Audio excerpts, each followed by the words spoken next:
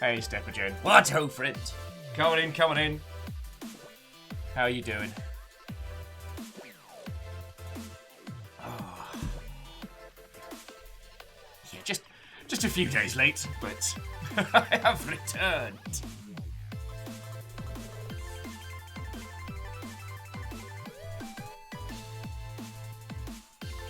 I mean, sorry, like Stepgen on the, I'm still trying to get my head around the fact that you can now buy itch.io games through the Epic Store. I'm still trying to get my little tiny brain around that. I've been faffing about with it this morning to try and see, like, how that actually works. Like,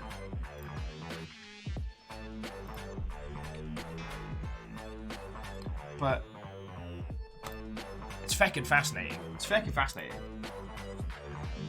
So yeah, that's definitely been the big world changer over here. How's it going with your good self?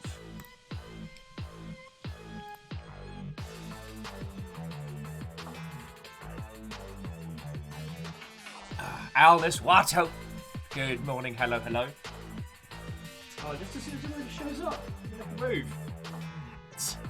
You're not gonna say hello? You say a quick hello? River. Papa Joe. Yois. You ready to go for a stroll? Alright, hang on, hold that thought.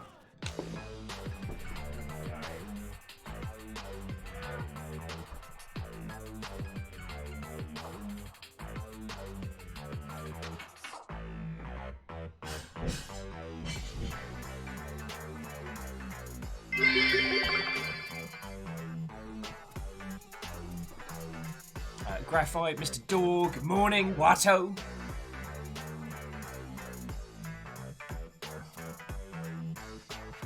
Graphite, thank you for 100 to kick off. Martin, hello, hello.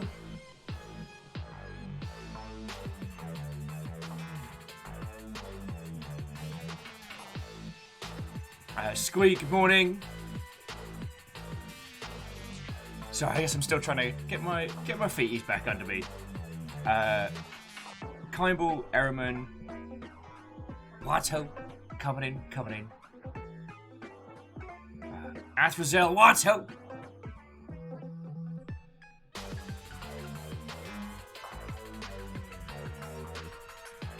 At Shackle, good morning, Watto. This is our new setup. It's still work in progress. It's taken far longer than it should have, but it's coming together. It's coming together. Catfish, Watto. Reactor online. Sensors online. Weapons online. All systems nominal.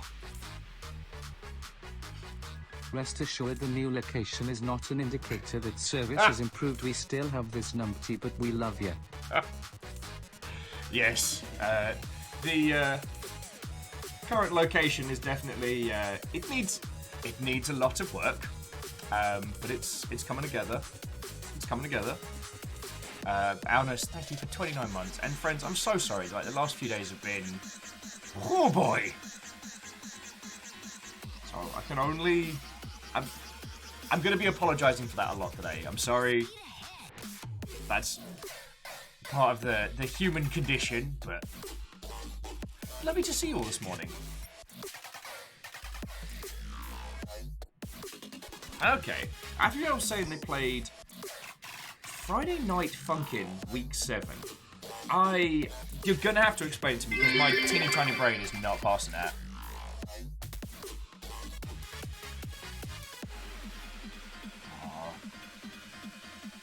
Well, so J-Post, on the one hand, yes, I will also miss background Sleepy River. We've got a small little kind of like river's bed down here, and eventually we can get like a little river cam and stuff, so might get more river bang for your buck. So far it's coming together.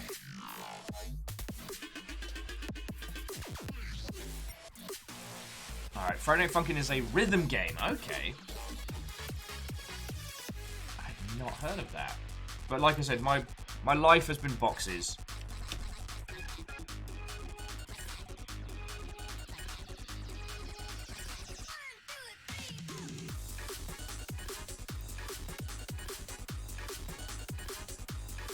Okay. And week 7 is currently exclusive to Newgrounds. Interesting, interesting. So sorry, how are you all doing this morning, friends? As I was saying to Steppagen when they came on in, like, the thing that's kind of blowing my tiny mind is you can now get itch games via the Epic Store, and I'm like, alright.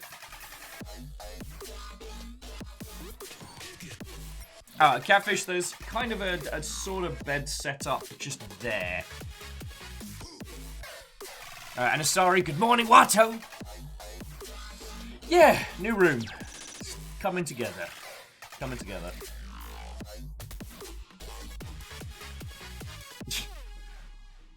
And J-Post, I hope Sensors online. Oh. Sensors online. Weapons online. All systems nominal. It was my birthday 3 days ago, so may everyone please allow me to have my fun. Evil Grin. MDH, thank you for 16 months. And I'm sorry, Alnus, I should have said a proper thank you for 29. And your fun is getting me to...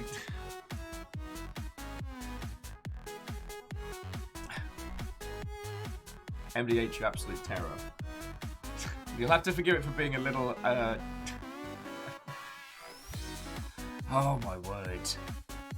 I'm never ready for you, lovely Mother Hubbards. But if that is what you're going to use your stockpile of need points on, fine, feckin' fine. First dab, new space. And Spooky Ghost and Kindball, thank you all, yo.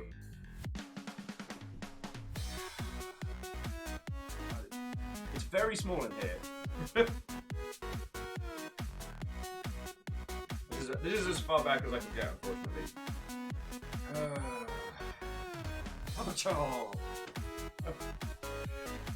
Nothing quite like this. Making a bit of a tip myself. Hey, well. How do you like the visit from the Russian bear? Did he get to play a game with you? You're all doing a bunch of stuff while I'm trying. I guess I'm still trying to get my ass in gear this morning. I'm sorry. So whoever that spooky ghost was, Kindball, sorry, thank you for the 200 bits. And I did see the collection of games sent. Those were some games. I am still. Oh yes, sorry.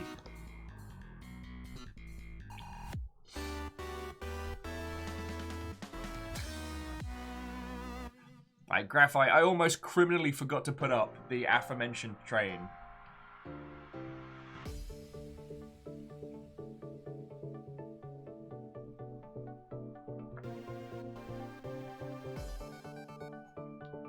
And honest, that is an interesting point. We'll come back to that post-train.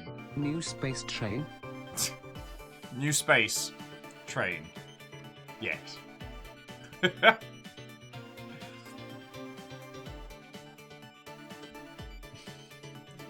Thank you. Sorry, I wanted to say a proper thank you to Alnus and MDH, because I guess I'm still getting my little feeties going this morning, and that is awesome. I get in just in time to catch the dub. That was an official save for MDH's birthday dabbage. I'm still working on this space. It's not... oh! Sorry, I didn't see how much that was. So Bacon Avenger with 500 and Steppagen? Feckin' yo! Just... stop that incessant clicking. Rapid fire out 10 subs. Just... thank you. Just... thank you. I'm going to be all over the place today. Steppagen, thank you. So those went to Kane, to System, to LeJax, Zitro, Sagebell, the Orithetical, the Crystallion, the D&D Dolphin, Cent Zero, and Dread Central, which is the DreadX account, which is fucking cool. Second yo. Sheepstonia, good morning. Watto, Rhymes and Moose. Watto, friends. Stop that incessant clicking.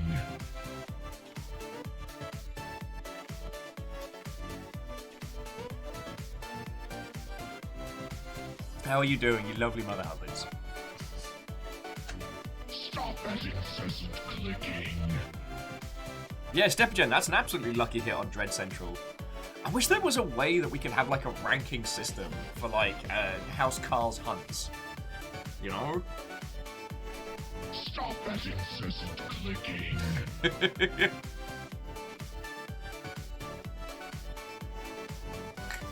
And Kindball, did you set up all those little tiny snowman faces so you could scatter asunder all those little tiny snowman faces? Stop that incessant clicking.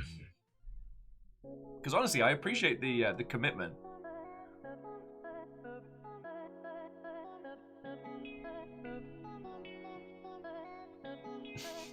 Stop that incessant clicking. Kindball's like, no, me, no! Oh, so come on in, friends, come on in.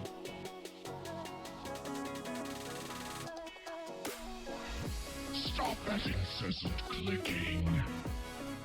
God, I've entirely lost track of how much game news has been going on. Like, it feels like I haven't seen you all in weeks, and you're gonna have to put up with me saying sorry on that one. Incessant clicking.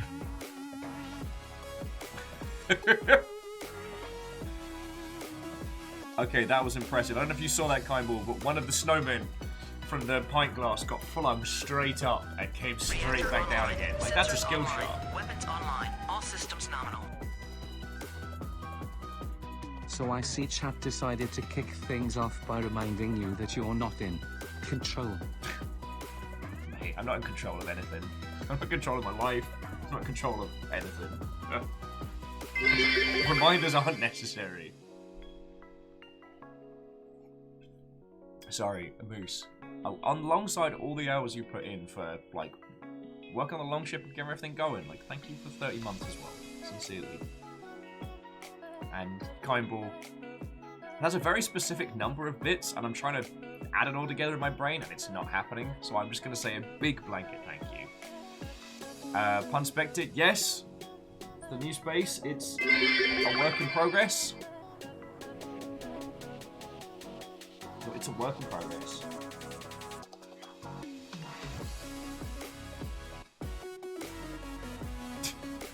And Neo Snow, it's better to arrive while the train is still here than getting to Gatwick and having just enough time to see it tootle off into the distance as you desperately try and make it from one platform to the other.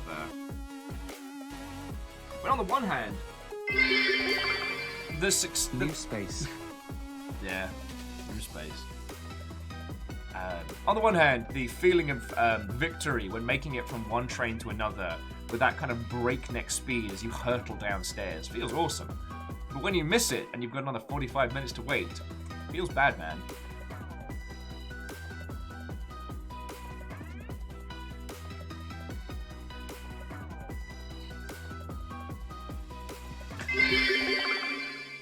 I love arriving on time to the train.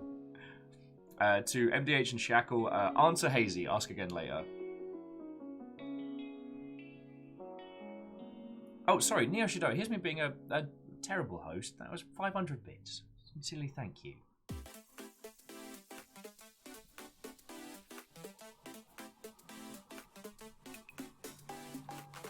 And Fade the Puma. Reactor What, tell online. him welcome. Sensors online. That took me Weapons 3 online. All runs up of systems reading nominal. it to say it properly. I don't have good words to say, so we'll just Viking 64 cat heart. Count Fraz. Thank you. That's... I don't know. I'm sorry I'm all over the place this morning, but it's 18 months. 18 months of throwing subs at this here little corner of the internet. For that, sincerely thank you. Fecid legend. Right! So alongside loud, brightly coloured... Hey, where are the ones in the ice cream? Oh no. How do I double jump? Will help. How do we double jump? Well, there are still some worms to hand, but everything's slowly getting unfurled. Slowly.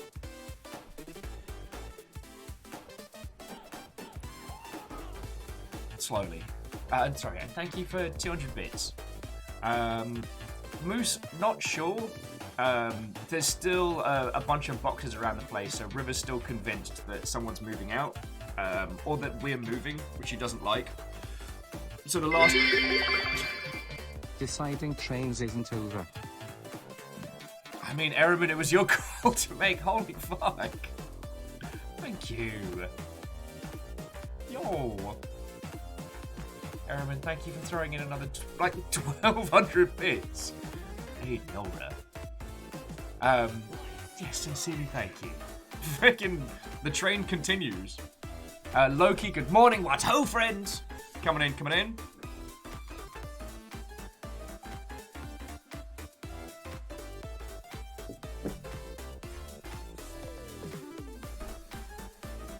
To Draconic Dude, good morning. What ho? Also coming in, coming in. Oh, sorry. Again, please forgive me for being Captain Von Fishtaily this morning. I am slowly getting my conversational chops back under me.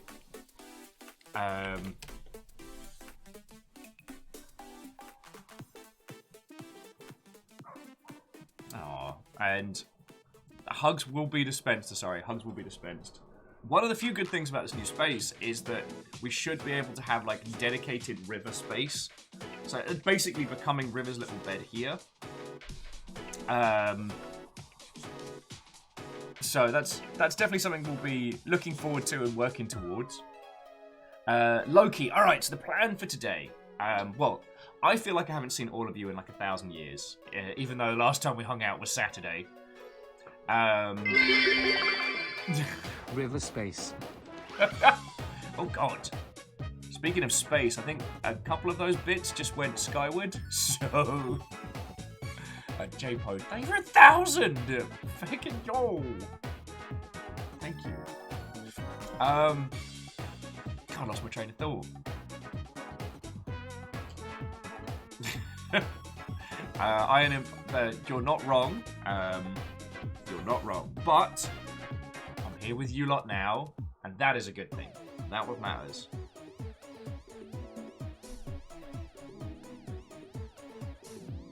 But yes, so today we're going to be continuing with Control. I think we got halfway through the Foundation, and so we'll keep leaping around and flying around on that one. But I want to hear how you lot are doing.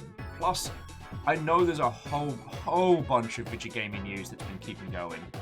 I didn't really understand it when I read the announcement about the Resident Evil 8 demo being weird, but now that I've found out that there's a bunch of it I can't play because I'm a grown-ass man with a life, I'm a bit like, I understand the marketing concept for creating artificial scarcity to make us focus on stuff, but it's like... As long as you don't lose the gay hype train. Bacon Avenger, I can assure you we are not losing that anytime soon. Although, I did have to have, I believe it was Graphite remind me to put it up. Scar Red Tiger, Watto, coming in, coming in.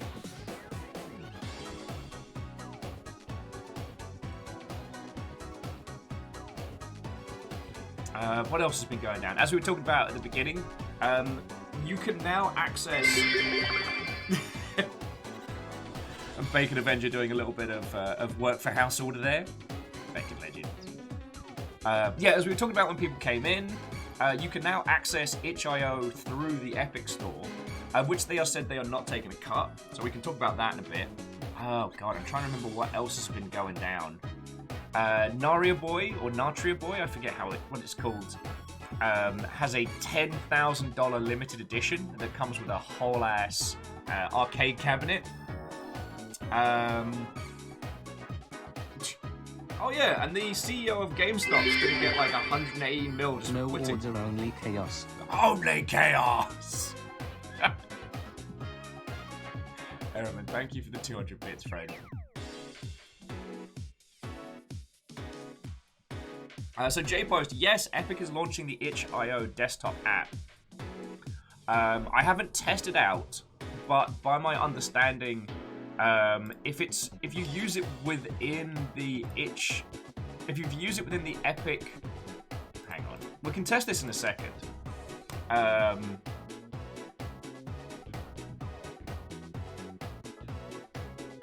Okay, no, you're right. It does just launch the desktop app installer, so that's pretty cool. Sorry, and all of you, fucking thank you for a train to welcome us back. I feel like I'm very, very all over the place right now, so thank you. Sincerely, all of you, thank you. But yeah, no, J-Post, you are correct. It is just the itch.io launcher, so that's cool.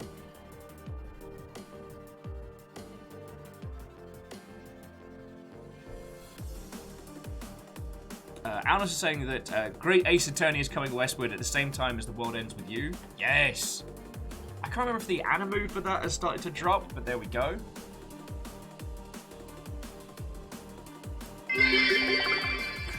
Welcome backs. Iron him, you fucking legend, dude. Thank you. Post-train shenanigans. Iron him, thank you, dude. Thank you. Fucking yo.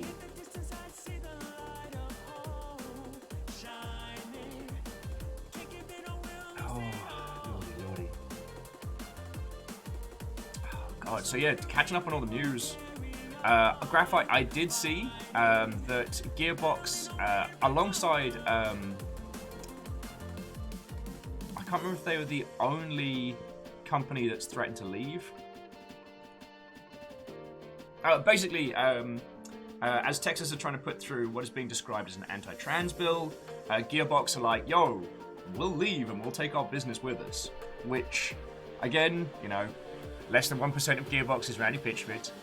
They do generate a large amount of revenue, so they have some bargaining power, yo. Howdy.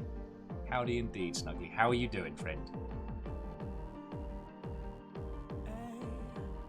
And Snuggly, thank you for 20 months. That means that Kyle and I will have been playing the Blackout Club for 20 months together this Friday.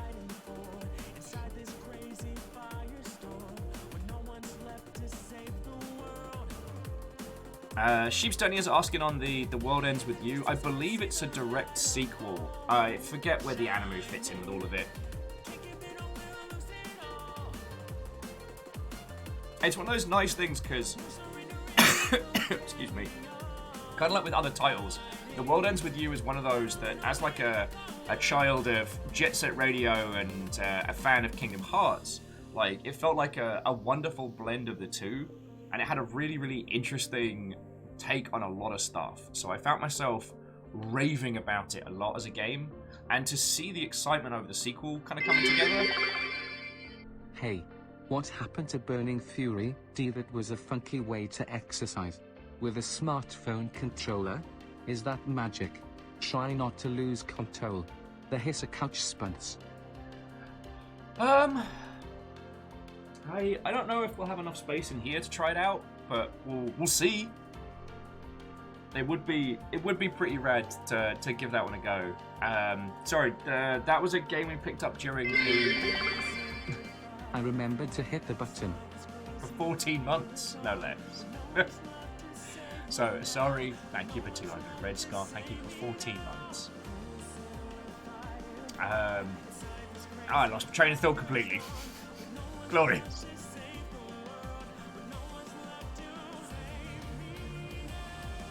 Oh, if you want something to do while we're faffing about, both Alien Isolation and Hand of Fate 2 are free on Epic. Like, that's a ridiculous deal. Snuggly, I did hear that Resident Evil 4 is getting a VR port, which could be interesting.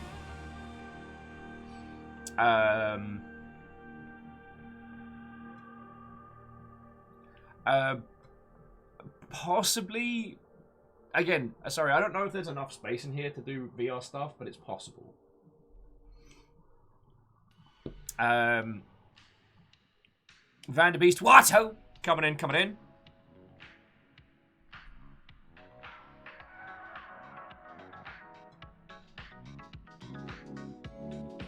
I will say, I am looking forward to Resident Evil 8. I do think it's going to slap. I think it's going to be ridiculous. And I think it's going to hit that kind of... I think it's going to hit a narrative beat closer to Resident Evil 4's, like, over-the-topness. And I'm down for that. Online. Sensors online. Weapons online. All systems nominal. What ho, friendos? To the British Beagle. What ho, friend. Coming in. How many months was that? 17! You fucking legend. Thank you kindly.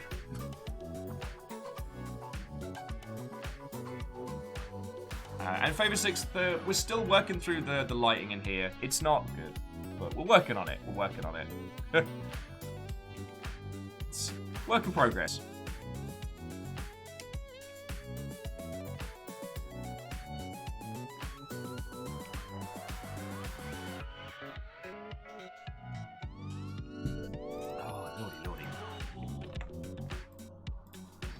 God. Yeah, I feel like I've just absorbed so much.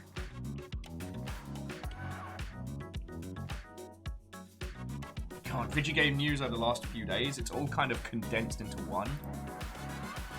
Draconic Dude's excited about Digimon Survive. See, I'm real excited about that one, but I still haven't done Cyber Sleuth. So I am drastically behind. Like, I haven't played the good one.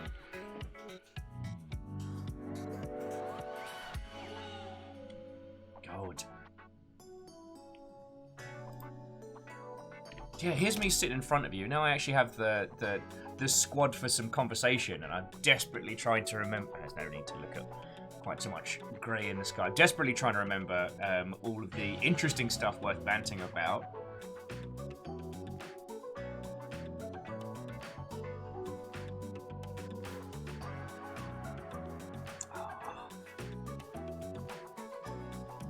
Come on. Things to remember and natter about.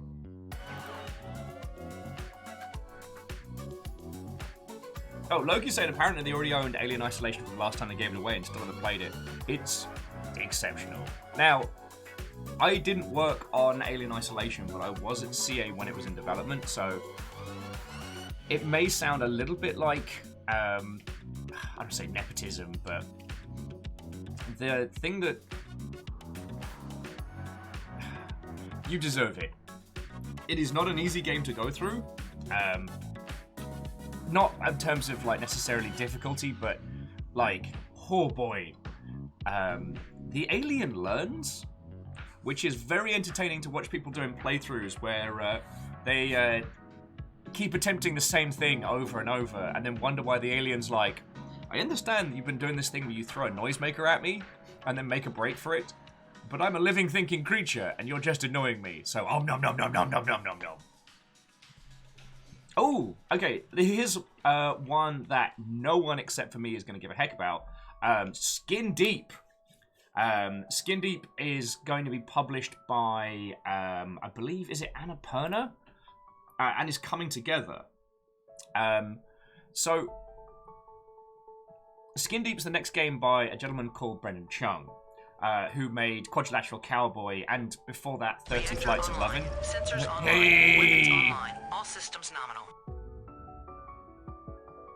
What ho? What ho indeed. And Chrono, thank you for 30 months. Thank you, sincerely, alright? Okay. So Skin Deep is something that I am stoked for. A lot of people kind of described it as Die Hard in space. And in the sense that crawling through vents, you could get dust up your nose and sneeze. That it was this glorious, like, solve it any which way it needs to go down. And I'm so in for it. Also, the fact that it's getting published by Annapurna, because Quadrilateral Cowboy was good, but it really needed a big oomph behind it, and I guess not everybody's down for command line programming puzzle games. Excuse me. Loki, I get my gaming news from a bunch of different places. At least in the UK, I can operate as a games PR. So I have access to I have access to the, oh my god, how have I forgotten the word for it?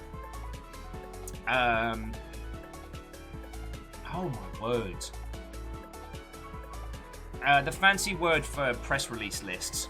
Hey, Port Center, what hoping? How are you doing, dude? Yeah, the press hole. That's the place. So I have that. I also frequent gamesindustry.biz, which is just business games industry. And then kind of a blend of, I use PC Games Zen and VG247 for like rapid fire, like first come news. I use All Games Delta for anything that's like Japanese language or Asian territories. And then usually Kotaku for like culture and think pieces. I'm not a massive Kotaku fan. Not like it's not really a thing you can be a fan of anymore, you know? But it's certainly interesting. I'm also a very big fan of Polygon's video content, but their editorials and review content wildly varying in quality.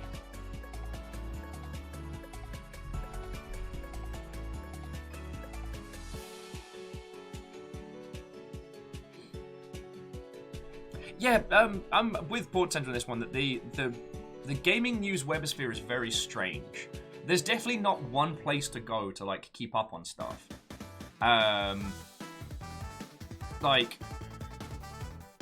PC Gamer is so far behind the curve, but they're still doing a physical magazine, so their whole write around process is completely different. Oh, C222, Watto!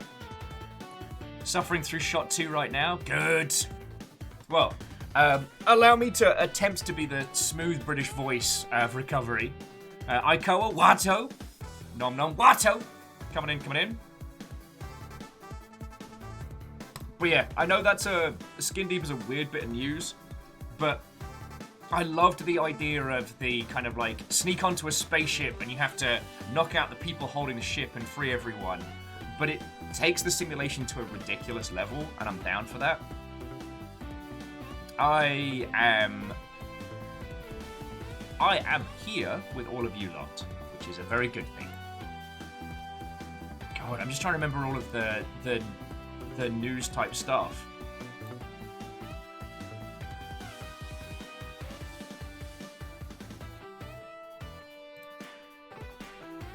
I'm actually just scrolling up. Oh, okay. Feck the games industry as a whole. Samurai Gun 2 is coming out, and I'm gonna play that to oblivion. So, Mr. Squarepeg, good morning, Awato. Oh, bloody Kaplan left Blizzard. Which was something I did not expect to see. I thought Jeff Kaplan was going to be a lifer over at Blizzard. I really did. And it's very strange to see him moving on, especially before Overwatch 2 is dropped. So it could be that he didn't like being the center of attention. Could be someone offered him like creative freedom on a project. Who knows?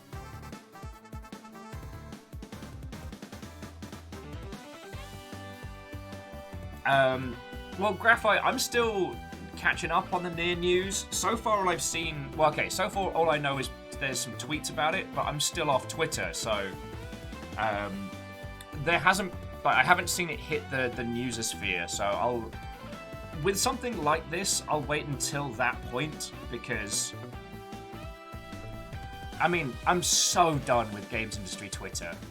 Like, I think once I return to Twitter, I'm just going to talk to you lot and maybe post pictures of guinea pigs, and that is it. Jafar James Watto. Excuse me. I know, I'm a bundle of health. Alnus, I don't have any info on where Jeff Kaplan's going after Overwatch. As Ehrman feels that he might have been poached, quite possibly. But the thing is, when you're a front-facing person attached to a very successful project, you get offers of poaching all the time. So it's not like it's not like you kind of sit there and wait until it's like you know, a smoky back room and you get an offer you can't refuse. It's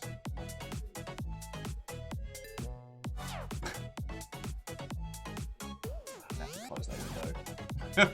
It's gonna get real warm in here today.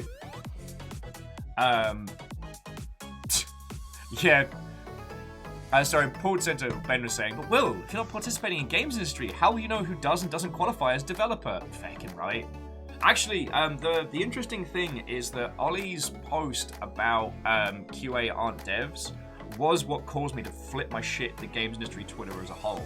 Because I know Ollie, and he works he's worked for a bunch of Japanese companies where the development structure is quite different. And we got discussing about how the term game dev only really applies to American and UK environments.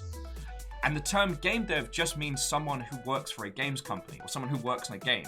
It doesn't mean a developer, which in a traditional software environment is a programmer. It just means your dev side. And that seems to have come from the games industry vernacular. But that whole evening, everyone on Twitter decided that Ollie's poor take about QA was absolutely what they had to talk about. Everyone and their dog was like, this person said that QA aren't game devs. And it became the discussion that dominated the narrative of something that would have otherwise been just a throwaway no. And I saw a bunch of interesting games industry things that were happening during that time that none of the big players were talking about. No one was supporting any cool games. All they did is they took Ollie's tweet and they farmed it for content. And I'm just so done with like promotion of bad ideas as a form of self-serving like content. No. Fuck that. The irony, of course, being is that when I made those statements, I then immediately lost access to my Twitter, so I think Mr. Twitter might be onto me.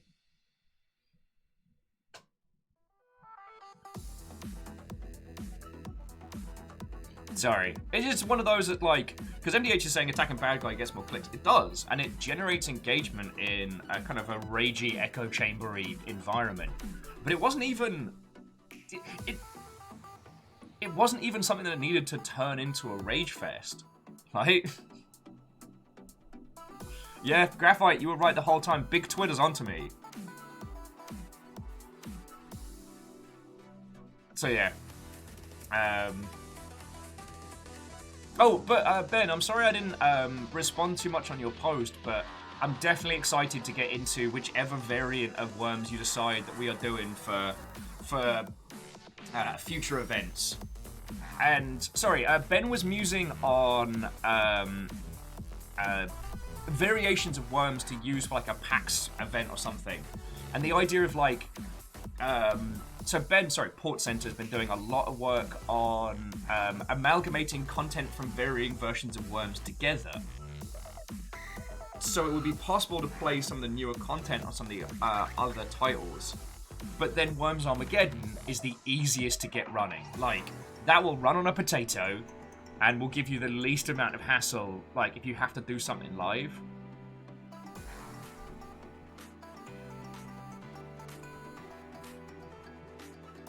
Oh, yeah, Nom Nom. That was a very good point.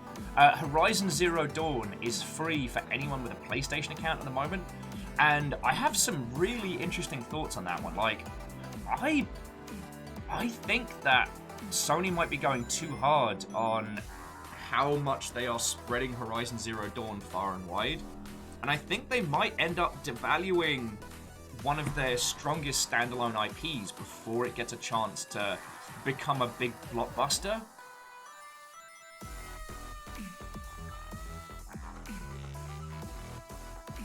Oh, and Jafar James, it's no worry. It's no worry. Like, I do need to get back on Twitter because there's a bunch of people that I don't have another means of contacting them. Reset the Clock. Mikey Newman of Movies with Mikey put out a cracking episode on M. Night Shyamalan, which was really good. And I think it was his birthday or something, and I wanted to be like, yo, episode's great, your birthday's cool. But can't get on Twitter.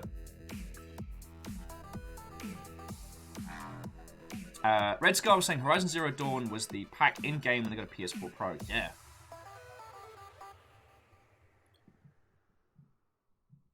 Salen, yeah, I probably could email him. It feels a little bit formal. Dear Movie Michael, it has come to my attention that your review of Shyamalan's movies was in fact most well thought out, and my brandy swirling self, so on and so forth. Someone tried to hijack my Twitter account, and it didn't get stolen, which is cool, but they locked it down. And so now I've got to wait for them to give me access again to my own account.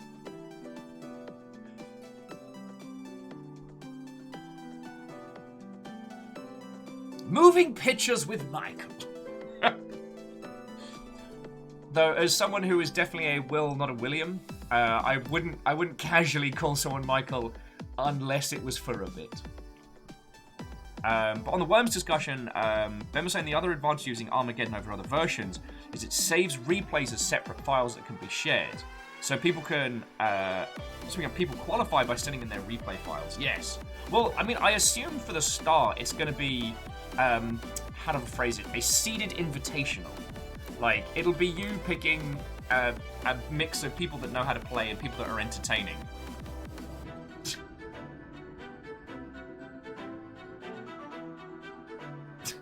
And Nom Nom, only in the Sonic universe am I a Willimus.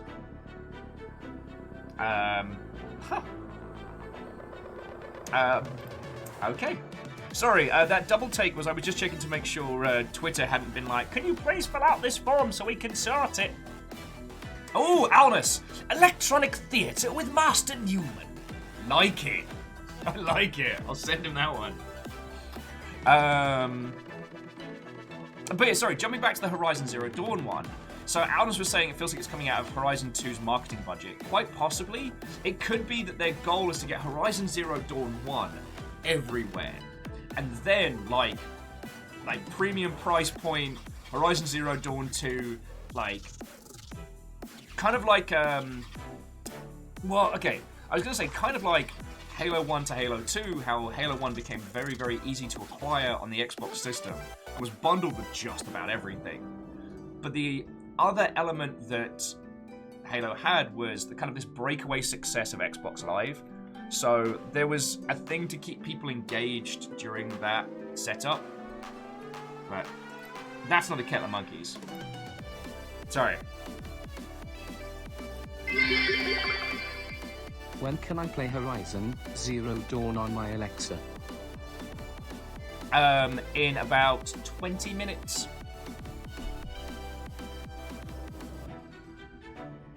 And Keys is like, it's funny how they gave me a free copy of the base game, the complete game that's free. This pleases my cheap gremlin life. I mean, yeah. It's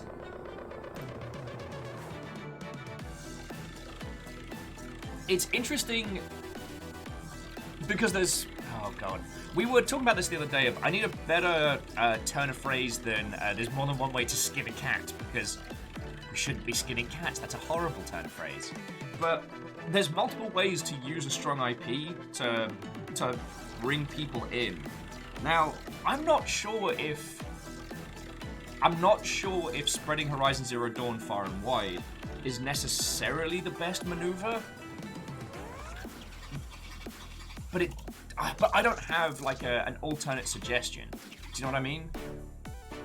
It's very easy for me to sit here and go, oh, it shouldn't be doing that.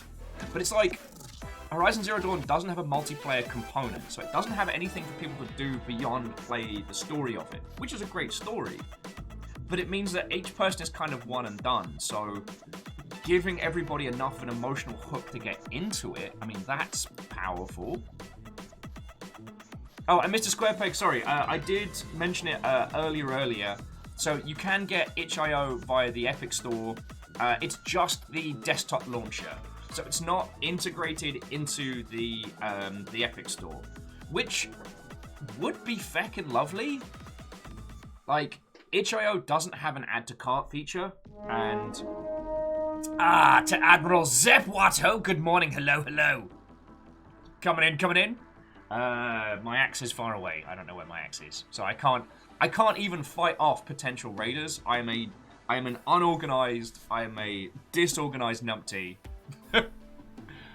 Admiral Zep, how are you doing? How was your morning and what were you playing? Tell me your tales. Sato Watto. Yeah, Kisa, I'm unarmed.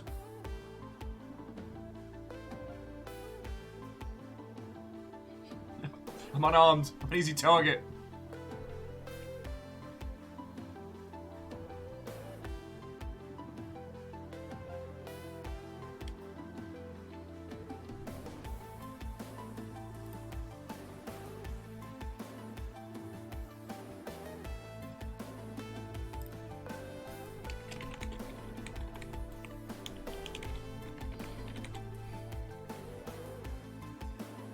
Oh, Sheepstonia. Wait, do you mean what will I play, or Oh, and sorry. Well, yes, Dewey the Dragon is a protector of this setup. Dewey is somewhere.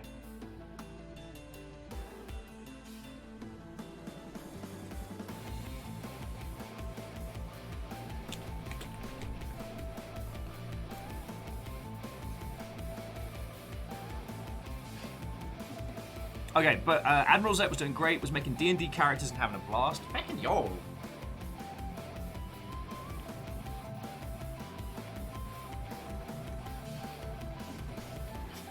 Oh, so yeah, for Admiral Zep and all of your crew that have come on in, firstly, good morning and hello. If we haven't met, my name is Will. I usually pride myself in being a slightly more eloquent conversationalist than I currently am today, as I'm a bit of a mess. But, I used to work in video games, and now I get to spend my days talking about video games with all of you lot, so feckin' we! And we're continuing a playthrough of Control at the moment. We're at the Foundation, which is... Shh! It's the Popo. Everybody be shh! Alright, I don't think they're gonna see us.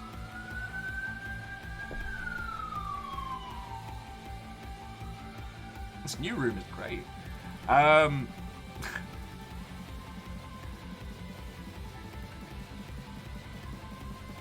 Yeah, and actually, Kisa, you're right. The Daystar does come up. I've got curtains, so I can close that off to stop it from washing us all out.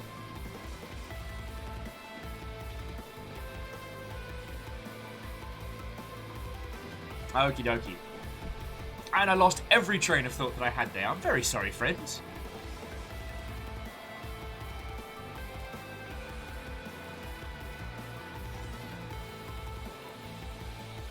Aikoa was asking, all those people that get a game for free now, are those playing the game? With the free games that people get these days, is giving away a game still effective? You know what? I don't know if anyone's posted any data. One of the interesting ones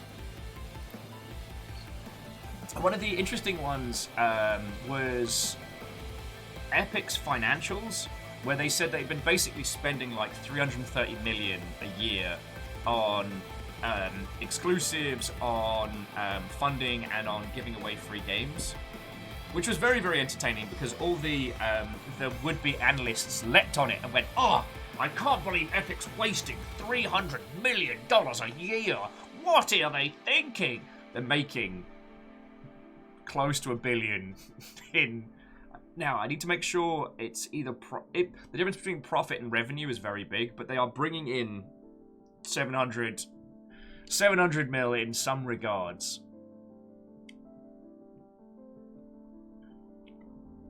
Oh, yes, Draconic Dude. We're talking about... Oh, to skin a cat. We're not skinning cats. Oh, yeah, so... and I guess it ties into what Aikoa was saying, is like, people who download a free game to kind of have for later. We don't have any data on how many people play those games. If there is out there, then I've missed it. But like, I've not seen any cohesive data that says that for each person that gets a free game, this many people play it. And the other thing I was talking about is that, you know, getting it to the point where everyone has a copy of Horizon Zero Dawn, that everybody's played it, is a great way of spreading that net far and wide. But as we've seen with Bloodborne, like, making something free and accessible doesn't necessarily increase its value. Do you know what I'm saying? And like, Bloodborne is still one of the reasons to pick up a PlayStation console. And so with Horizon Zero Dawn being on PC and being very, very easily accessible, it's not a title that drives people to the platform. However, the lure of having it free, so that if you pick up a PlayStation right now and you're like, oh cool, Horizon Zero Dawn, I've heard that's got dinosaurs in it that are also robots, and then you have a great time playing that game, that means that you have an emotional hook to that. And so when the sequel comes out, you're essentially using the previous title as it was being said earlier, like a marketing push to the sequel. Nonmum says, could this be a thing that helps PS5 sales anymore? You know, I really want to call shenanigans on a lot of the press releases that are going out, that supposedly the PS5 has been one of the fastest selling consoles, that, you know, its market share is doing gangbusters, but I'm not just talking about colloquial evidence of, like, you know, the very few people I know that have a PS5, but also, like, there is a shortage of the components required worldwide right now to make those things. So it's like, where are you getting this stuff from? Now, I'm sure you've all heard the term lies, and damn statistics. Like, you can make numbers say whatever you want. Like the difference between units sold and units shipped. That was an old one that publishers love to use. Because units sold is how many copies people have bought. Units shipped is how many units have been sent out to game stores.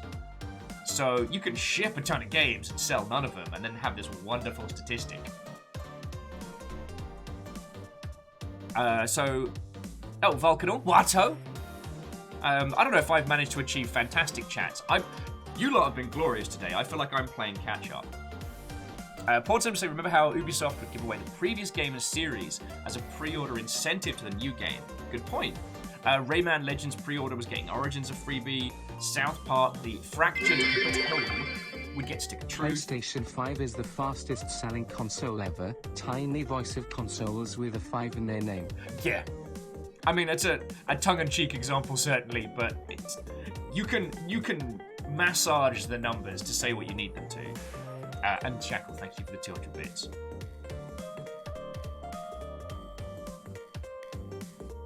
Portend saying it's bigger than the Xbox Series X, which is the one people have been making a point of. C222. What's a game store? They're an ancient relic of a bygone age, when people had to physically go places to buy that stuff. Utopia was asking, when did pre-orders become a thing? Pre-orders were originally a necessity.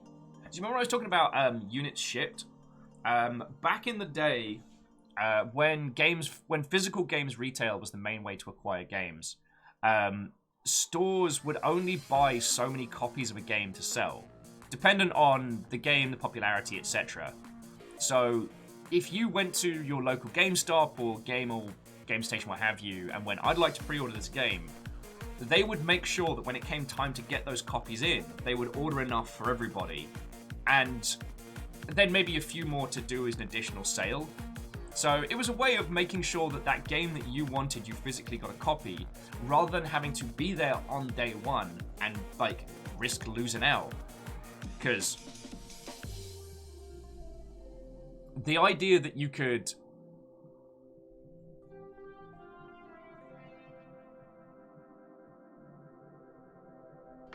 Sorry.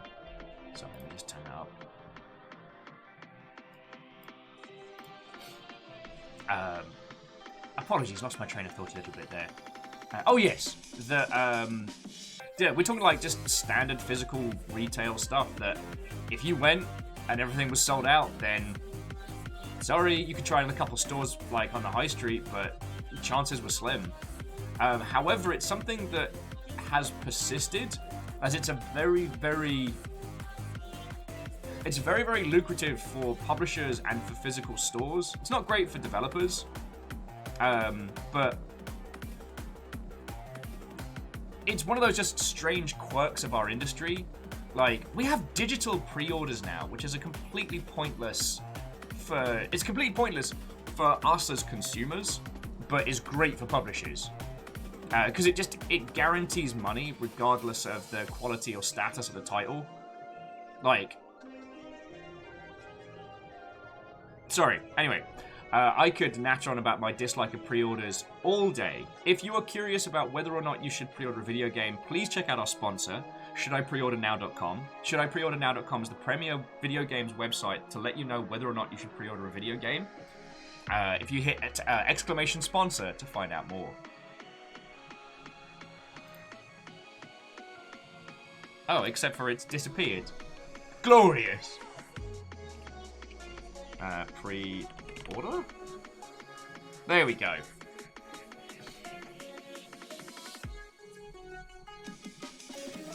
Varials, what-ho friends, how are you doing? Coming in. We were talking about Sony exclusivities, and I was nattering a little bit about pre-orders.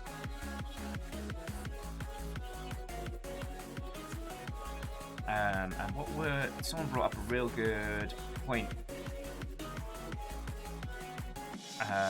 And it skipped right past me. Darn it!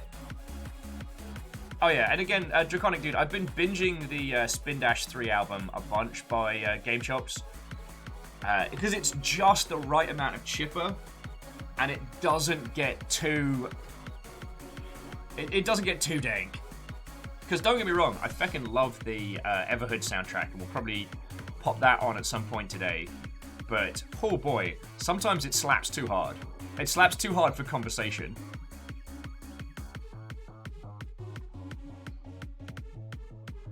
Aiko was saying, did I redo the pin board? I did.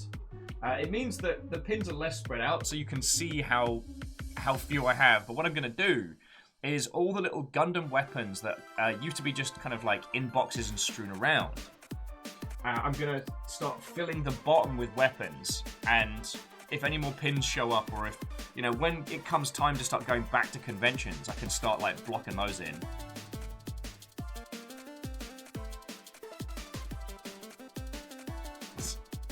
Alright, yeah, okay, Graphite, no, you've rumbled me, you're correct. It was indeed because I am canon in the Sonic universe, that's...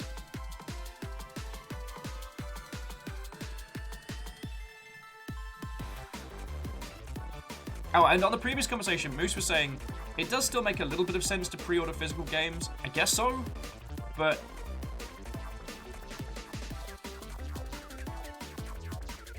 I mean, I would always advise against it. If it is a title that has a physical component that you desperately have to have, consider it, but there's no guarantee that what you pick up is going to be any good.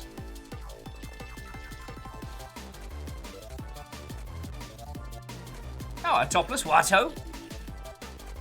But Moose, like, I can't comment on board games and physical games. Like, I understand in theory, but, you know, like, Ket's worked in that space, well, works in that space, but I don't know diddly about it.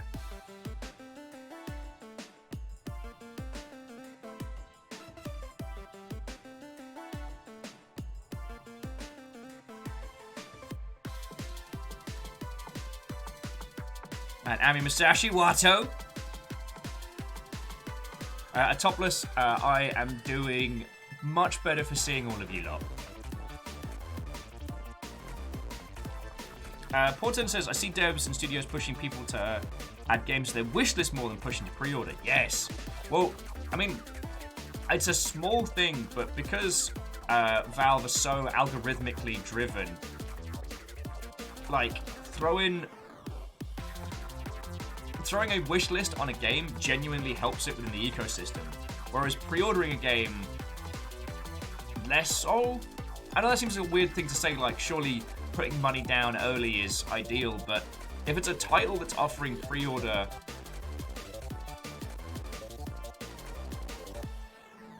there isn't much you're doing in that ecosystem that won't help it, that wouldn't do the same amount of good if you bought it at point of purchase, like at day one.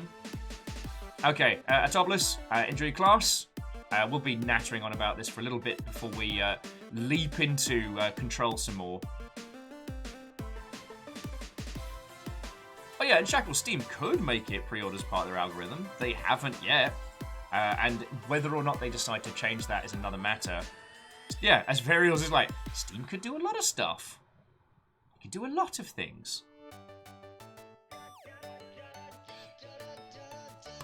But that's a whole nother kettle of monkeys. Pendle Watto.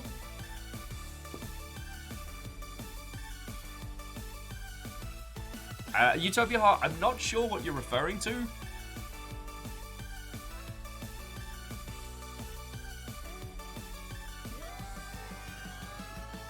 I'm not sure what you're referring to.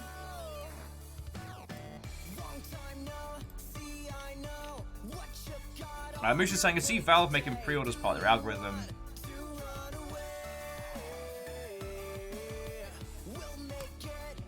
There's a lot that Valve have the capacity to do, and I feel like it's their lack of cohesion, their lack of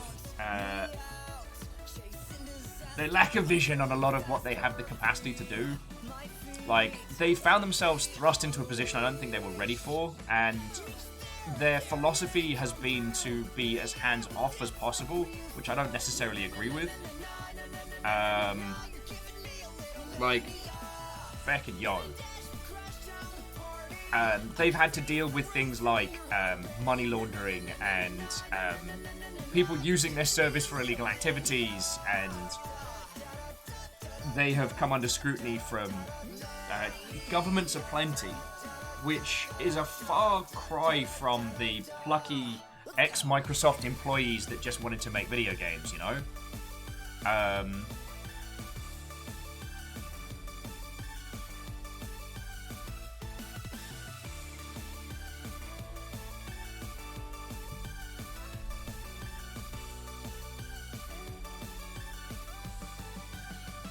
So, but there's so much they could do, and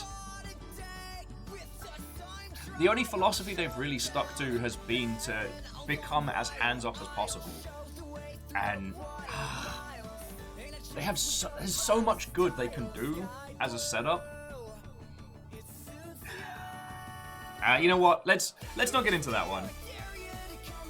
A turn of phrase that's been popping into my head a lot over the last few days is, you got to work with what you have, not with what you wish you had, and Valve's very much a case of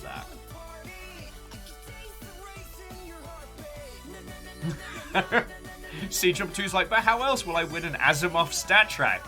In CSGO, totally not gambling, win big, go. Well, that's like the introduction of the 2-week cooldown and the authentication request was that people were buying and selling skins as a form of like credit card scam / money laundering. So what you do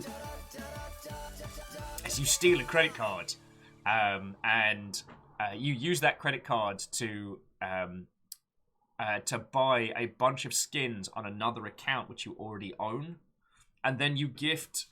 Whilst you have that, you then gift those skins back to the original account, and then you just use that to cycle through credit cards. Do it a couple times with bots, and the money's damn near untraceable. So they had to do a lot of things to fight against that. And yeah, no one who went to go work at Valve in the original probably thought they were going to be involved in having to fight against illegal criminal activities and whatnot. Sorry, here's me going off.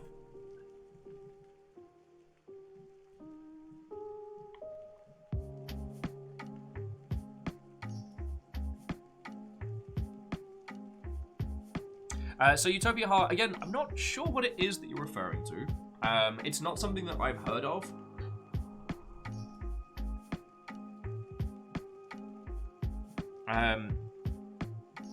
And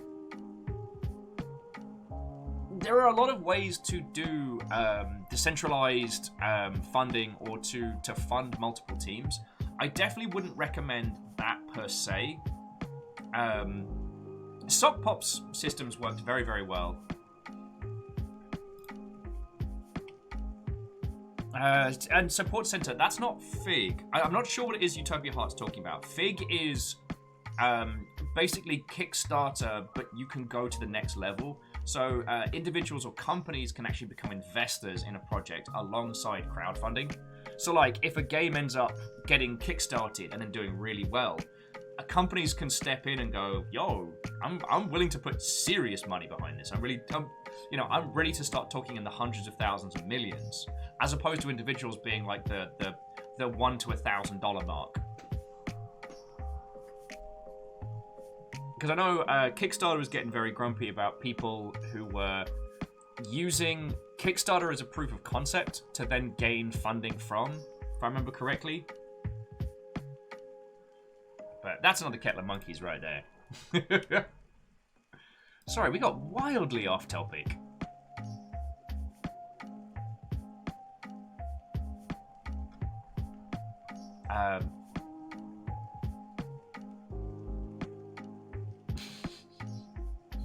Although I will say, speaking of physical game stores, it still grinds my gears a little bit that GameStop CEO is going to get $180 million for quitting. I'm still grumbly about that. No one ever gave me $1 million for quitting my job. I fucking bleed Nora.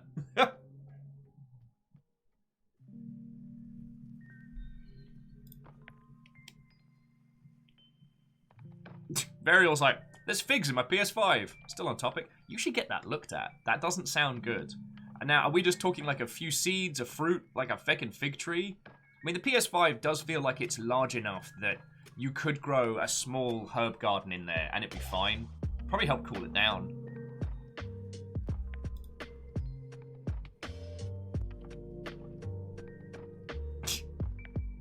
Yeah, the dream, $1 single million.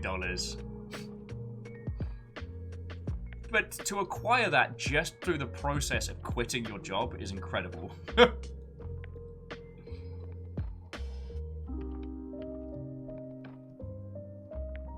So Utopia said it would be a non-profit company I want to run. Just a company that can help invest in people's passion projects, video games and films, just art in general. An art fund is a cool thing to run.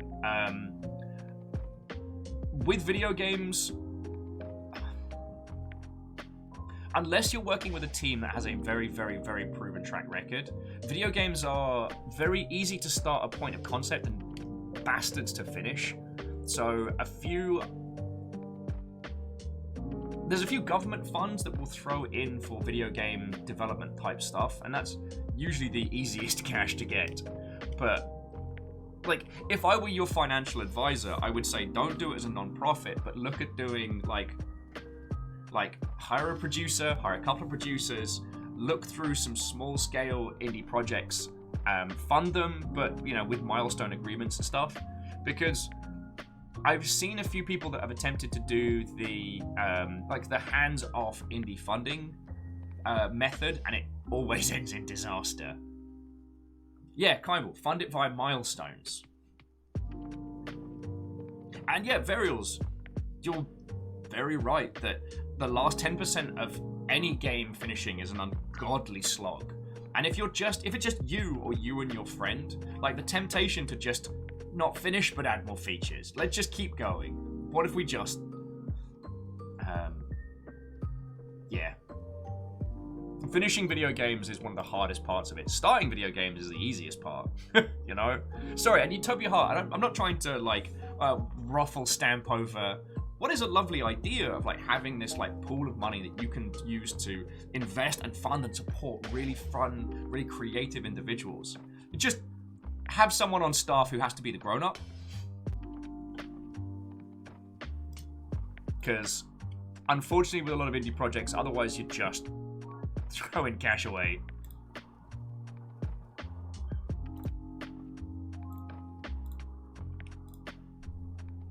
Yeah, as Kyle was saying, first milestone, vertical slice, then alpha, beta, release. And you divvy up the cash as it's going through.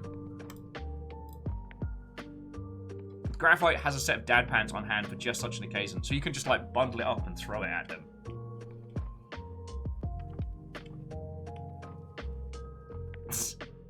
Yeah, jeez. Sorry, C222 just giving me flashbacks to having conversations with indie friendos.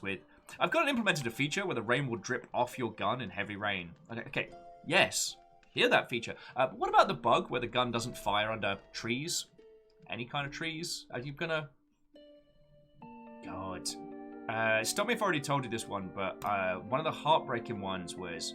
I was chatting with this indie lad who was working on an articulation on like the Portal formula, like first person with a physics quirk as the main problem-solving element, and Stooge, Watto! I don't know if I'd go so far as to say I am alive right now, but I am audible. So let's go with that. Yeah, so I'm talking to this kid, and he is working on this interesting game based on, like, quantum theory. Just the fluffy end of it, where some objects only exist when observed.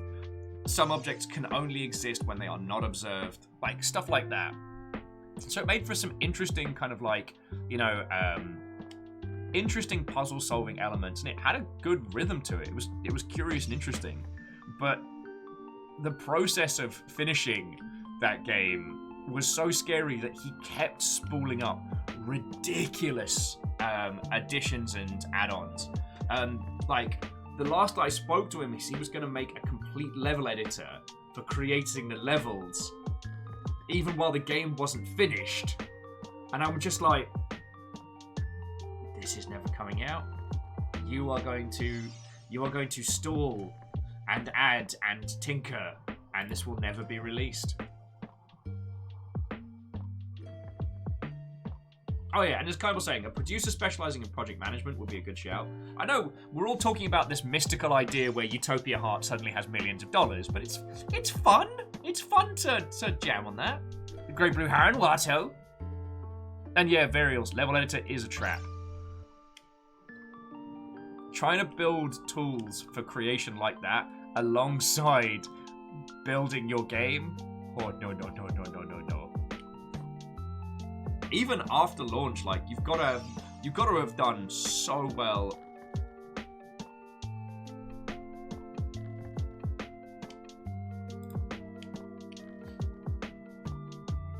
Oh lordy.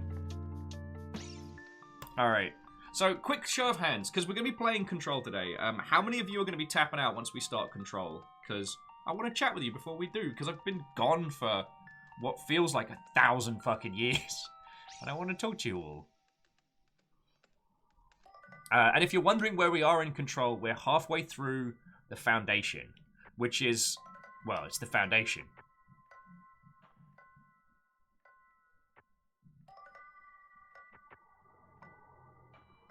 Keith is just falling asleep. Yo, I've told you, Keith, like, if I can be the background noise to people getting a decent night's sleep, then I'm doing well.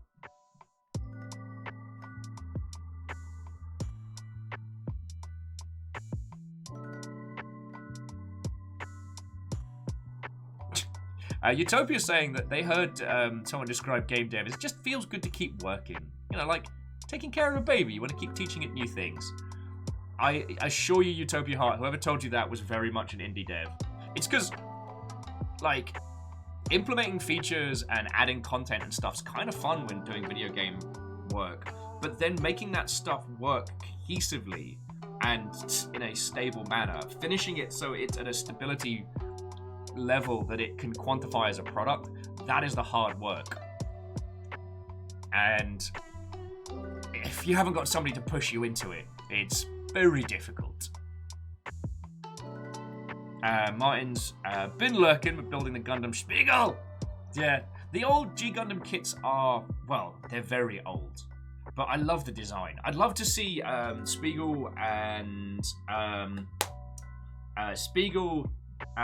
Devil Gundam and Master Asia. I'd like to see them get like an updated model with like the cool skeletons so they can move around and stuff.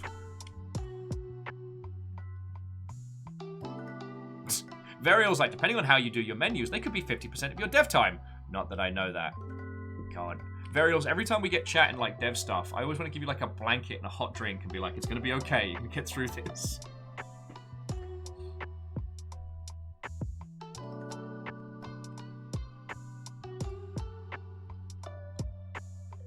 Oh yeah, Kisa, I'd love a new Devil Gundam. Though, on the Gundam news, they're going to be releasing an HG version of one of my absolute favorite designs. So, that's going to be... Oh boy.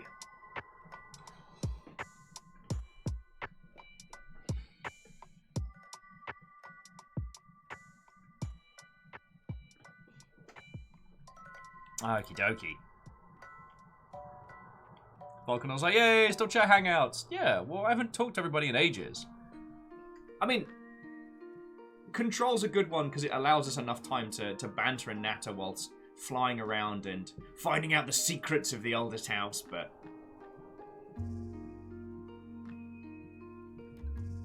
Oh, just as a quick aside as well, so like, if you hadn't heard about it, because it was our big thing on Saturday, is that we are now in the throngs of No Grey in November over on, well, in the Longship in general.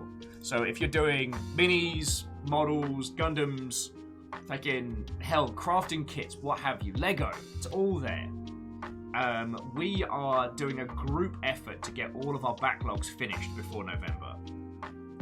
If you would like to join in on this, you just head to the Discord. We've got a channel.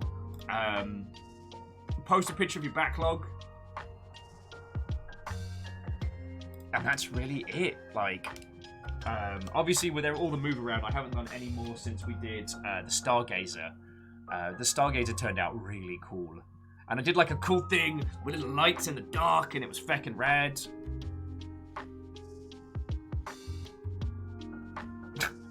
Varials with responsibility for the game. No, you just have to tighten up the graphics in level 3. God, even wanted to hit somebody with a shoe through a video. That guy. Tighten up the graphics on level 3.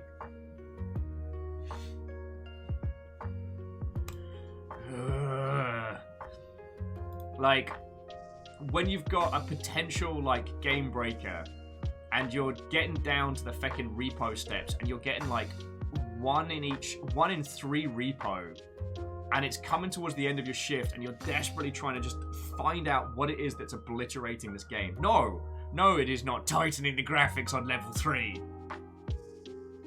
Oh, Nom Nom, there's an infamous advert for a game testing company for way, way, way back. I'd say like late 80s, and they have these two people just playing video games and just being like bleep, bleep, bleep, bleep, bleep, bleep, bleep. And the air quotes producer comes in and goes, how's it going, lads? How's it going, boys? And when it's like, oh, it's good. You just need to tighten up the graphics on level 3. And this has just been haunting the entire QA profession since it happened. Kaimal says, I hate vague director feedback, right? That because they're in a position of power, they can just hand wave you and be like, yes, but make it better. What am I supposed to do with that? You weren't even paying attention, were you? You just want to remind everybody that you're important. Yeah, the car handling doesn't feel right. Good, great, wonderful. Thank you for using all your big people words. Make it 20% cooler. Oh. But them's the breaks. If you working with a big studio does mean you get those kinds of individuals. There's no perfect method towards like making a game.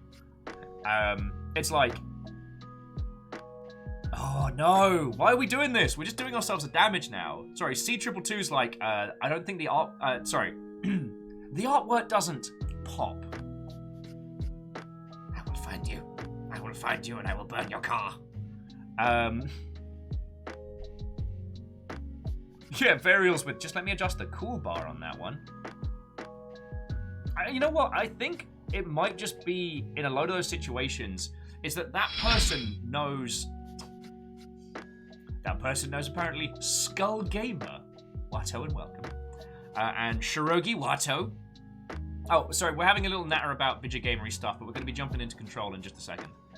I think what annoys me about those kind of the senior management feedback is that they know how much work it is going to take, and they know how much work everyone else is going to have to do based on the hand throwaway. Edit Clever ask, can you make a report of everyone that thought about coming to our facility but decided to go somewhere else? Sure, once we get the 2G board interface working. Yeah, we'll get right on that. Fucking yo. Yeah, it's their knowledge of how much work it is going to take to bring that offhanded comment together, but with no regard for the people hours of it. Do you know what I'm saying? Oh, well, sure, I should probably introduce myself then, shouldn't I? Watto and welcome. My name's Will. It's lovely to meet you. I was games industry side for like 10 years, and now I just talk about it constantly, unending, day, night, lunch, breakfast, dinner, bathtub, making bubbles. That's games industry talk. Don't know where I was going with this bit. It's kind of getting out of control now.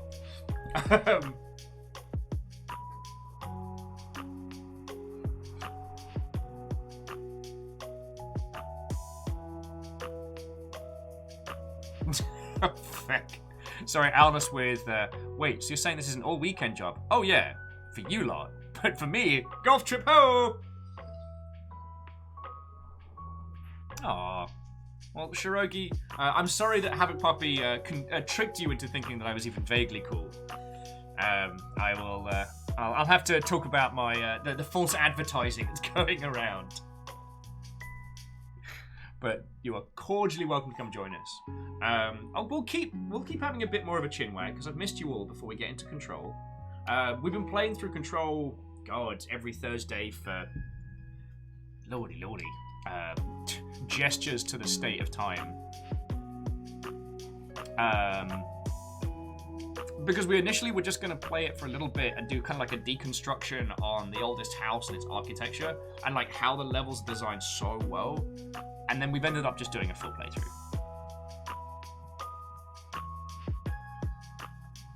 Graphite says, can we please refer to games industry talk as making bubbles?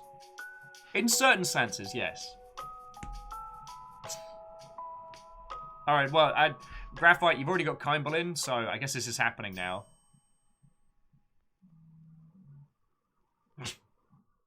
Sorry, Favor 6 with the Rebellion version is instead of golf, it's I'm off to make a YouTube video about my mule. Oh, I've got a lot of good friends over at Rebellion, but their owners are very strange.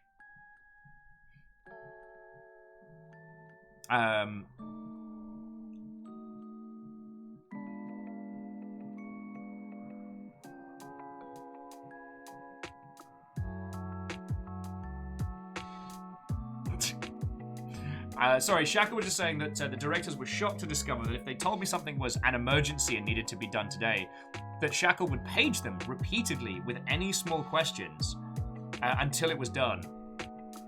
Because, like, if it's not an emergency for you, don't make it an emergency for me. Like, so many stories, so little time. Although, not to bring it back onto Control, but one of the interesting things we were chatting about is Control has these things called, what are they called, like priority targets, priority missions.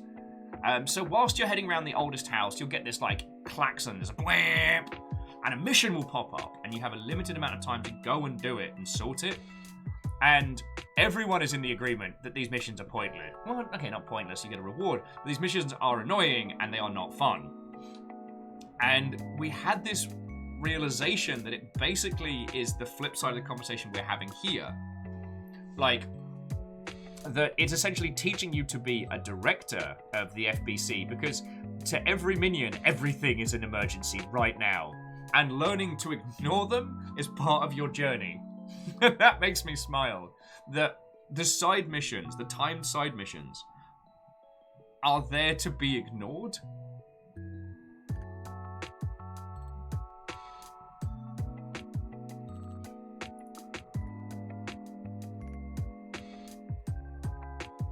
And Valkanor, in fact, we're halfway into the Foundation DLC. So it's we've had a lot of the Threshold kids, and that was what was so fascinating about Control. Is a lot of people held it in very high regard, but you can't always tell when it comes to AAA titles which ones are genuinely worth time and which one is just games industry individuals that have no brain power or energy to play anything clever in the evenings. They go, Shooty Gunbang 17's amazing. I'm going to say a lot of clever words on Twitter to justify playing such a bland and banal military shooter. You know what I mean? And I'm always willing to put my hand up and admit when I'm wrong. Like, Control is exceptional. The interesting thing, though, has been the discussions I've had with people that haven't enjoyed it. And it's mostly due to, like, combat difficulty spikes, randomly respawning enemies. We turned off damage because initially our playthrough was just going to be like a tour. Like, the enemies weren't really a thing that we were concerning ourselves with because the goal was to explore the environment and show you. We don't want deaths inconveniencing that. But we've ended up having such a better time than a lot of the people that left on combat. So it makes you wonder, like, if the combat is detracting from the experience, why is it there? Yeah, and I'm with Shackle that while initially the Threshold Kids was made to teach Dylan, they were definitely made by someone who hated children and just, you know, it's amazing Dylan turned out as well as he did.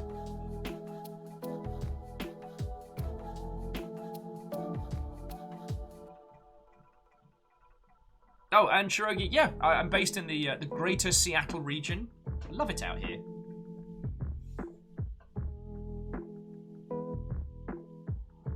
Favor 6 is playing Evil Genius 2.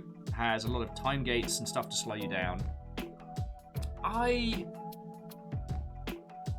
I'll need to get hands-on with those. When you're dealing with, like, strategy games or, like, construction games like that, like... Yo! And Camille, how are you doing, friend? Watto! How are you doing? Camille just gifted a stop to Shirogi. That's a proper first tap house call hunt right there. I don't know.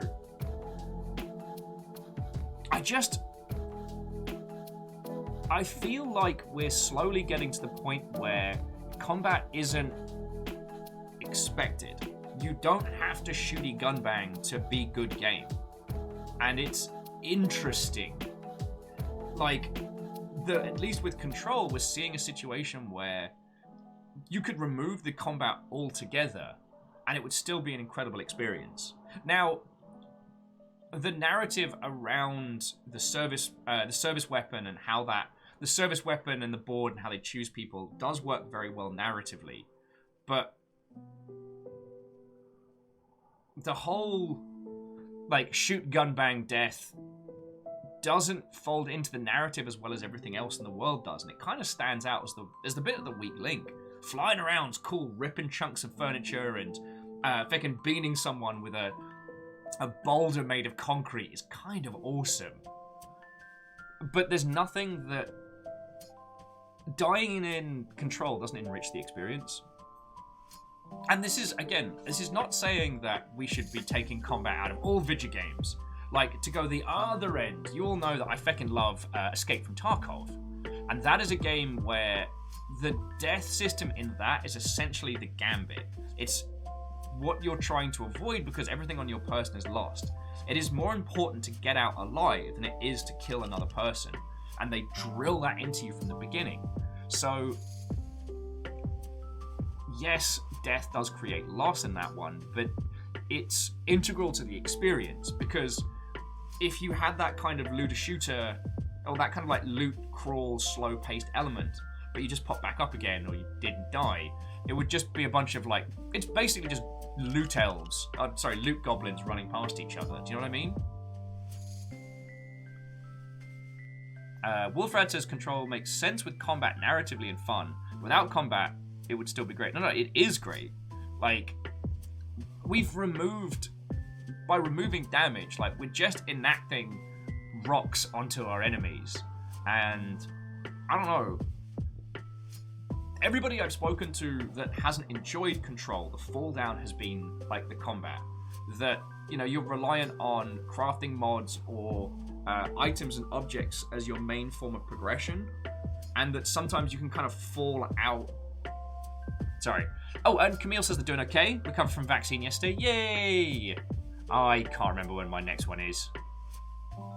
But it's soon? It'll most likely knock me on my ass for 2 days. Akoa was saying... as somebody who grew up on management games and Sims, I always found the obsession with combat so weird. Why always destroy? Can't make things pretty. I think it's just our art medium growing up. Like, you can now have a game that has no form of conflict in any shape or form. And you can have games which have... I'm saying combat, but, you know, some kind of combative system that is that isn't based on violence. So like Ooblets, it's Pokemon, but instead of like it being like underground animal fights, it's a dance-off, and that works really well.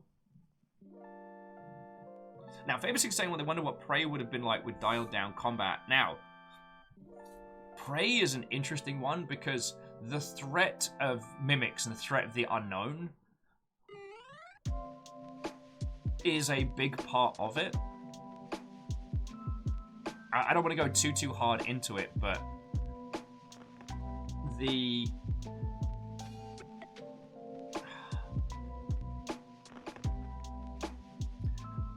difficulty of the game and how it's presented to you makes you make certain choices while you're playing through Prey. That's Prey Nouveau, not the old one. Oh yeah, Vulcanor. Tarkov with instant respawn would be weird, right?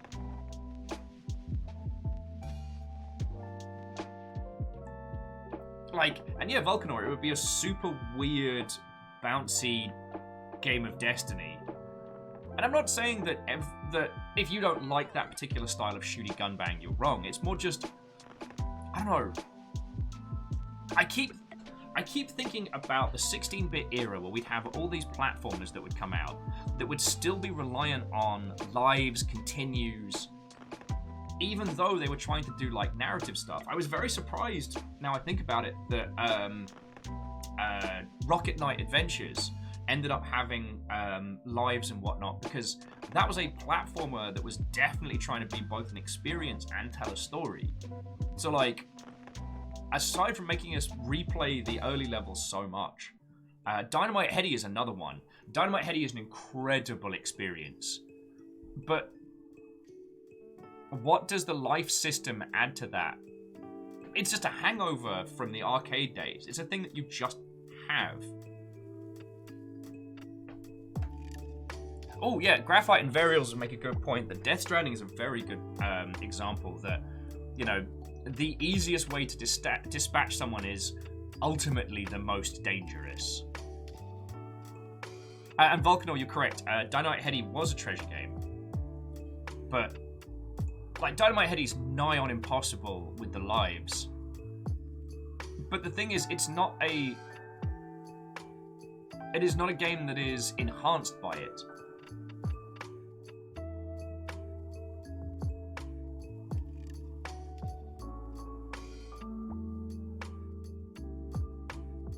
Okay, and Shackle makes an interesting point that I hadn't considered, that it might not be that that Control is better without, but that maybe with the level of polish and craftsmanship to every other aspect of Control, that if the combat doesn't quite pop like the rest of it,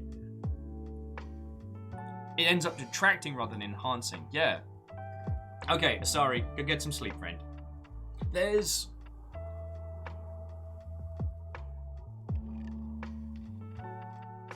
the fact that the enemies are leveled and that a large proportion of how you improve Jesse's kit is through percentile additions. So, like, do 30% more damage on headshots, do 10% more damage when hurtling objects. That percentage-based elements and then the enemy levels, I guess, doesn't gel. Perhaps a standardized set of enemies and a standardized tool set might not have been a terrible example, But I think there was an intent earlier on that that control was going to be closer to like a Metroidvania.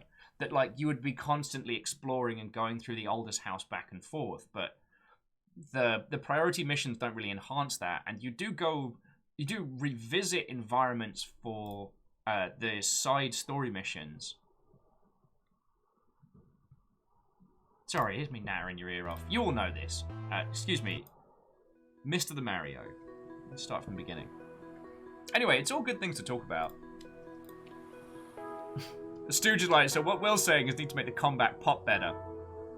Yes, it is I, CEO Director. Well, no, Director Will. I got the service arm saying, I need to make that combat pop a little bit more. It's just not feeling right. Can you just rework the entire combat system because I say so? Okay, thanks. Bye-bye now.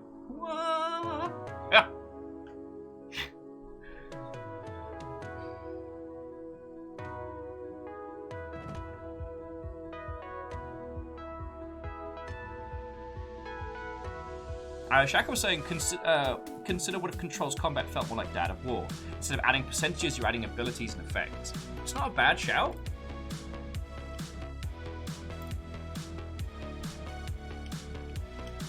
Yeah, and Wolfrat, I'm kind of there with you. You don't have the base numbers when you're applying damage, so it's hard to know what, you know, what does 30% of headshot damage mean? I don't know what the original number is, so how can I do the math? Like 30% more of... And I know, it's very easy to talk about these things after the fact. There may have been something that was planned out that was far more grandiose, and budgetary constraints, time constraints. They did decide that, right, we have this pile of money. We're going to put a larger chunk of the pile of money over onto world building, narrative, story, and we're just going to have to make do with what we have when it comes to combat stuff. It's one of the difficult things about deconstructing video games as a consumer is that there's so little information we have on how they're made and how they're put together. Alright, so Captain Steph, head of Val's Valkyrie, Watto friend. First you jump, and then you hover a bit, because it's control, and then you jump again. That is the double jump. Oh, how are you doing, friend? And park programs, Watto friend.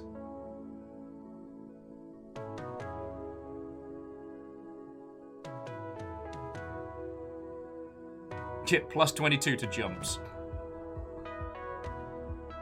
And Graphite, you're not wrong. That Graphite was saying that doing 30% more redacted is very flavor of Control.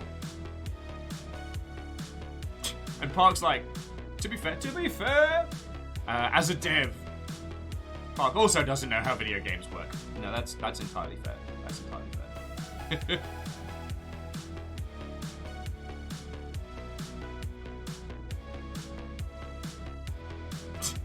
And Lord Lost is like, but Will, you should know that 30% more of wah is in fact maflam for flam. Oh my word. Right. So on the subject of faff and maflam for flam, should we get in game? We've got a lot of control ground to cover. It's so weird. The PC's on this side now, so it's very strange. I've got to not create a bunch of self-imposed tripwires.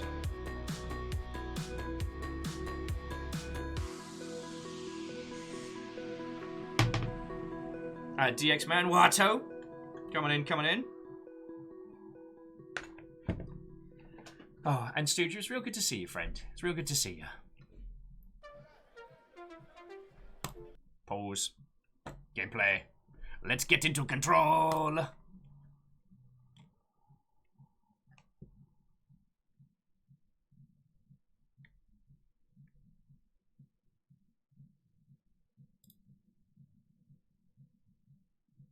Hang on, we'll just mask the background noise.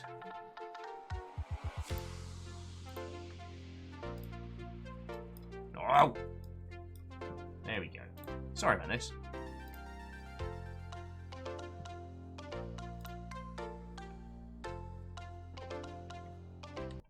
There we go. Kindle has an idea about how to show how AAA game dev works, but concerned people would find it boring. I mean, I guess that's been the cool thing.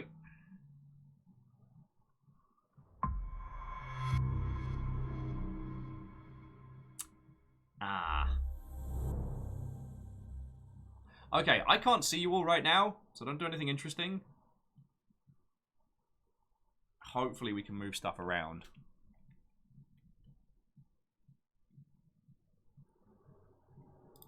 God darn it. Yes, I know. I have no idea what that is or what just happened, so I can't.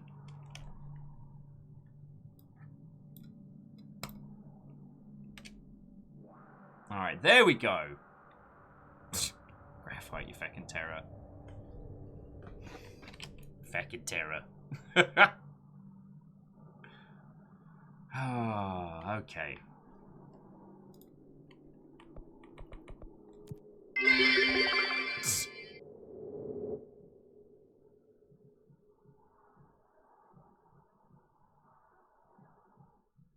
And kind of, like, I think there's a definite interest in people seeing how this stuff works. Like, most people can't talk about it because, you know, NDAs and what have you. I mean, it's been cool seeing things like People Make Games and other, like, video gaming documentaries gaining ground because we've been able to talk about so much more. Okay, Graphite, Pun Spectre, J-Post. Feckin' terrorist, a lot of you. Thank you. I've got to remember what in the ruddy hell we're doing. Apart from having a little fly around. Oh, we can get through this way, can't we? Because we just learned how to... We learned how to shooty gun bang through the canyons. And Favor 6, thank you for the 100 bits, yo. Martin's finished up the 2 arms and a leg on the Spangler. The Ninja Gundam. The Russian Ninja Gundam. Russian. Oh god, I'm gonna need more coffee, aren't I? Hooray! See? Bureau alert. Containment. Personnel protection. All I'm seeing right now is where? It does help if I update the game, though.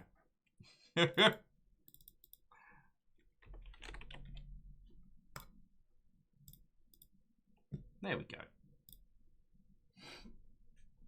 Oh. Knock, knock. But again, I don't want it to sound like I'm bashing on this, like that the combat isn't valid and it's not worth experiencing. It's its own strange little thing that, much like everything else in this game, it has its own flavor. It has its own... what's the term?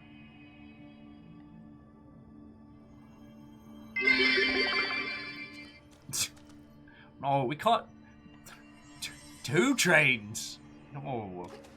I've been a feckin' idiot. You can't be rewarding this idiocy.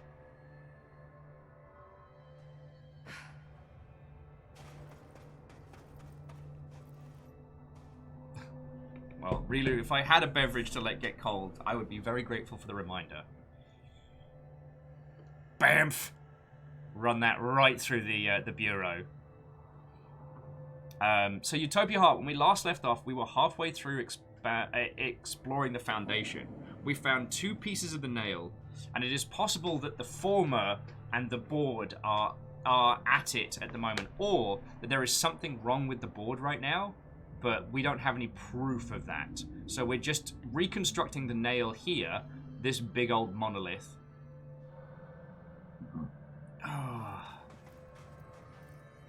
And that's where we're at the moment. Though, if we finish the Foundation today, Quasi ninja hype. Oh my word. Sorry, Quasi Spooky Ghost, Favor 6, J-Post, all of you. Thank you kindly. God, I lost my train of thought. need to get another beverage in a sec. I mean, it's cool. I've only been nattering on for like 2 hours. It's fine. Sorry! Oh, my word.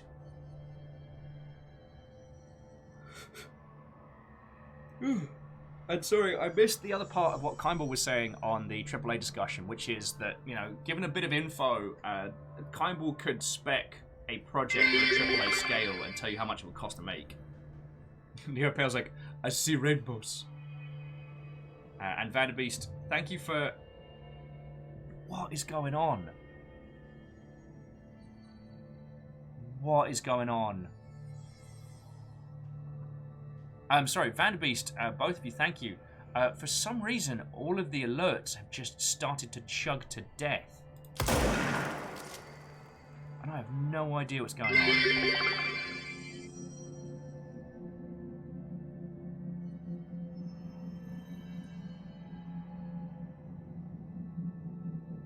Okay, cool. So I guess we're gonna...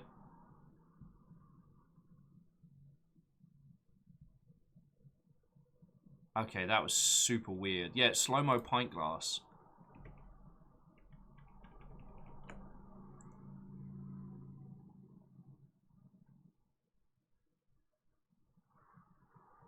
Okay, hopefully that's okay.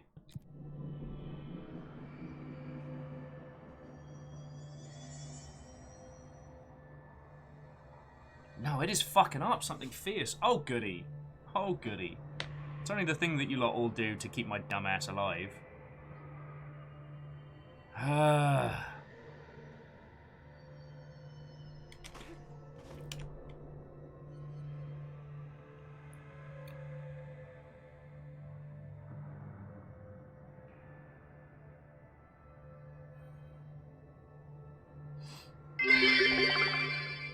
This is sadistic, but I want to see how the voice robot is taking this. Voice robot's handling it, but... This is... Oh, my life.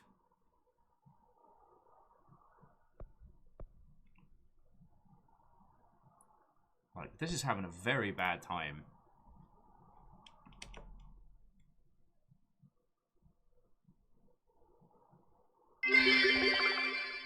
Howdy. Oh slash. And Jack Mayer Watto. In true fashion, we are having a whole bunch of problems right now. Reactor online. Sensors online. Weapons online. All systems Sorry. nominal. And to Quasi, like, thank you What for the... ho, my Phyluk Viking 64 Valkyrie. Thank you for the 200 bits, yo. Jack Mayer, thank you for 6. That's fucking kind of you. And Gilmar Greyjoy, fucking yo! For 15 months. And the train's still going.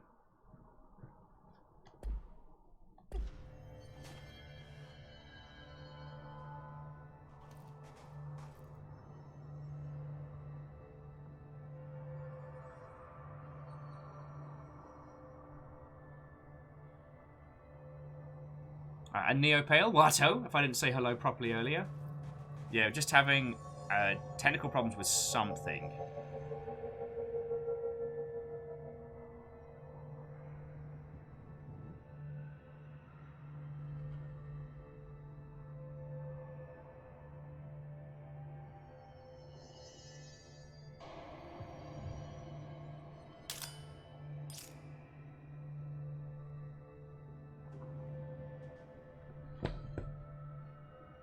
Well, it means you get me nattering on at you for the next like 3 minutes and change. So we'll see if this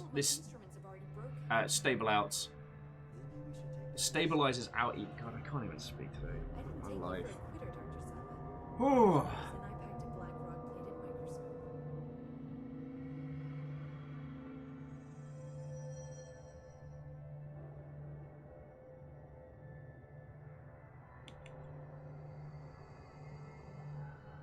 I'm sorry. I'm flitting between a few different things just to see like what might be causing the problems. Something's being a butt. Something's being a butt.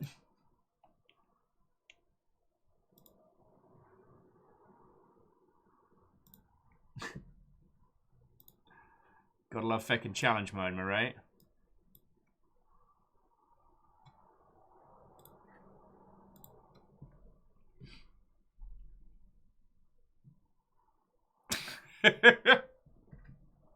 Sorry, Ben. I didn't mean to proc that one.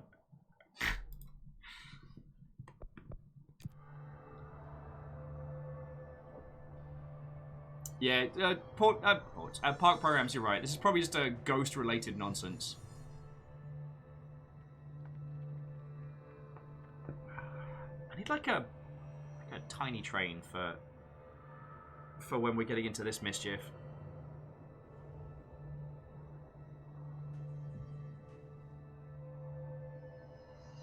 Oh, well, Utopia Heart, like, rest up, friend. Rest up, yo. What would happen if an astral plane occurred right where we're standing?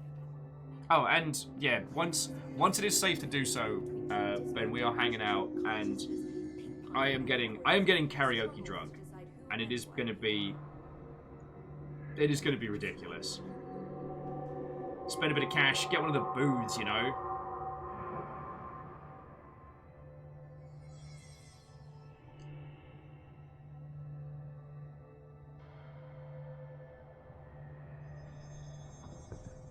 But for those of you that did throw in bits during that little bastard hiccup, I do not know what was going on.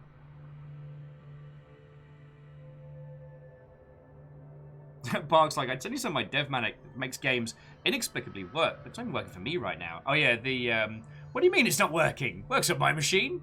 Like, you can frighten a game into functioning.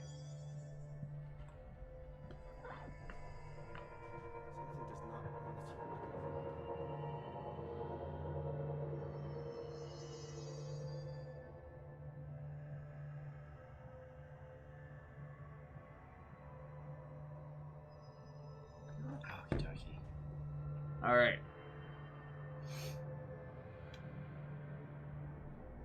Oh God. I don't know. I don't know how I feel about gin-based sauces. But anyway, all of you, thank you for, I guess, helping test whatever was going squiggly over there. Thank you kindly, y'all. I do not deserve 2 trains today. Reactor online. Sensors online. Weapons online. All systems nominal. You're always like this. Happy birthday. Zelky, how you doing, friend? How you doing?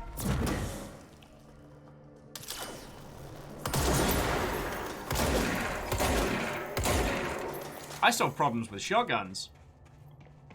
Okay. Who should I be listening to? Weird entity A or B? Or neither. Let's just stay the course for now. The Bureau's in danger. We know we need to repair the nail. The astral plane won't break reality on my watch. You know, as it does. Okay, so someone was asking, like, the story so far. There isn't too much to add in the foundation. But this is the area underneath the oldest house.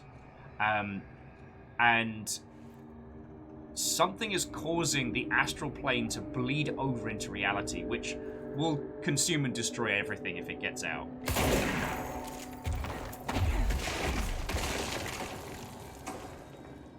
So at the moment we are heading towards the different fragments of the nail, which is believed to be where the board first made contact. And if we can repair that up, then maybe we can get things going. Zelky's like, I'm doing. Destroy my reality, please. Later. The only cool and weird thing that I've had that even is vaguely similar to all of this is I put some ice. Put some ice in the freezer. And when I came back, one of the ice cubes had like a shard sticking straight up. I still don't know why. I mean, that's gotta be bugs. Oh, and Park, thank you again for the Gundam invite and the Gundam talk. It's been a few days. I've not been doing great, so I really did appreciate it, Yor. Not rock. Not rock.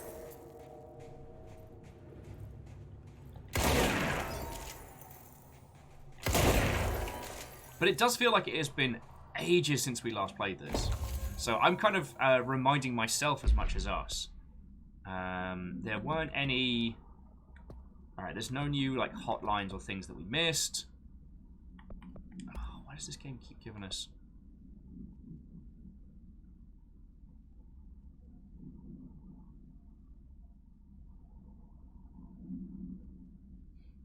a few people were mentioning that there are unique mods around this way, so I should be keeping a feckin' ear up for them.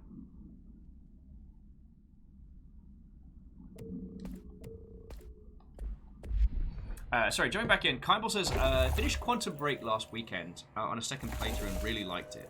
Would love to make a game like it one day, but the combat was also lacking. Interesting. I mean, I think we'll give a nice breather between this and Quantum Break, but... we're not the only people that have been giving it, like, a good run. Huh. Oh, Peebles! I'm in the astral plane. They got us again! The bleed is just getting worse and worse. Darn it! They got me with that move in the coffee shop, and I fell for it again. But no, Kimball, I'm definitely thinking that I got to give Quantum Break like a... Oh, Astral Collusion.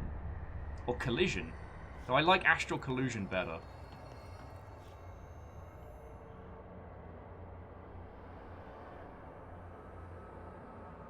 Oh, wow. Okay, so Neopale's actually got an answer to the spiky ice cube.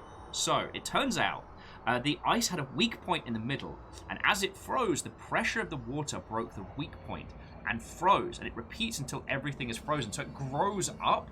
That's feckin' cool. That's the cave sand. Looks like the astral bleed goes both ways. Okay.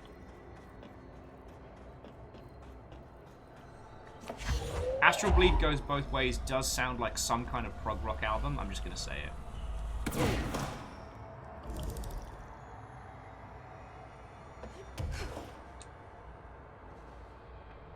Wow, we're not really going to give us much more to work with.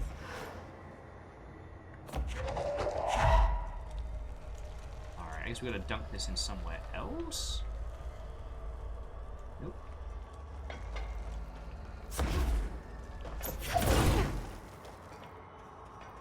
I'm solving puzzles the boring way. Sorry.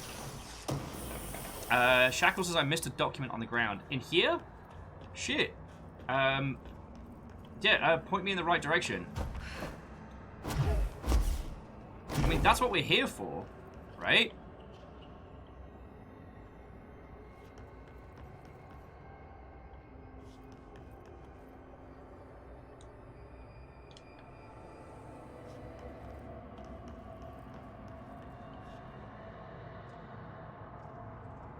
I was right by where I picked up the second cube. Alright.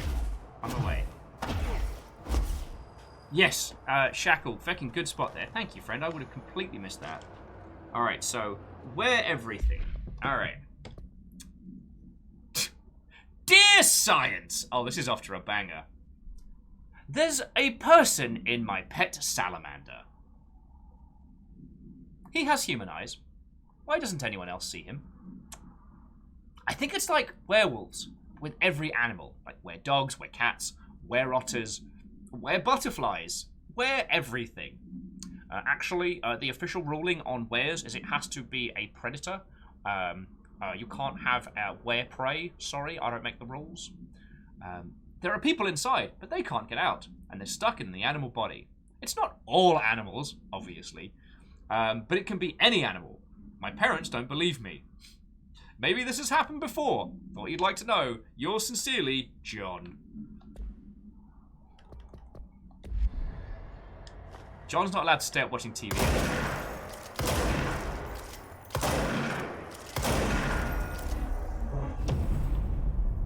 And right you were.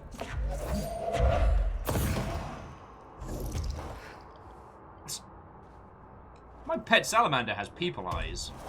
Sure it does, John. Sure it does.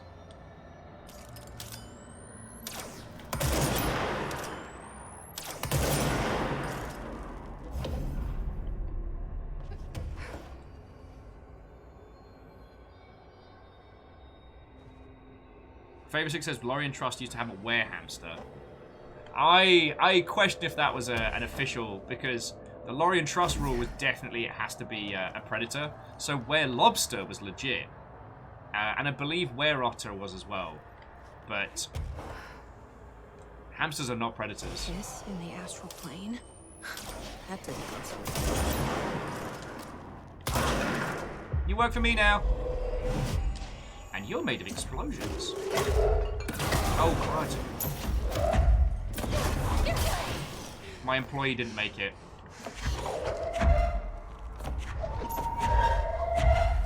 Triple Hadouken! God, that doesn't stop being boring. Favor 6 was almost a were-human. Are we prey? Are we allowed to be? Sorry, are we predators? Are we allowed to? So you could be like a... I guess you could be a were-Venus flytrap, but I don't think you could be a were-sheep.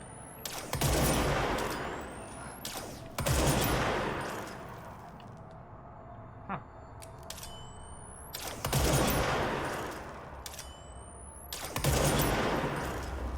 I feel like I'm just doing some, like, aggressive mining at this point.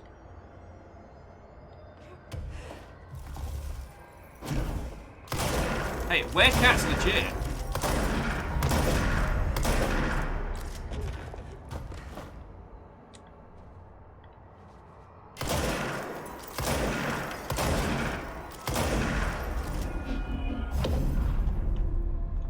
Oh, didn't almost fall into the abyss.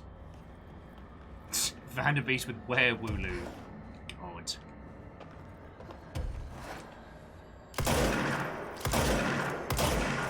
Fine, I won't blow that up. Actually, on the speaking of Were-Wooloos, I found this in the big move, which was the only time I successfully got the Pokemon Center at Freddy's to work. Well, okay, I mean, they're all over the place in Japan, but you can find a few of them here in the US, which are like Pokemon vending machines, but they're designed to look like in-world Poke Centers, which is real cool. Ooh, more documents. And I kept trying to get this one to work, and it fucking wouldn't. It took months, and I finally managed to get one booster, a shiny Wooloo card, and a coin. At that point, it was just a... At that point, it was just a point of concept. Salem says that weregoats are canonical in the Dresden Files. Clank was saying that the salad in my fridge is loudly protesting that Will's assertion that hamsters are not predators. And Varials, it wouldn't be Were-Luigi, it's Were-Luigi. When the moon is full, when all of Luigi's frustrations comes to bear, when he can no longer take the derision, when he can no longer take the second state, that is when Waluigi comes forth. That's why Waluigi's not in Smash, like not proper. Because it's just Were-Luigi. There we go. Bet you didn't know that. Solving.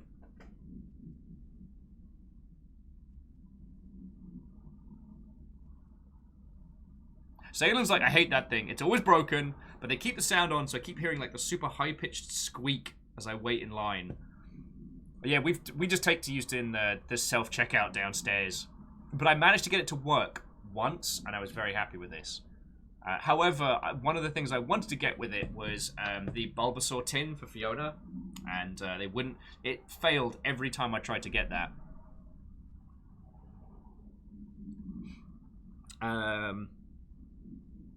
Portson says, do you think Luigi and Mario have memories of playing sports like go-kart racing with themselves when they were babies? Oh, God.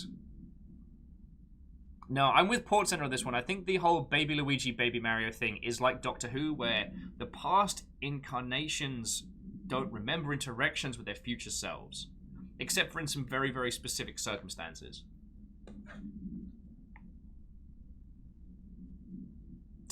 And Ami Masashi with, everyone's like, where Waluigi? But no one asks, how is Waluigi? Okay. Oh, so this is the lucky statue we met earlier. Ceramic beckoning cat figure.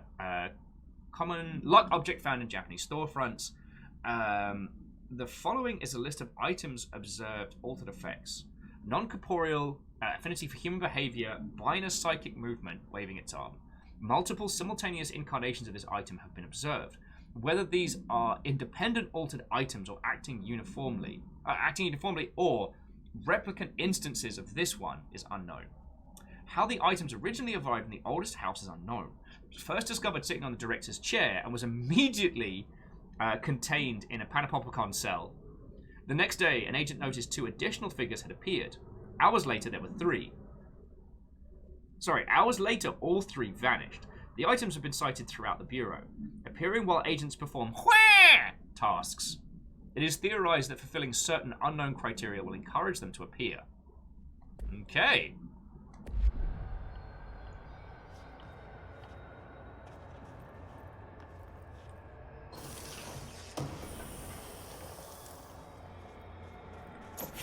Well, we're all learning today. It's weird to see, like, parts of the astral plane kind of braced. You know what I mean? There's something about it that's very surreal.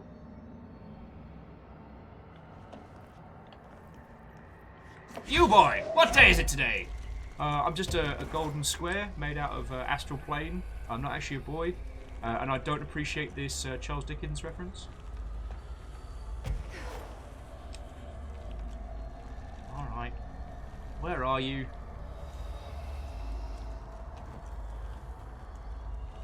Be informed that I must come on and slam.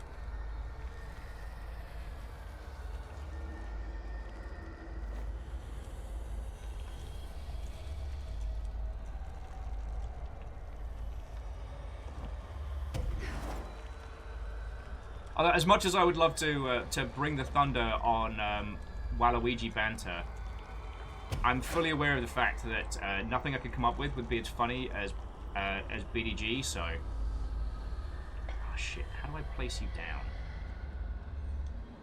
There we go.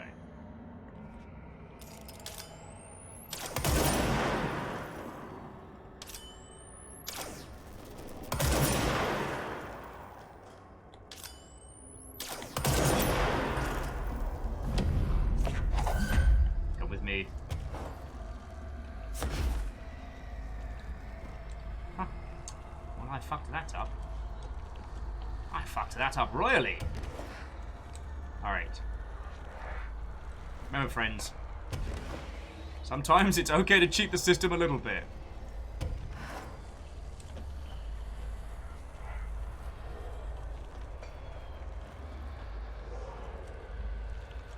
I think I just messed up. I think I just messed up a lot.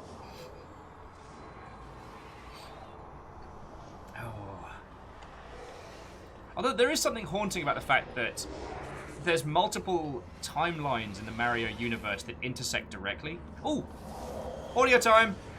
Reminder, the Bureau does not have windows. If you notice a window, immediately close your eyes and move your arms to the nearest safe room. You are permitted to fashion a blindfold from an article of clothing. Any resulting lapse in dress code will be excused. Thank you for your attention. Windows aren't real! Remember, windows aren't real.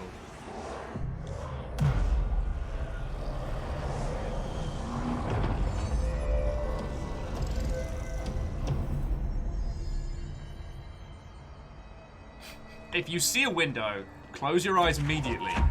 Make your way to the nearest exit. God, I love this game. No! They stole my cube from me. I flew that damn thing all the way over here. They stole it from me.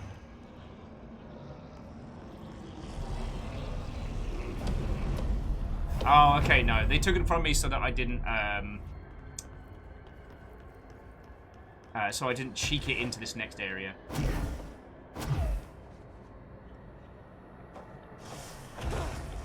Boy, I sure hope none of these bad guys come try and do a bad. You wait for me now.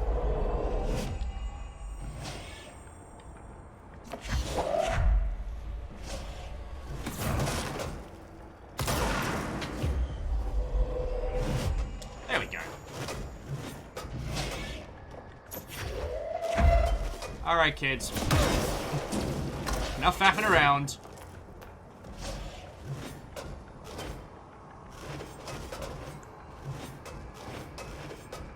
This version of Pokemon's weird. Yes, Wolfrat, that's a good point. Remember to speak to the room in a calm and reassuring voice.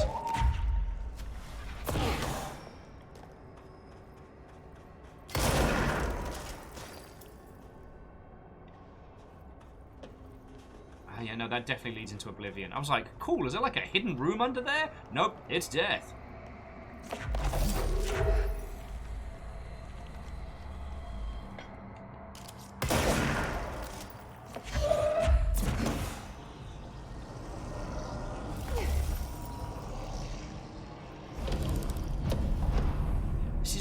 Weird.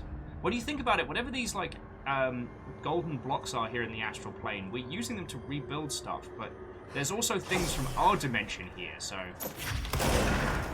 get to feck.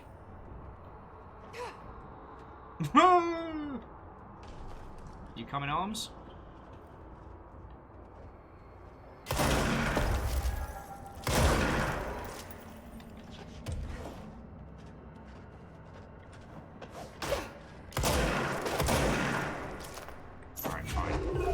Not going to join us. Hadouken! Sorry, where were we? So before I got distracted by interdimensional shiny gold objects, what were we chatting about?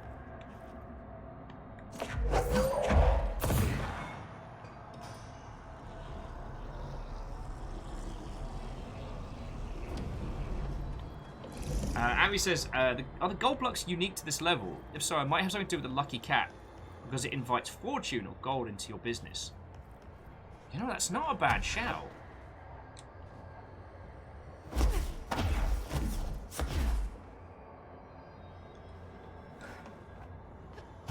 It's definitely... These little gold block puzzles have definitely been...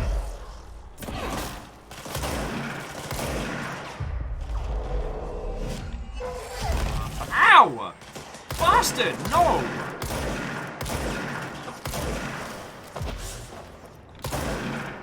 Sorry, I'm just getting the fly guys to work for me.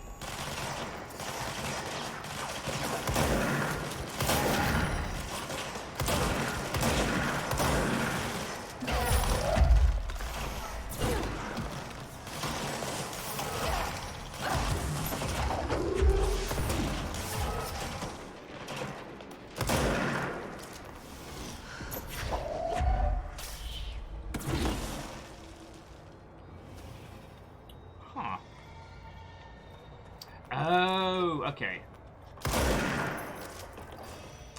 There's little like, essentially little like Planchinko blockers.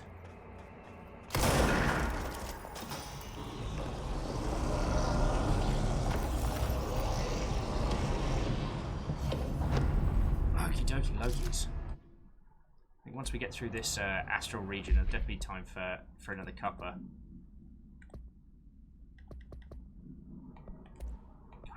Up so many mods. No. Oh, excuse me.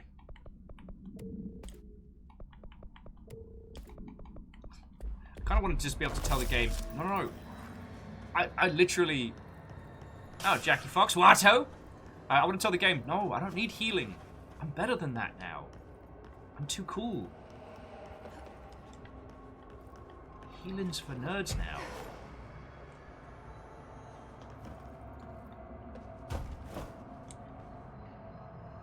Moose is like, so many mods, you say?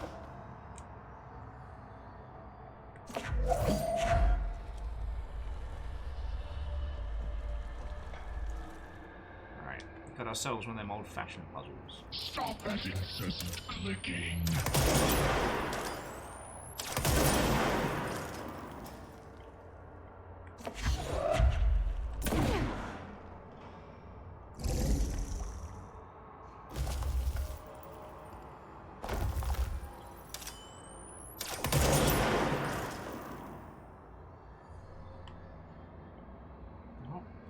Hit the thing? Guess we're going for a fly around this way.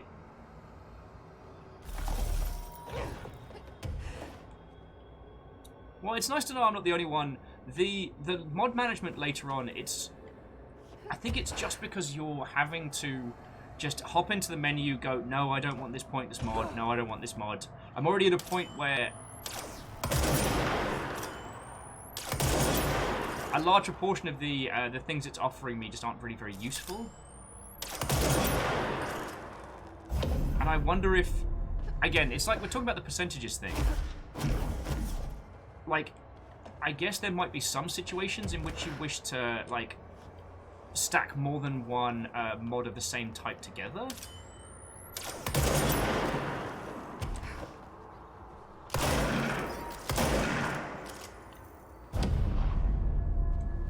But I don't know, that feels kind of curious to me, you know? Utopia Heart, you haven't missed anything just yet?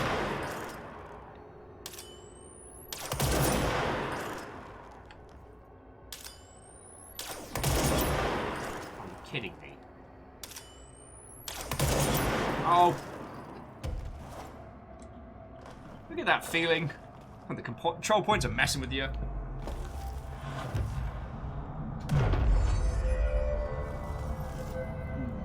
Oh, sorry, I'm 1,000 miles away. Okay, so Jackie Fox gifted a sub to Ami Masashi, which I completely went over my head. Friends, I'm so sorry. Last few days have been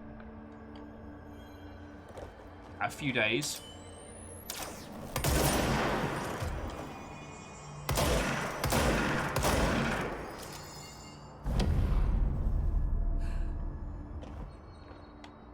So I apologise if I seem a little glassy-eyed, a little all over the place. I'm real happy to be back today. I've got like leftover food. Could definitely use another cuppa, but okay, so purify this one. Kakazi Wato. But so Kakazi, you haven't missed anything narratively. There's a theory.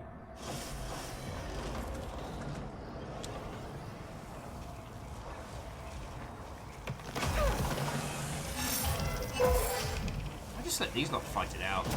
Whoever's left, I'll handle them. You haven't missed anything massive narratively. We're still on.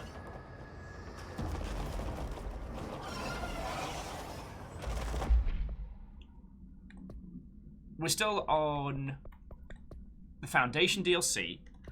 We are trying to get the other two pieces of the nail, and we've now got both abilities in this space. So that's kind of what we're faffing with at the moment. Which is like, say, moment, but poorly.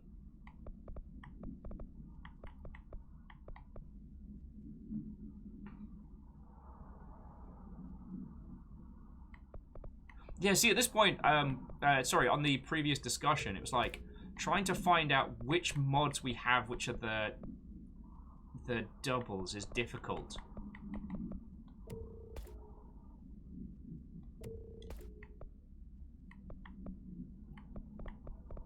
And then it's trying to work out which of the two is better. There isn't really a sort here, which is... There we go. Sort by rarity.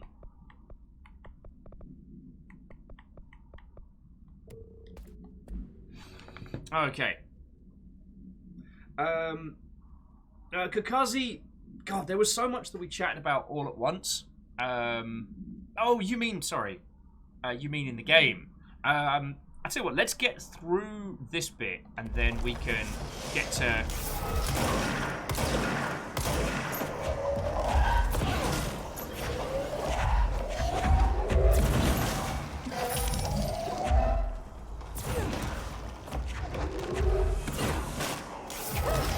Hey, I just saved your life, and you come axe kicking at me?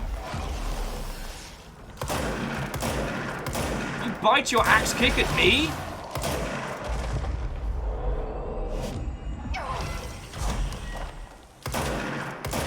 Actually, just get them both to work for me is much easier.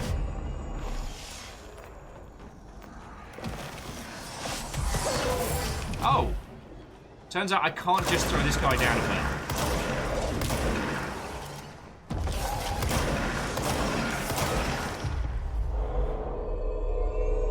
Now everyone works for me, and you all can stop punching each other. Or don't. You know what?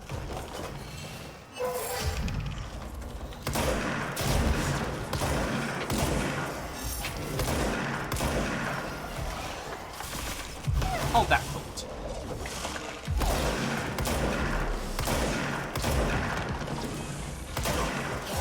Starting to feel like a jet fighter in a fancy suit, you know what I mean?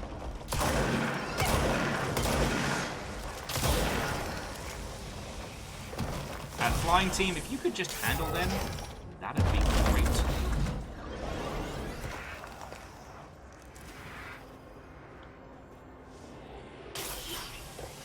Alright. Time to purge a control point and keep this party going.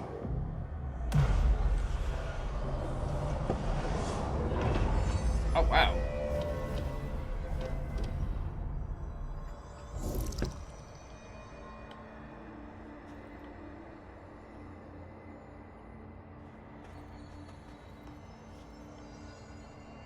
I guess we can fly over there, right? A little bit of height wouldn't hurt.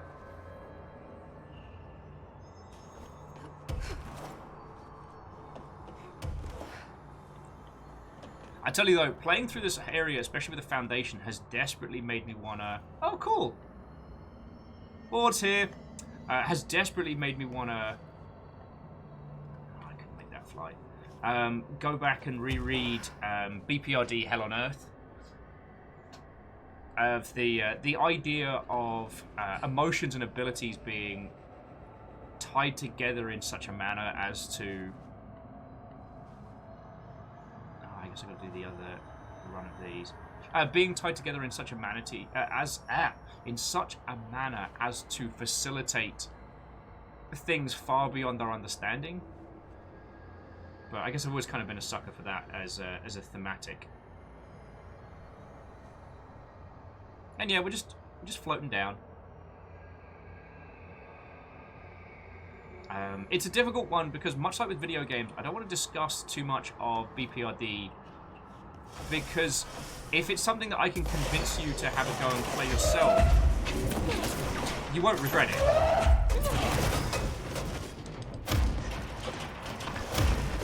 How would you kids like a job?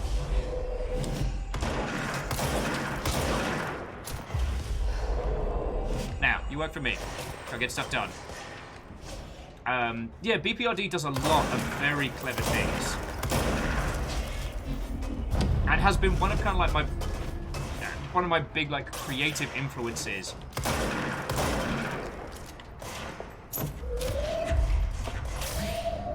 Knock knock! Oh shit, I need that! Oh, we're good, we're good. It's fine. Everything's fine.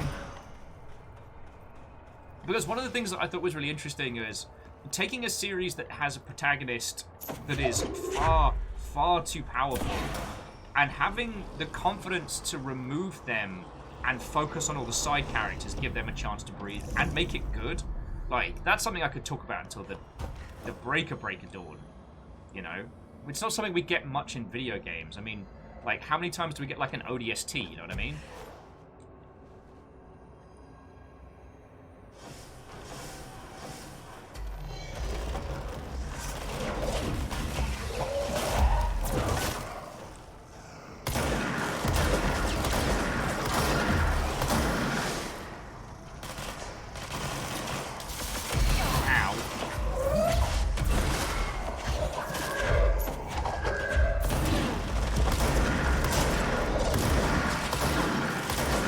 For me now. Oh, so Wolfrad's asking, what's BPRD? Okay, so, oh god, what the fuck was that? Are you familiar with Mike Magnolia's series Hellboy? Specifically the comics.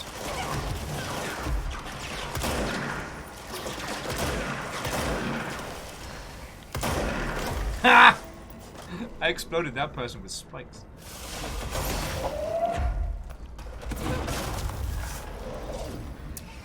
Hang on, let me just black this guy in the noggin. Alright, is that everybody?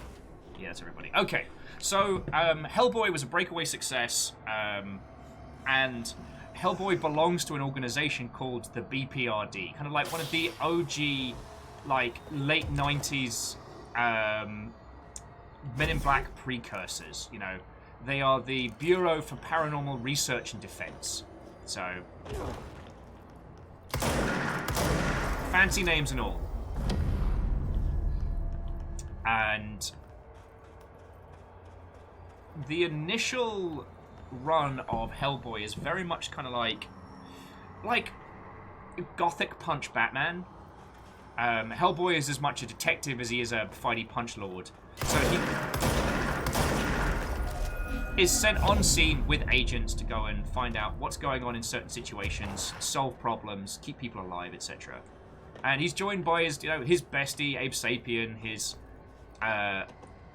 crush / ultimate pyromancer, whose name escapes me because apparently I'm a bad fan and a dingus. However, throughout the narrative, I won't go too much into detail, but Hellboy leaves. And it just leaves the BPRD with their kind of like their ragtag band of B-tier powered people trying to do the same work that Hellboy was doing back in the past. Like, okay, yes, Abe Sapien can breathe underwater and he's got some cool psychic powers, but he's still just a bloke. A fish bloke, but he's still a bloke. What's-Her-Face does have pyrokinetic abilities, but they're limited, and they're very tied in with emotion. What's-His-Name, the German philosopher, who is literally a ghost in a suit. Like, he is an entity that lacks any physical side, any physical form. So, he can't get shot up a bunch, but he's still just gas in a suit. He's not doing any pull-ups. And this kind of mismatched band of heroes, their attempts to replace good old Red with, what's-his-face, the Vietnamese soldier, who is fucking cool, and the challenges they face, I'm a huge fan of. And I think one of the reasons behind that might be because they're not the A-Team, not in any way, shape, or form.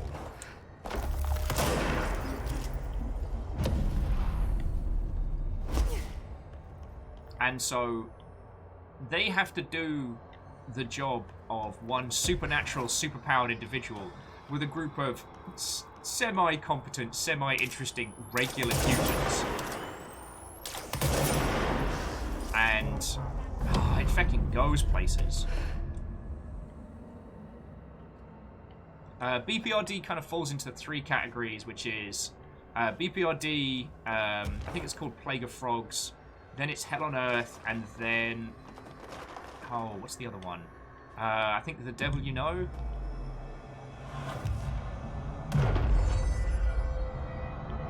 But I don't know. I mean, friends, you know my personal philosophies, and like, I love stories about, the wrong people at the right time. I love stories where... well, okay, I don't like this guy.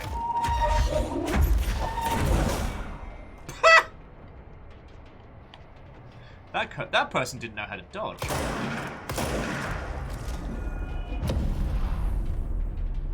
Kakazi says it does quite sound interesting. It's... oh. Excuse me, I'm trying to talk to people here. Dude, you mind? You know what, you work for me now. Karen says they need sleeps. I'm seeing my bubble human tomorrow. Yay! Human contact! Sorry, I'm a big sucker for stories of, like, the wrong people at the right time. So I love Deep Space Nine, I love BPRD, where it's not about having the perfect people to solve the problem the perfect way. It's about, alright, well, what have we got? And I've always really enjoyed that. But the reason why I often cite BPRD is because Hellboy was so iconic to the series. Like, it's his name on the cover, and it was a breakaway success. And yet, they managed to continue the story sans Big Red. And that's been something that I found continuously fascinating. Oh, here we go. So what have we got here? Green. Okay. I don't know if Yao can see this because I don't know if I'm really here. I see a pen in myth hand. I see myself, but it's all wrong. It's the wrong angle. It's the wrong me. And a duh. It's all green. Look for 3-color green.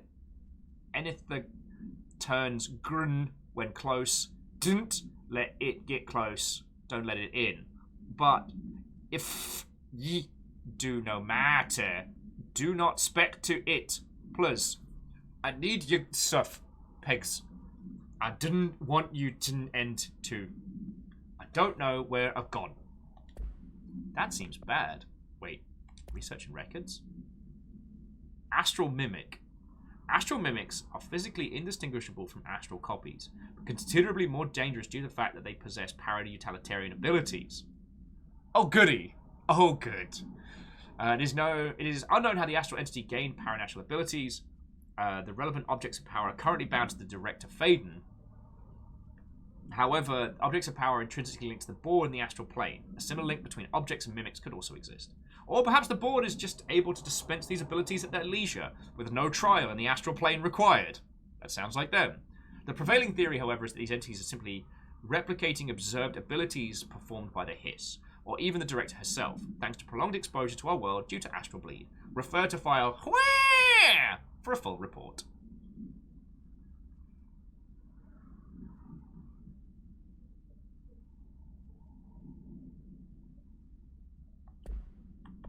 And the multimedia. I think it's important that we listen to this important announcement once more. Reminder: the Bureau does not have windows. If you notice a window, immediately close your eyes and make your way to the nearest safe room. You are permitted to fashion a blindfold from an article of clothing. Any resulting lapse in dress code will be excused. Thank you for your attention.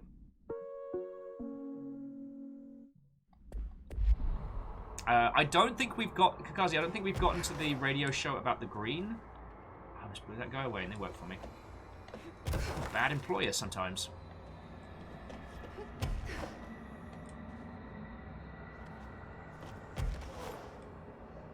Okay, I absolutely can check the radio files.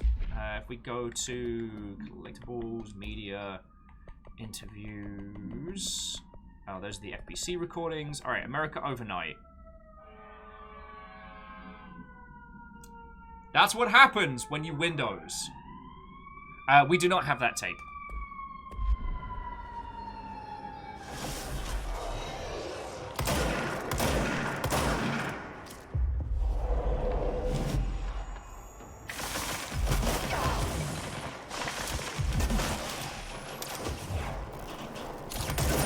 Little shite.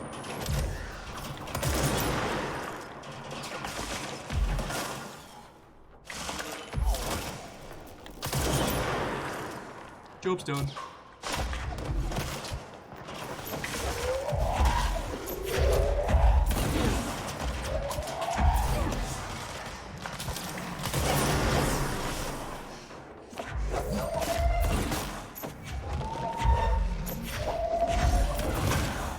Sir.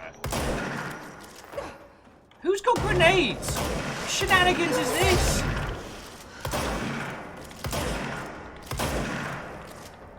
You're all being very distracting, and I'm trying to have a conversation with my friendos here. You wee bastards. Sorry about this. Sorry, I just saw Iron Imps. Don't hug me, I'm SCP. That is a great way to refer to this.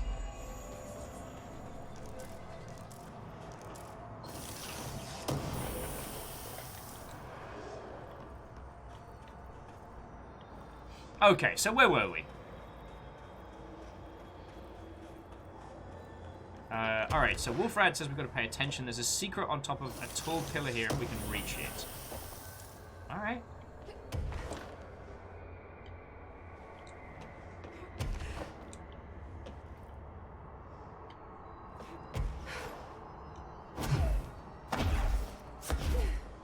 Do you mean this here? Oh no!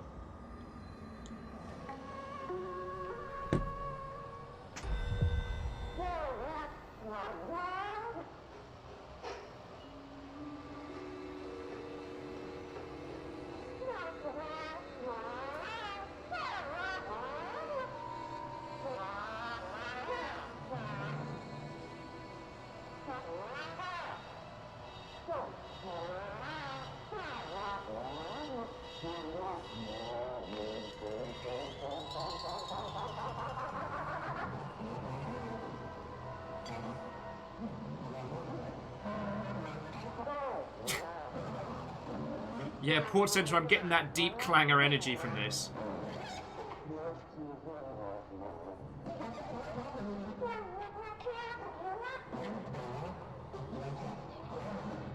Fuck!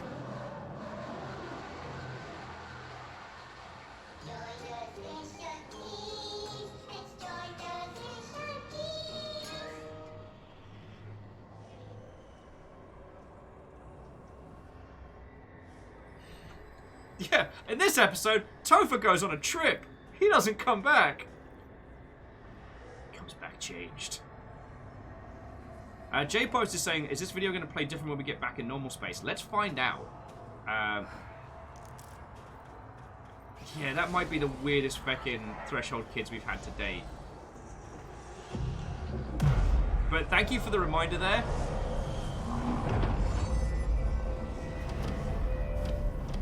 Alright, so that's where we've got to go. And there's the piece of the nail. But also, more tapes! Plus 86. There's been a change. Hercules and Mabel. I mean, bid numbers 3 and 11 attacked my staff today. 2 fatalities. 3 if you count Mabel. She was always so kind. As a result, we are abandoning the Foundation. Northmore gave the order to transfer our resources to the upper floors. Now that my control points allow us to safely come and go from the New York streets, did I forget to include that fact in my previous logs? I've been so busy using the arrays I made. Control points have been established throughout the oldest house. Excuse me if I don't sound excited, it's just... A few months ago, I would have been overjoyed to leave the Foundation.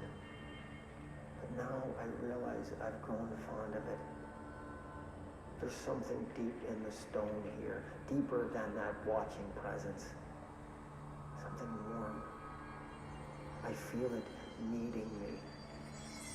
I won't go. I'll refuse. Northmore won't be happy, but so be it. I'm starting to see him for what he is. An impotent storm. Father Shade in a cheap suit. Wow. Dude's got beef. Oh, and Iron Imp. Every game would be better with a touch coma.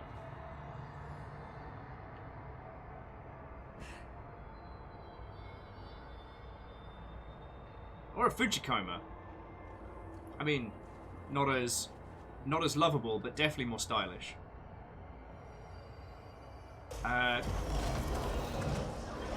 Kakazi, we've not found the...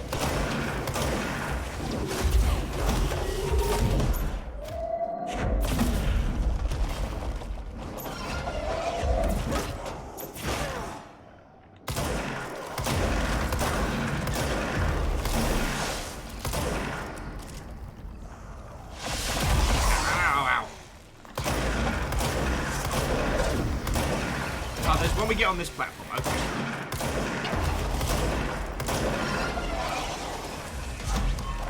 Hold that thought. Alright. Now, big man works for us. Should help us solve this problem. Alright, kids, who's next?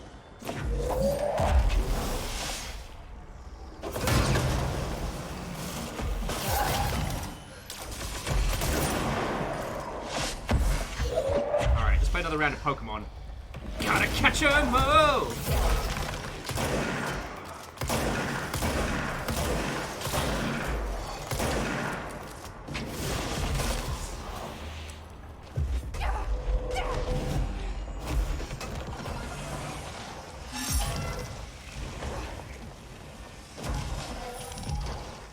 Okay, so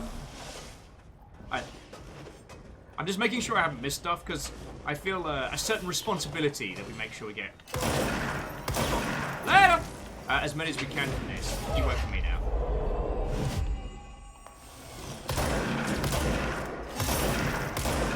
You also work for me now. Man, you got to admit the amount of new hirings we've had since I took over as director has increased exponentially.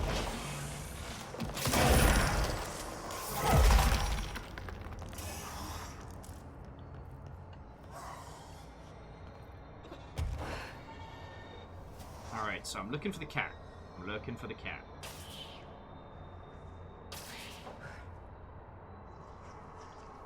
Yeah, Kakazi, they work for super cheap. Like, yes, we do go through them quicker, but our burnout rate of employees is slightly less than Amazon, so it's fine. Ooh.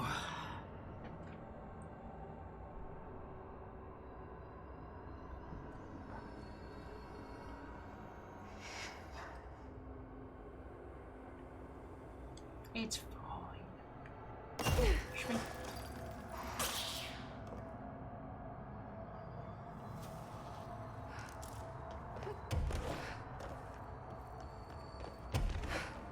Alright, so... Okay, so Kakazi, for the cat, is this the thing that unlocks the cat ears? Because we haven't been pursuing that route, so we haven't done any of the other things that we'd need to. Because if that's the case, then we'll progress onwards. Eo, Watto?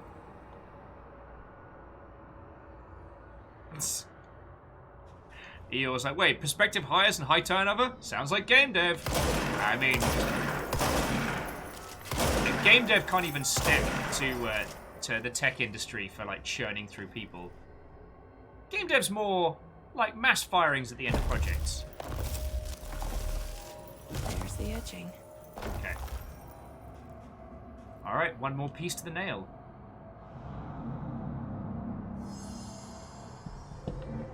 Our recent confrontation yelling was in error.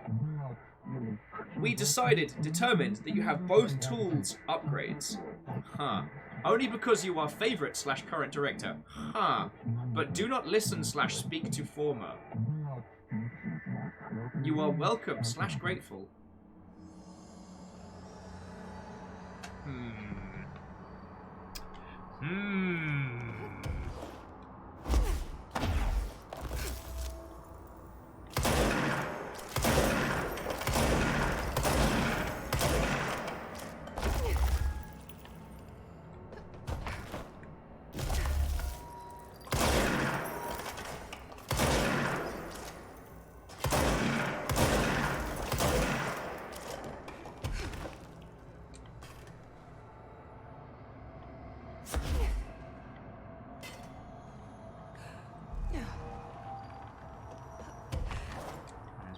Chunk to repair up here.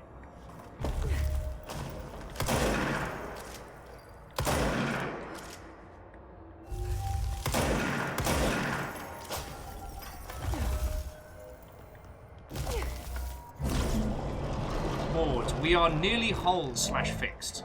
Your trust / synergy is appreciated. They sure changed their tune all of a sudden. Yeah, they did.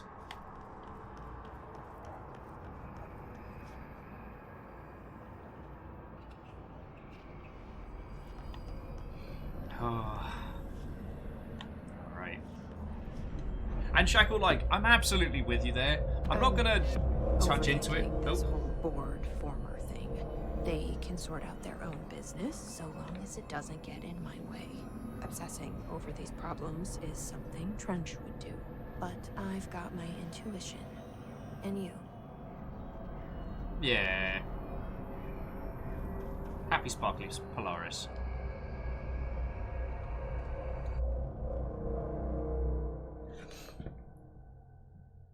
Kakazi, that was some impressive backpedaling. It was. Like, I have a feeling we're about to get a bunch of reveals. Like, a bunch of reveals at once. We'll see if... actually, friendos, as we're coming up on the 3-hour mark, I'm gonna just grab some cold pizza and a cuppa, and then let's keep going. J-Post says, try out the puppet video again. Let me do that with you lot. We'll watch it here in the other realm. But the thing that people talk about green and observing the self, like, did you notice that that particular version of Threshold Kids was playing on a TV that we were watching? So, I'll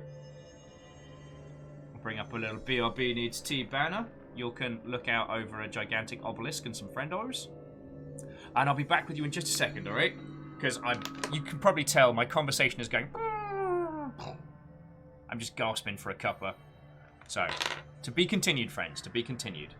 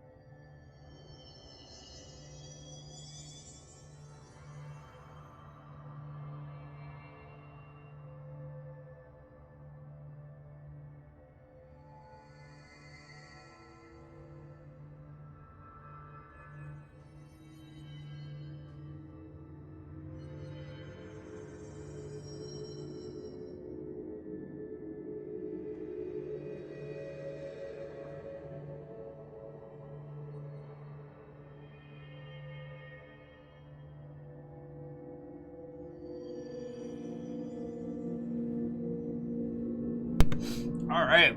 Who's ready to get creeped out by stuff again? Yay! Let's rewatch the things.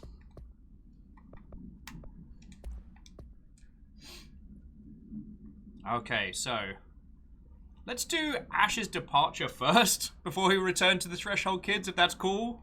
Entry day plus 86. There's been a change. Hercules and Mabel. I mean, it numbers 3 and 11 attacked my staff today. 2 fatalities. 3 if you count Mabel. She was always so kind. As a result, we are abandoning the Foundation. Northmore gave the order to transfer our resources to the upper floors. Now that my control points allow us to safely come and go from the New York streets. Did I forget to include that fact in my previous logs? I've been so busy. Using the arrays I made. Control points have been established throughout the oldest house. Excuse me if I don't sound excited, it's just... A few months ago, I would have been overjoyed to leave the Foundation. But now I realize I've grown fond of it. There's something deep in the stone here, deeper than that watching presence. Something warm. I feel it needing me. I won't go. I'll refuse. Northmore won't be happy, but so be it. I'm starting to see him for what he is. An impotent storm. Father Shade in a cheap suit. Okay, so Kakazi has a theory on the ID, or the id, but wants to save it till the end of the DLC. That's cool. And Portend is asking, well, is there a reason your character is dressed like a Jedi in the cusp of turning to the dark side? Ah, a Jedi betray us. How could you have done such a thing? When we went to the mirror world, we unlocked this cool kind of like asymmetrical suit. And so when we started this DLC, I let everybody vote on what we'd wear through it. I'll probably make an executive decision and choose one of the cool kids' suits for the Alan Wake DLC, because if we're going to meet Alan, I want to be all dressed up to the nines. But, yeah, this suit won by a country mile. Now let's get creeped out again!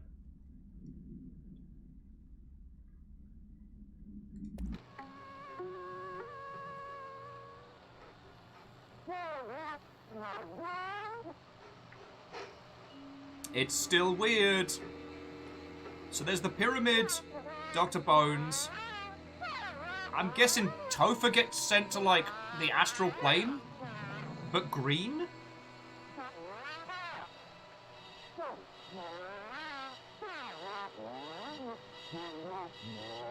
You know, I really hate this. This is bad.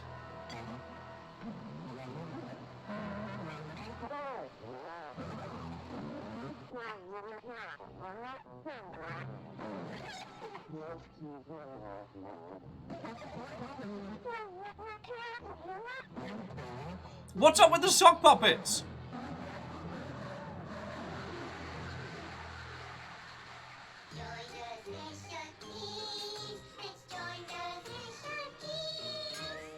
Or don't. I think not joining the Threshold Kids is a really good option right now.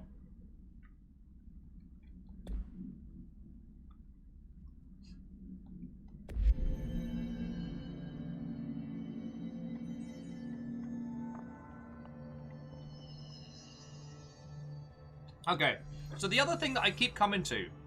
Sorry, before we continue on, I keep looking at this. Now, obviously, it's lit up to draw our attention to it. But it's this particular wall painting here. The floating people... It's both the former and the board in one piece. And there's something it's telling us. This is foreshadowing, I just don't know for what yet. We will do, no doubt.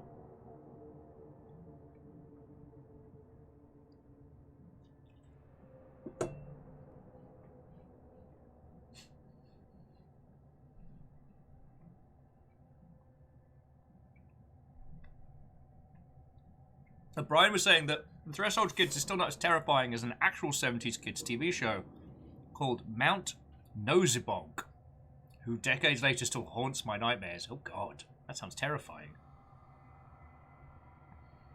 Shackle says, any thoughts on the former? Oh, Mr. Nosybong. Okay. I have enough things terrifying my waking days to research that right now, but I will take your word for it. You know, as a Brit, we grew up in the shadow of Mr. Blobby, so we were pretty much exposed to eldritch abominations at a very young age.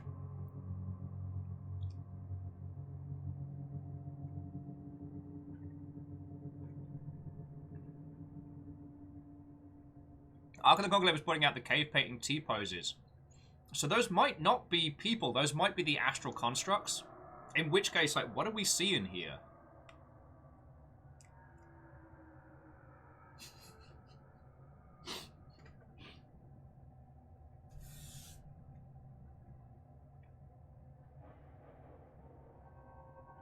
Sorry, just Port Center. The Shadow of Mr. Blobby by George R.R. Martin.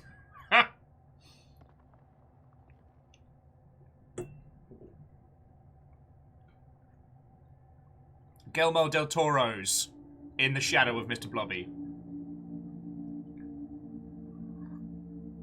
So I guess this shows the conflict between the board and the former. Like, that's the... I'm not dissing this because the Foundation DLC is great fun. But because everything's so natural down here and doesn't have the same kind of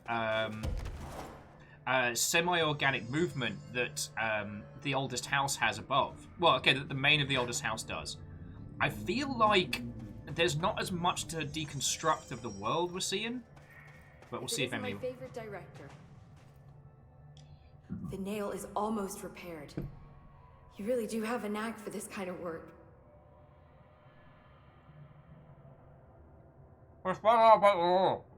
Any progress with the nail? Of course. I've been busy with surface analysis. Its composition is remarkably similar to that of material found in the astral plane, but it alters itself between my observations. It's almost as if it doesn't like being examined. So the nail is from the astral plane? Not necessarily. See, if we assume that, we're suddenly facing a lot of new questions. How did something so large get out of the astral plane? How did it get inside the Oldest House? Did a threshold bring it in? Did people? Maybe through the motel. Maybe it was always here. Doubtful. Huh. I've got an idea. Pope's like, yeah, nah. Have you spent any time looking into the crystals growing around here? As if I could resist. The biggest question is where it comes from. A threshold? Or is it native to the Foundation? But if so, why doesn't it grow in the rest of the Oldest House? The fact that they returned to an earlier state when damaged is severely inconsistent with our reality's adherence to linear time. So either they're A, partially conscious, or B, organic elements that are foreign to and yet influenced by our dimension. The jury's still out. Have you learned anything about the crystals? I could smash him. Power that lets me stretch them. Huh. Yep. Jesse is a feckin' treasure.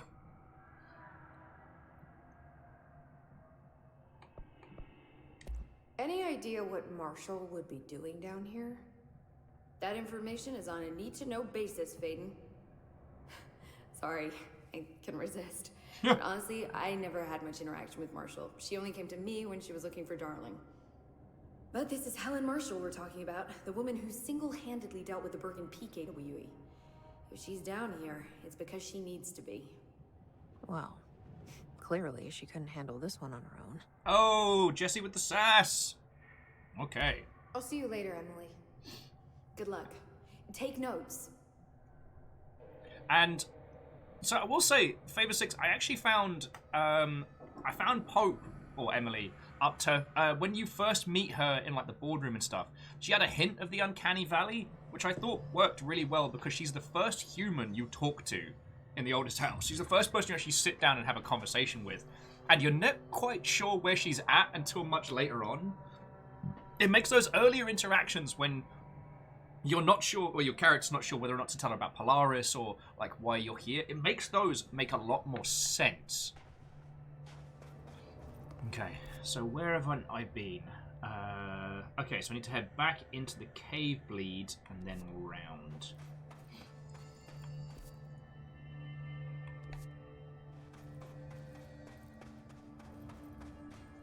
But I also think that what Kakazi was pointing out is also valid, that for this section, they probably wouldn't have had the same amount of resources. We've got this area covered, Director. Good work, expendable minion. Sorry. They would have had this place down pat for... I'm gonna eat another piece of pizza, or a bit of pizza. I'm gonna have a bit of coffee, and I'm gonna remember how to talk like a human.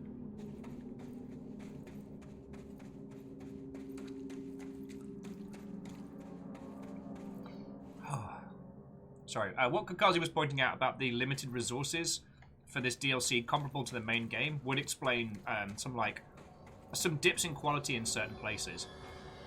And Moose, you make a very good point that the one thing that we can definitely take away from... This game feels like a situation where a dev/animation team went, without spending ludicrous amounts of funds, we're going to end up in the uncanny valley, so let's make that work for us. Yeah, and that's feckin' smart. That's much, much easier said than done, you know? Alright, I need to be there. How do I be there?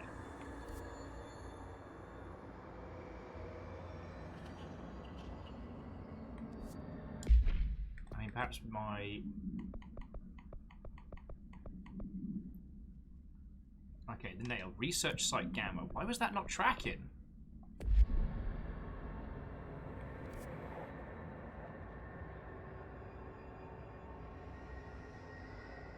So, if we can't get up there, we can go back the way we came. Alright. But yeah, no, like... It's interesting because... When we look at good old L.A. Noire and how it did its, like, facial capture and facial animation stuff, it did that whole thing of where, when it was good, it was incredible, and when it was bad, it was so bizarrely jarring.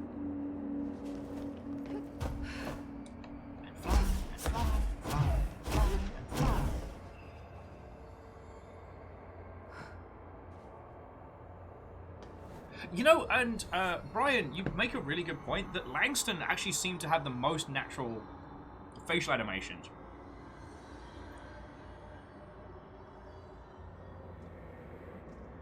But I wonder if it's because... See, this is the thing. I'd need to talk to an actual animator about this one, but it feels like there are certain maneuvers that are harder to do with the human face. Smiles that show teeth and things like that are very complicated, but weird, quirkier facial movements almost have like our minds have more of a rubbery forgivefulness. God darn it! Coffee, pizza, do your job.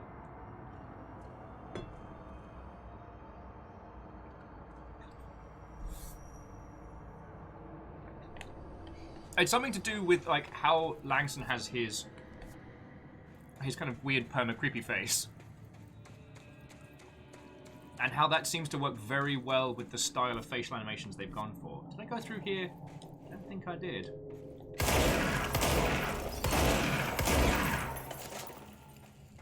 Oh, this will just be goodies.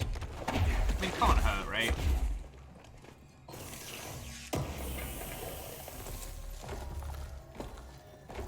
C222 says, I think the facial animations are fine, but the disconnect comes when it's stapled onto a separately animated body. I know what you mean. A large proportion of Pope's facial animations were designed for her sitting, not standing, and sometimes you can see the disconnect a little. Now, Brian, I have played Hellblade, and that was interesting.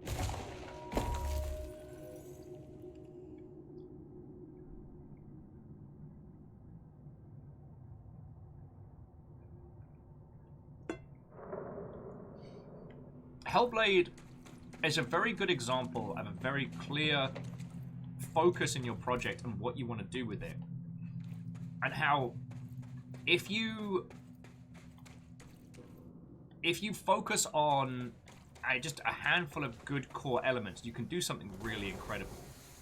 With Hellblade, they focused on the facial performance and they focused on audio design, and it absolutely shines because of it.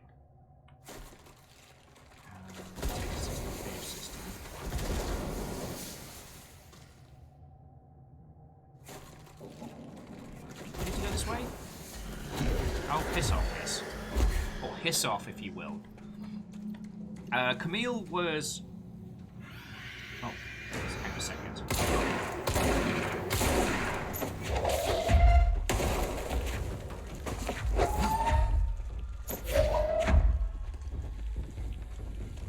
Excuse me!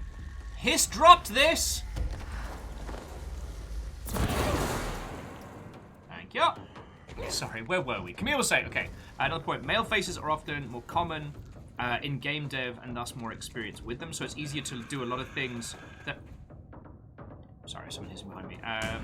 So it's easier to do things with them with a wider background of female faces. No, I think that's a valid point.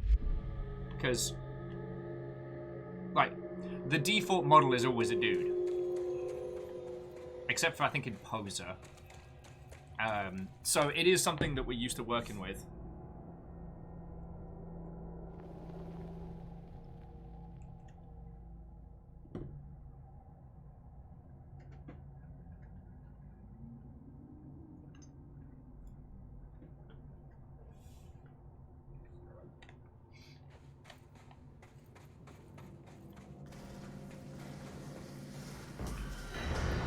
I don't want to.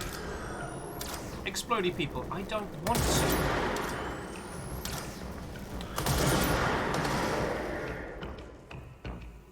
Hold that thought. See if somebody wishes to play a little bit of a cheeky snipey game.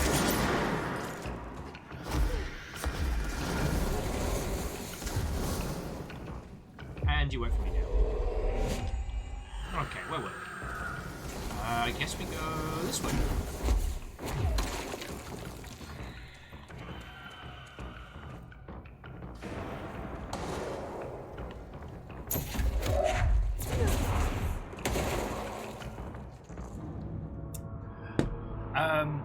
But no, I want to go back to what Brian was talking about with Hellblade, and by focusing on just one character, just one set of like naturalistic facial animations, they were able to do so much. Oh, the VOD will be saved after, and I'll pop it over to YouTube after this afternoon.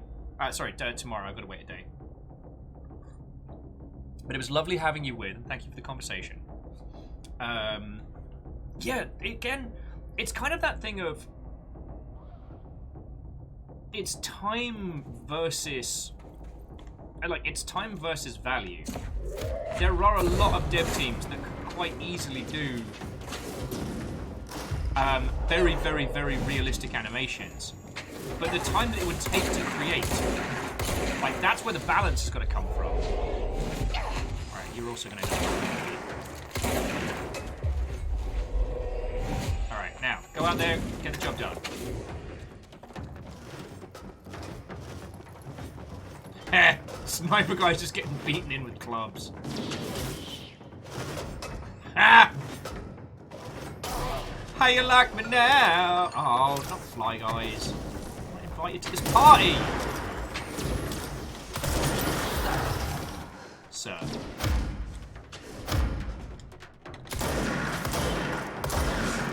Oh, that felt different. I need to blow some faces off.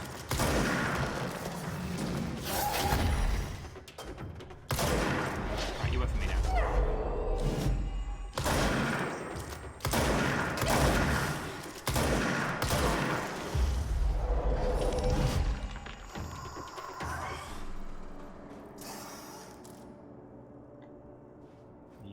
You two okay there? Just hanging out? Having a good time? Alright, we're going to talk about facial animation. Okay.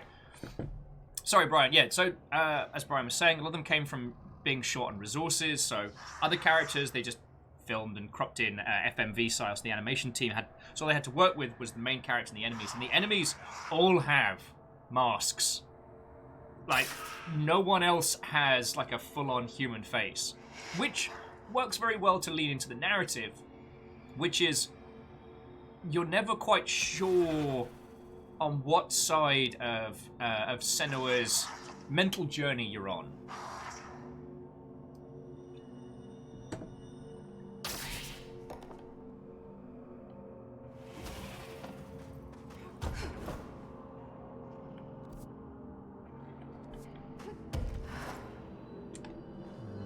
can't quite get high enough up there, can I? Darn it.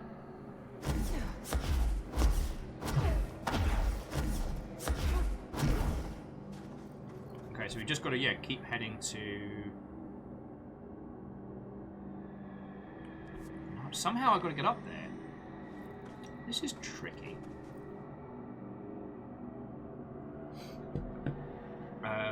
But yeah, sorry, Brian, I apologize. I'm kind of like, I pick up your topic, talk about it for 2 breaths, and then get distracted. After DMC, Ninja Theory were kind of in a bit of a sticky wicket, because they'd just been doing, like, work for hire since they did, what was it called? Wait, was it originally just called Hellblade? I forget. They did a PS3 launch title that had very good facial caption stuff. They worked with, oh, what's his name? Gollum's lot, Andy Serkis. And I believe that one was called Hellblade. Anyway, it was an alright hack and slash. Heavenly Sword, thank you. Thank you, Ben. Why do I keep calling it Hellblade?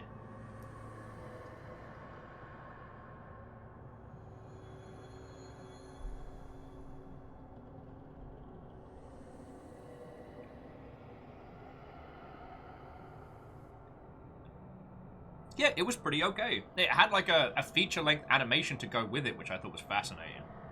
Anyway. Oh. Oh.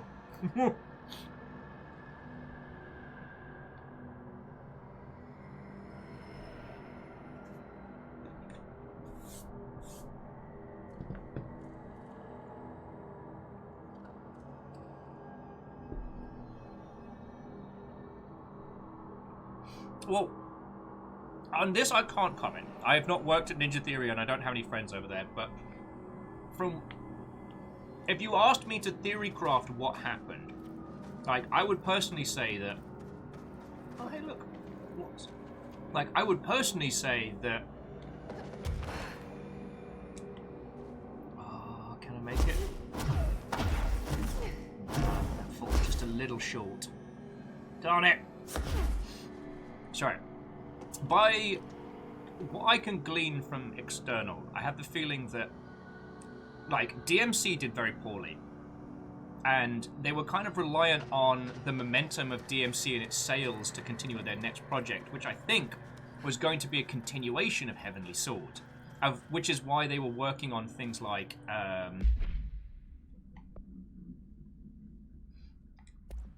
which is... Always rarity. Which is why they were working on things like facial capture software, new techniques for facial animations, binaural audio. Like, we talk about binaural audio a lot, but it definitely wasn't as common when they brought it into Hellblade. So I think they were looking to make a sequel to Heavenly Sword. DMC... I don't want to describe it as a flop, but DMC did not meet expectations, and they kind of went, oh, shit, we need to make a game, and we need to make a game on a budget, because we are gonna have a bad time otherwise. And so I think that's where a larger portion of that came from, and then they just decided to separate it all together. Port Center, they did Enslaved, yes they did. I can't remember how that did. I remember it being a very, very interesting take. But the scope of their games after that at least said to me that there was a big project they were working on behind the scenes that got downsized.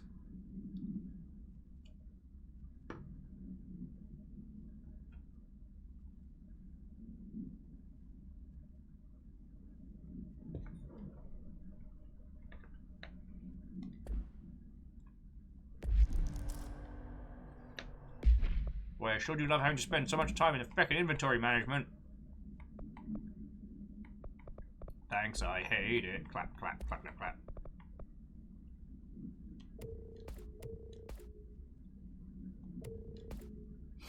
Okay.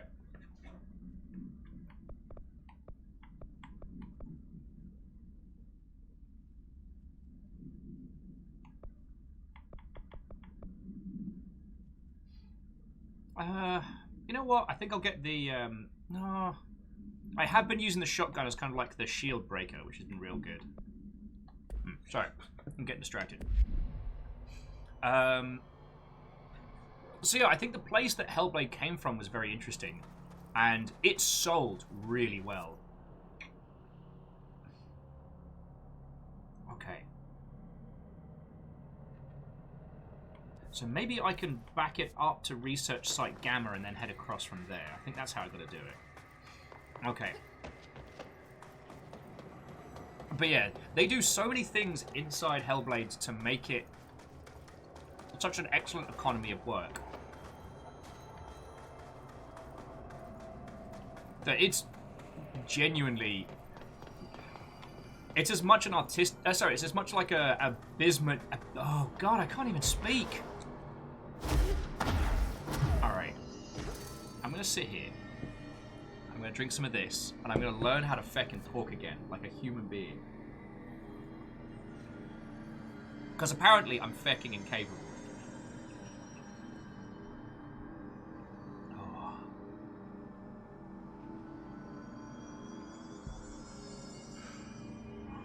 Okay, but, so... Oh yes, and it is absolutely a trip in VR. Okay, so what can we learn from it? Like... Sometimes, like, stylistic animations can do better than attempting to emulate realistic ones. God.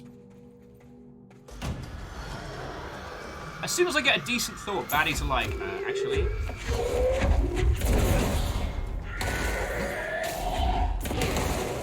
Thank you.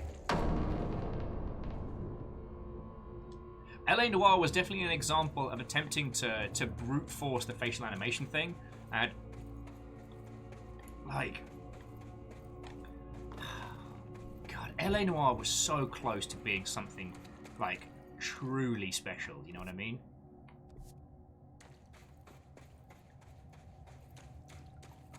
And I think about this a lot. Like, LA Noire broke a lot of ground with a lot of interesting tech, and its whole kind of, like, Chinatown story was very, very interesting. But it did miss a lot of what made that genre really work. And... I know it's something we talk about a lot.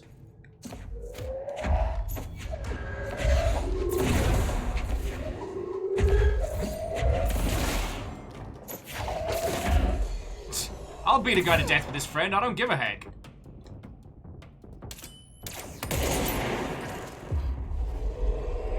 I'm sorry, I know it's a topic that comes across a lot, but when a game biffs it on the ending, it's always so heartbreaking, because it's like this idea that it could have been something really special. And LA Noire's ending was such a misstep. Perhaps I should revisit it as a grown-up, like, give it, like, another, like, honest-to-goodness try, but...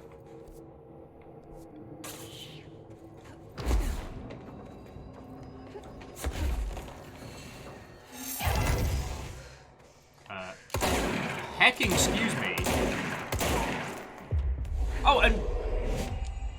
Like, Brian, I do not think that we are poorer for having LA Noire as a game. But it's also worth mentioning that that team absolutely bit off more than they could chew. The, Okay, complete the ritual of the deep cavern. I get the feeling that something's going to pop off here. Oh, we came in here earlier.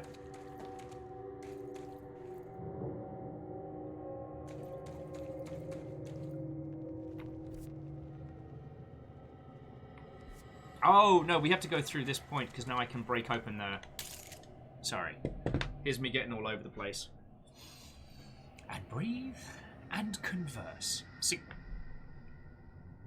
LA Noire was a mess of a production, and as was discussed a lot of the time, a large proportion of resources had to be allocated from Rockstar to help finish it up, because it had a bad time. And I think... Oh.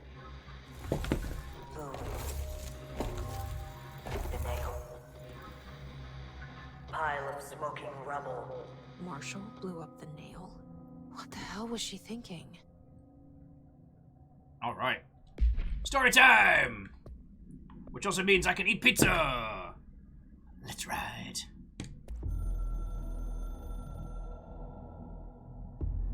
Hiss got in. The Foundation is overrun. I was out of time and out of options. I took all the C4 I could get my hands on and strapped it to the nail. Boom. A desperate move. But it's better off in pieces than in enemy hands. Trench wouldn't be thrilled. He always said how vital the nail was. How it was the Bureau's duty to protect it. Bullshit. Those years spent in the director's chair warped his priorities. In the end, he valued order over people. Yep. The advice of invisible voices over that of old friends. He lost sight of who he was. The board made sure of that. But I did my duty. The Hiss can't corrupt a pile of smoking rubble. My last act as head of operations. I'm done. At least I could take those bastards down with me. Oh no!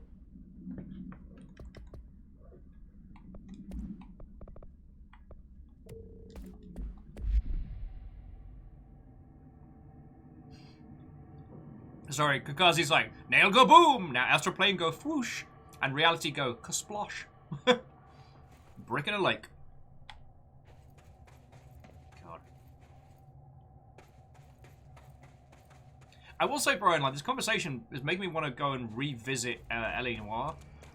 More for not just the facial caption, kind of like the detection elements of it, but for friendos, if any of you have photosensitivity, just tab now. It's one of those like flashing light screamy bastards.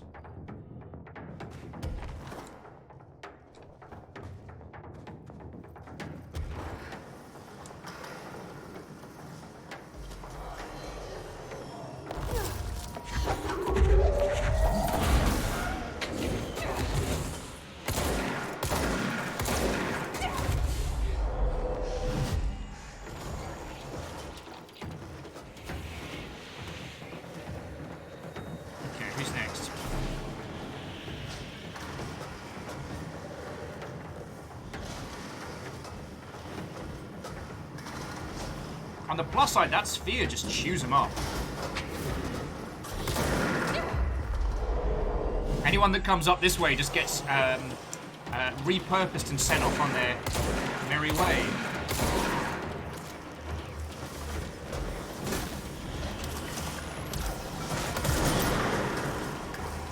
Oh, down in one.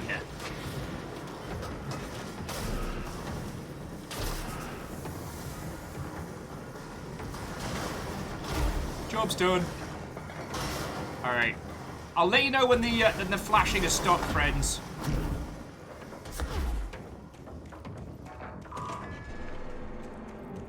Alright, so now we've got our little shortcut sorted, which is very useful. Alright, flashing light's still going.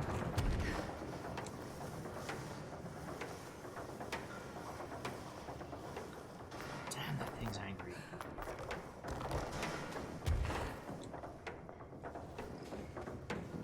Let's not be there when it gets here, shall we? Alright. Now this is where we're meant to be.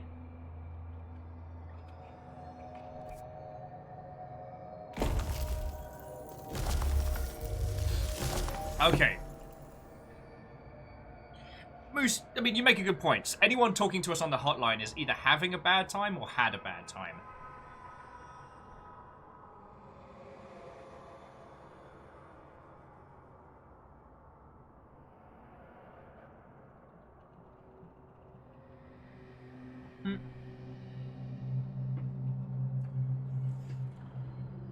Kakazi, let's leave that for now, because that way that anybody who's been like watching our whole playthrough of this still has some cool things to find. So not only will they get kitty ears, but also like a little reveal. If you want to DM it to me, I will give it a watch.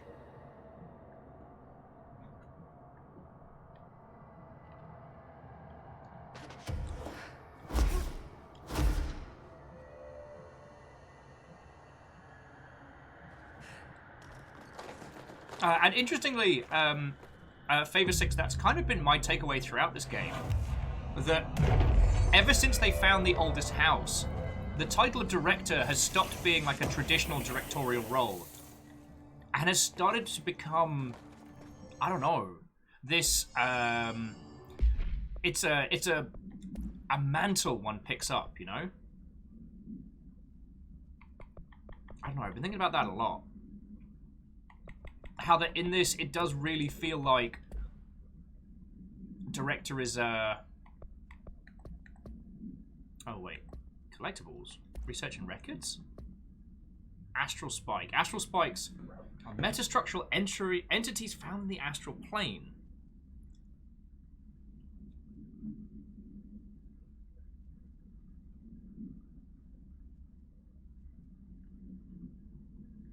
Oh, wow.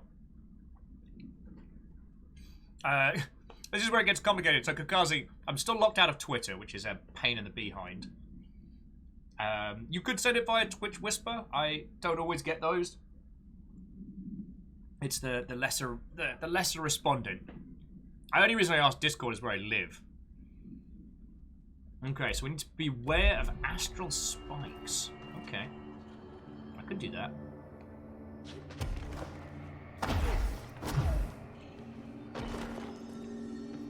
Okay.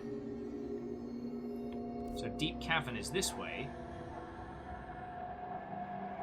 Alright. Knock knock, Mother Hubbards.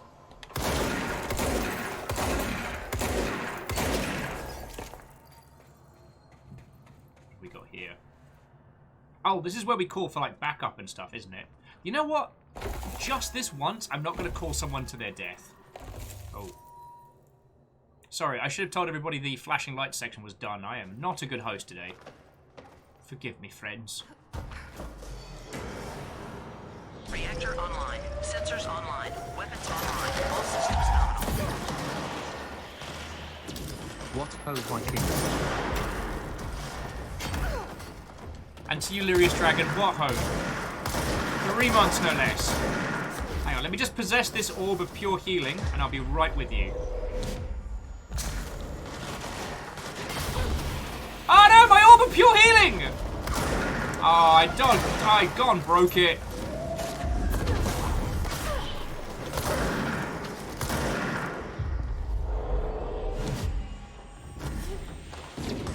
Ow.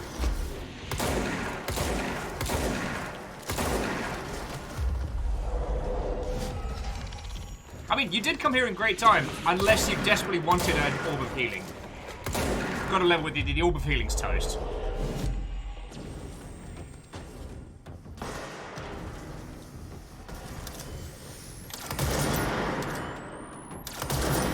Oh my word. Fine. Don't want to play Snipey Snipes with me? Let's hit you with a ruddy great big rock. Everyone got to be so rude around here.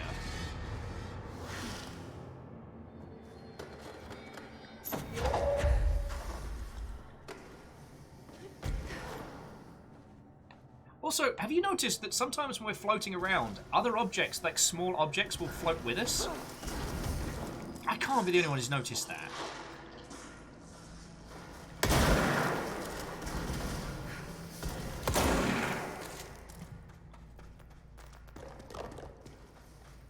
Alright, where were we? Ah, yes. So, Lyrius Dragon, sorry, let me say this properly. Thank you for 3 months. How was your day? How are you doing? Wato and welcome.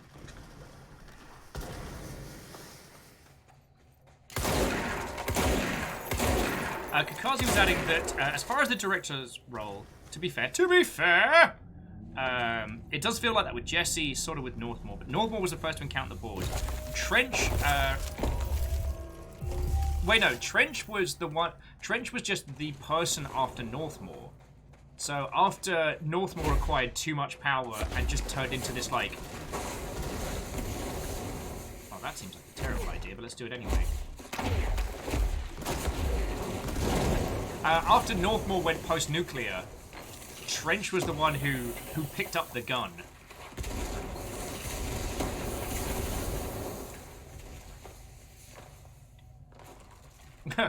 Clank saying that my link on my Twitter page says I'm on there too much.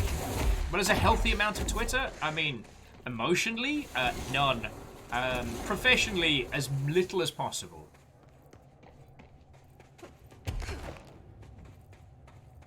All right, last part of the nail.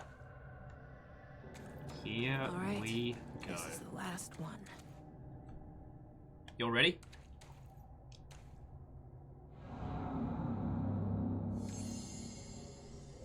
I can't believe Marshall's brilliant plan was to blow up the nail. And she thought I wasn't ready.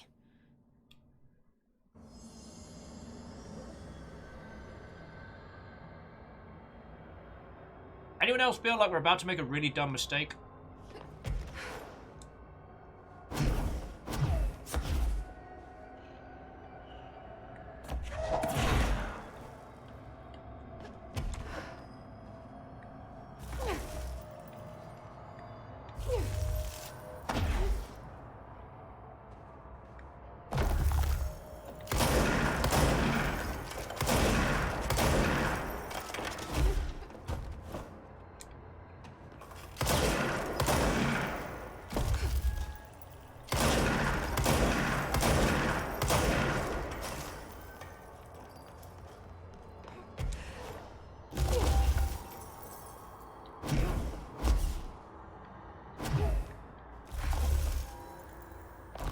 Gotta be it.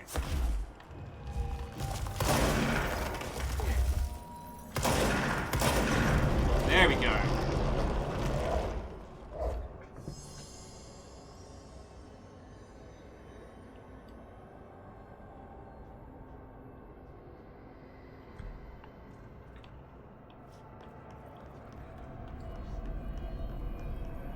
There. Easy as pie. Fuck. But that's the last one.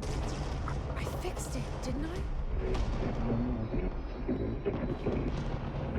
Nail, leave, end, says the former.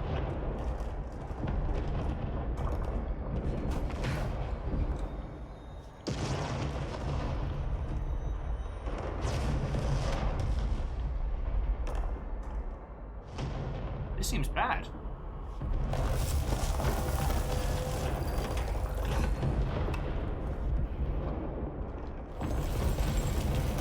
Okay, that's awesome. This is probably gonna get pretty hectic.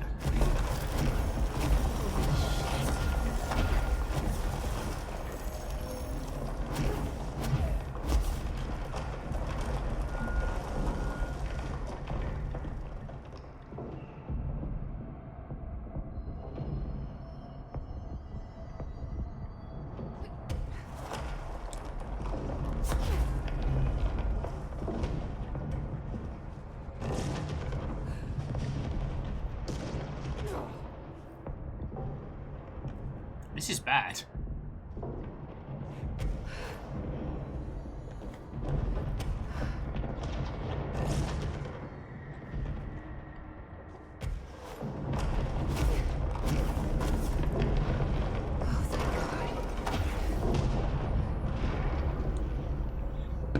Oh, yeah, no, Lyrius saw the curvature. Should be better now, not worse.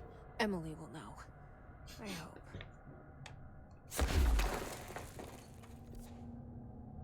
Should be better, not worse.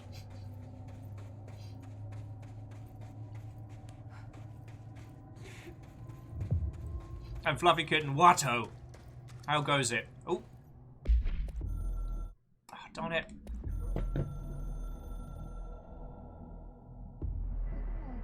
Apologies, how embarrassing. Astral fellow shades are acting hostile / very rude. We cannot direct behavior in external non-astral regions. Promise, fingers crossed.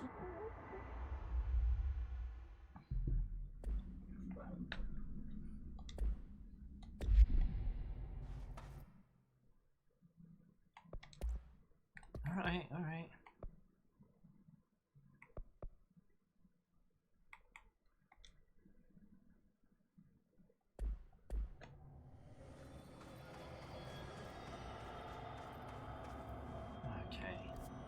Oh yeah, so we're just back to the crossroads from there. God, that nearly went horribly wrong.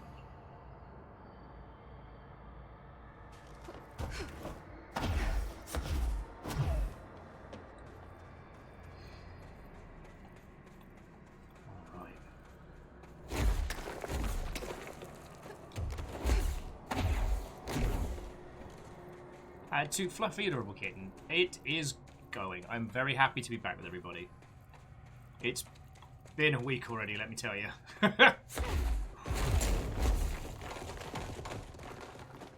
See, this seems fine. Nails rebuilt. This is fine.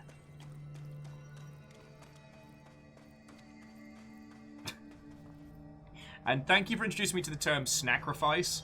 I need to remember that.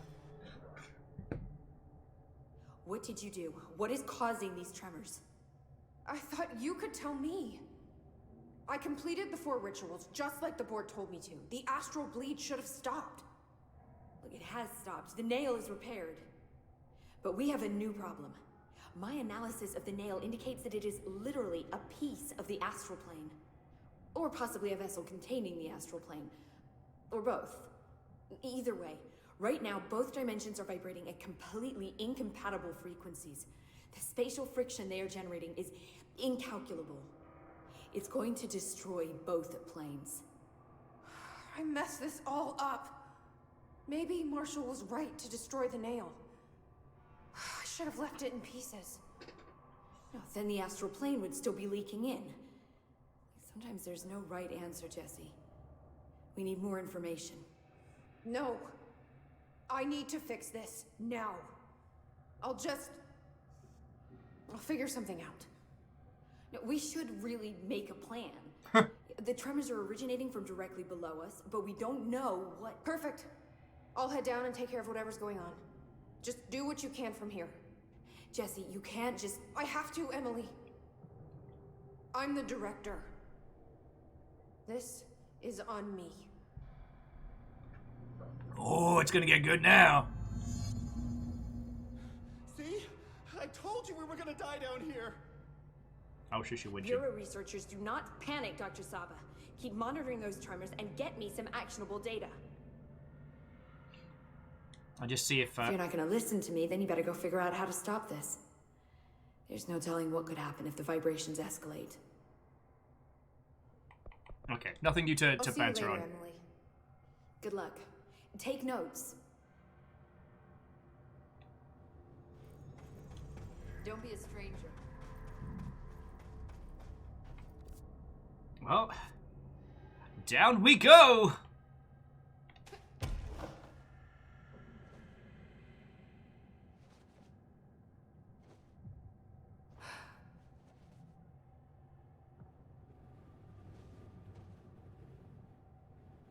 Brace yourselves, friends. We're going down.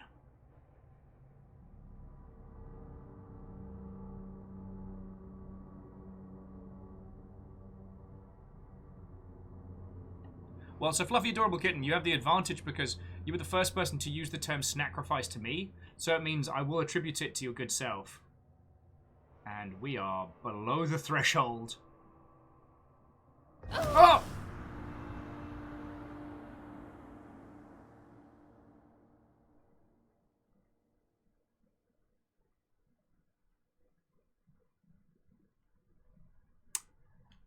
So that happened.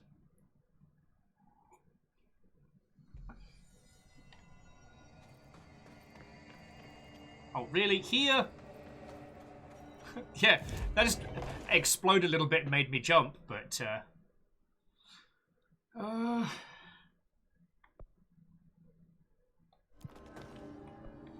let's, I guess head over to the crossroads.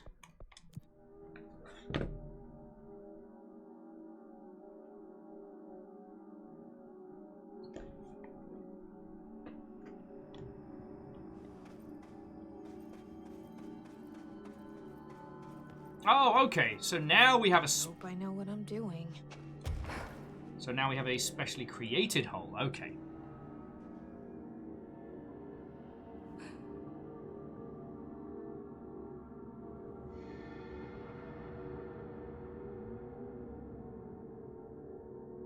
That was just the top of the nail?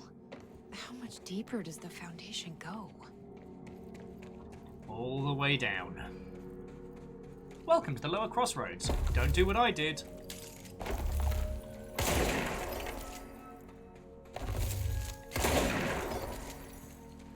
Exploding. Crystals are growing like crazy here. It's almost like they're trying to stop me.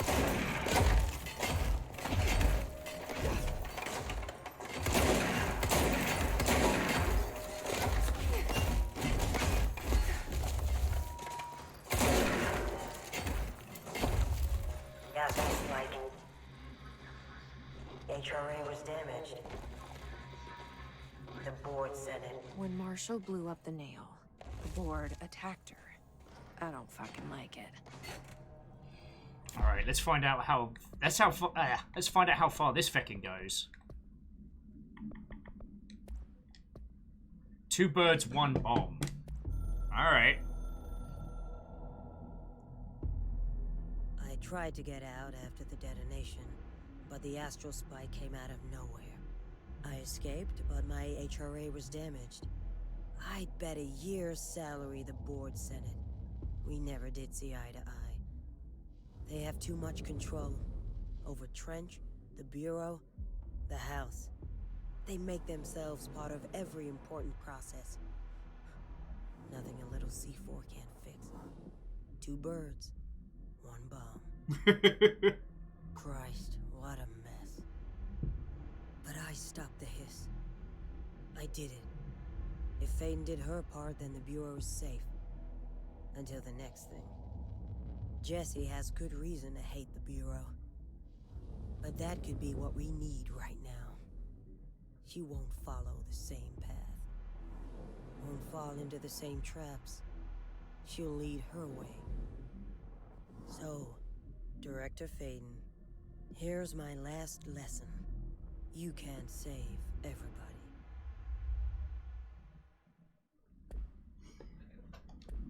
Okay.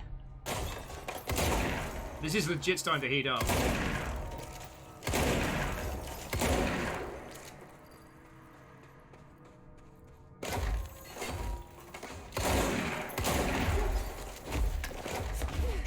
Yeah, this cave has definitely got it in for me. And I'm used to fighting quite a few things in video games, but I haven't come across... At least I don't... actually, no, I have found, like, fought angry sentient caves before.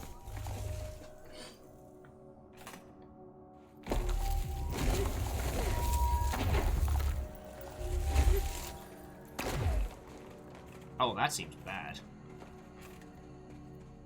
Oh, and...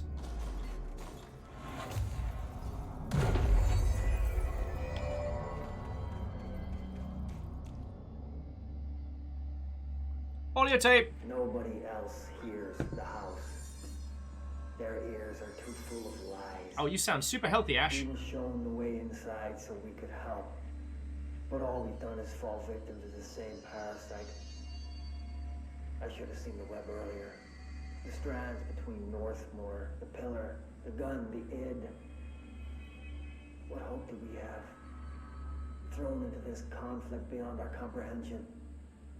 I've decided to rejoin the Bureau in the upper levels to end my long absence spent in the Foundation. Northmore will be angry at me for disobeying him. That's just his way. But I don't care. I need to remain in the oldest house to help however I can. I doubt I can steer the Bureau back on the right course, but I have to try. How did I go so long without a purpose? Without devotion? I can hardly remember how it felt. I realize how grateful I am to Father for setting me on this path. I wish I could tell him that. Sorry, I just saw Iron Imps. Someday, I'm going to make a game, and I'm going to hide a mimic in the options menu. See how you like it. Fluffy, I know Vermintide 2 very well. I haven't had a chance to try the newest updates. I think it came with some funky new weapons. This is the director. Oh. I need backup at my location. I don't, and I'm really sorry. Oh, deployed ranger, you're not going home. Let's put him down! Bless your cottons. Bless you, Cottons. You're gonna have a bad time, buddy. Kakazi says, so I wonder what happened to Ash. I think we'll find out soon enough. Or if we don't, then we'll have a chat and a banter about it. I'm guessing we're hitting towards the end of the Foundation, which means we'll have plenty of time to talk about it, and maybe even head to the upper levels before starting Alan Wake. Who in the diddly heck is that? Oh, I recognize that gun. No, Marshall, no!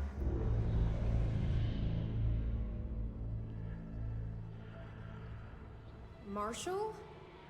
You're alive. Soon you will no longer recognize us or yourself. And Stringer, please hold that thought. Or them. Family is dead. The walls are broken, but yellow and red in the eye. God damn it. Inverted is made right. Leave your Fuckers take everything. I am not letting you take this. You've always been the new you. You want this to be true.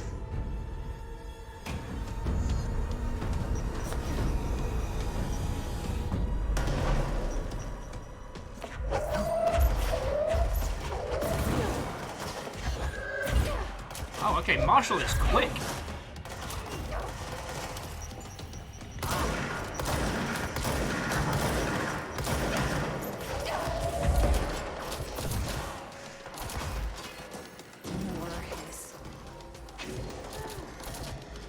Oh, god darn it, Explodey Hiss, no one likes you!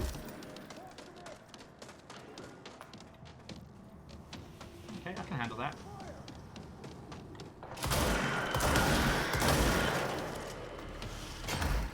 Right, Bob, trust me, you don't want to get in on that.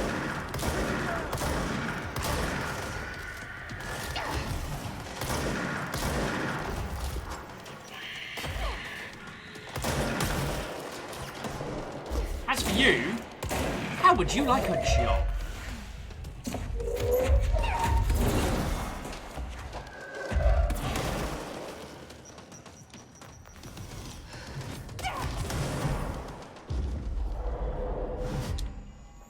Oh, darn it! It was a good run while it lasted. Oh, I'm still alive! Ha ha! In your face!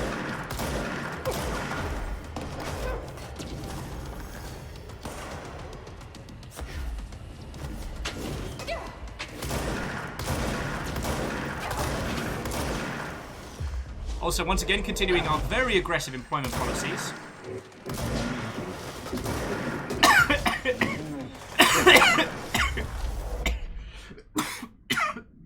God, I'm so sorry. Alright, he's got a piece of pizza caught in the wrong place. Wes, how are you doing? What, ho, friend? Oh, sorry. And Stringer, please, thank you for stopping on in. I genuinely love the new Blade Runner, just for very different reasons. And, friendos, this Saturday, me, Stringer, Dave, and possibly additional friendo are heading back into GTFO. So this Saturday is going to be fun. Oh. Wes, oh, so Wes, I think we're nearly done with this one, but it's a little while before we'll be jumping into the Alan Wake stuff. So if you want to chill and ill with us, once I'm done doing the whole shooty gun bang explosionness, then we can, like, I'd love to know your feels, especially on certain parts of this game, because we played this initially just for the discussion of, like, the environments and all of that good stuff, and we've ended up sticking with it, like, far more than I'd anticipated. So I'm going to get back to the shooty gun bang so we can get through this boss section, and then to be continued. Time for some aggressive firing. Oh, okay. Wait, so the former's actually sending us...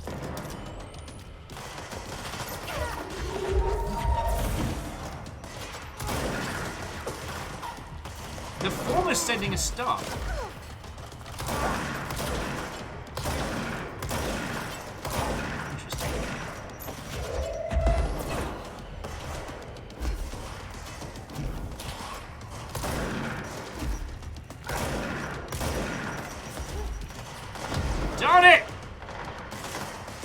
least in this section, you don't immediately die if you fall off. What? Out of ammo?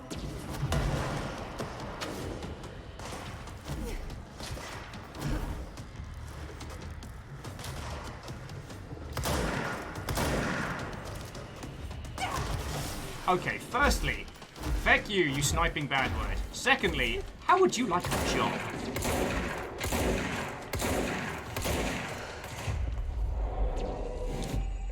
Thank you. Heh. Yeah, I just tripped Marshall up. No, I'm not sorry.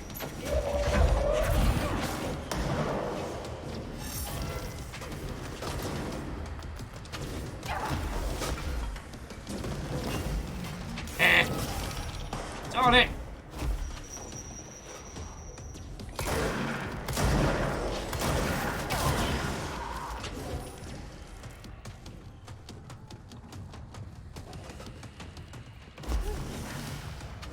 Where's Marshall? Oh, apparently. Sorry, I wasn't here to help, Marshall. The nail is corrupted. That explains why the board wasn't answering and what's causing the quakes. Marshall came down here to stop this. I should have been with her. I could have saved her. But I can still save everyone else.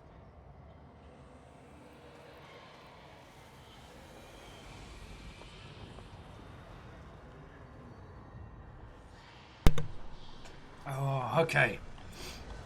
Let's cleanse a nail. Oh.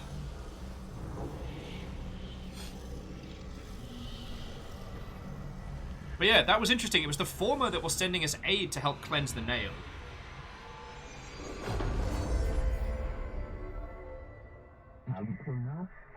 We are cleansed, liberated, hallelujah. The foundation is stable, beaten, A-OK. We hope to improve your attitude / loyalty. Well, fuck you too. Oh, I'll be sure to. Let's play it smart. They don't need to know I'm onto them. Not yet, anyway. Aperios, what ho, friend? How are you doing? Yeah, and I very, very nearly said exactly the same thing, Jesse. Like, if she hadn't said it, I was gonna. Kakazi's put forward the idea that possibly, while the former hates the board, the former also understands that the Hiss are worse.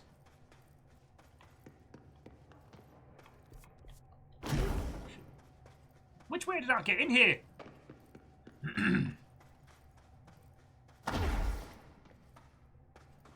Oh, so Perios, how have you been doing, friend?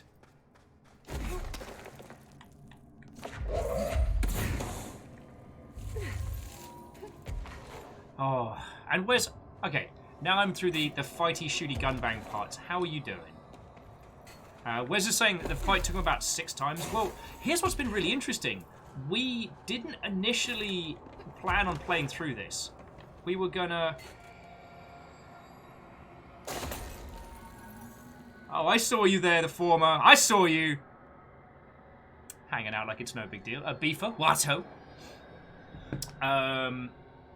Initially, we hadn't planned on going through this whole game.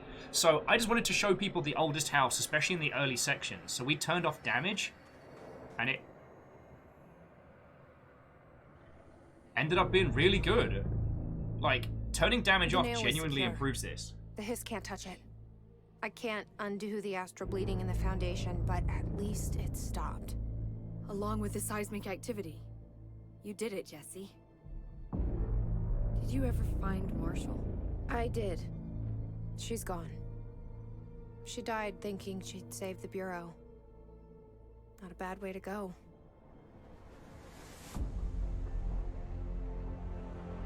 I wasn't ready for this crisis. I didn't even see it coming. But I promise, I'll be ready for the next one. Oh, it's making me feel real dizzy. I mean, what good is a director who can't hold her bureau together?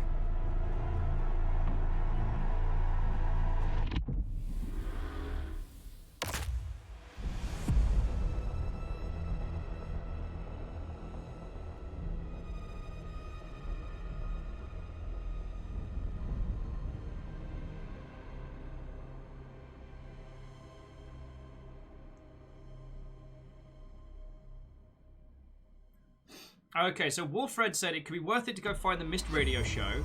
If you can give me a location, I will go. Oh. I know how to handle things, now that I'm the director. Clearly, it's not that simple. I need to choose a direction for the Bureau. It should be one that serves our goals, not the board's. Whatever those are. I need to lead my way.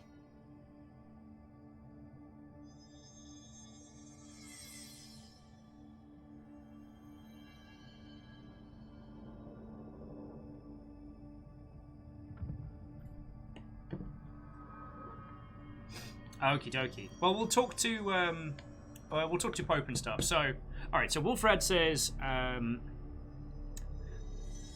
okay, Mist Radio Show. It's in the filing room in the collapsed department. You'll have to give me a location. Beefer, Watto. So they got platinum for this game. The Lord, yes. Oh, and sorry. What I was saying is that it might just be that the story is so good and the combat is okay that since turning off like damage and just focusing on the narrative, like this game shines.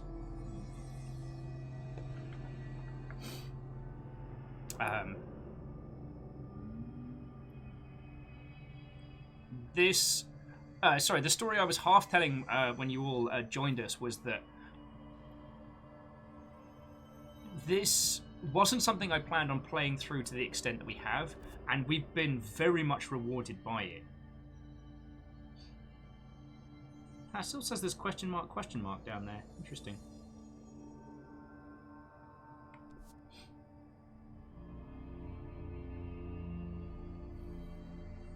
Wes was saying that the combat's some good power fantasy stuff. It's a bit clunky. Yeah, and the kinds of powers you get are very, very easy to understand and yet feel very, very different in how you acquire and utilize them, which I think is very cool.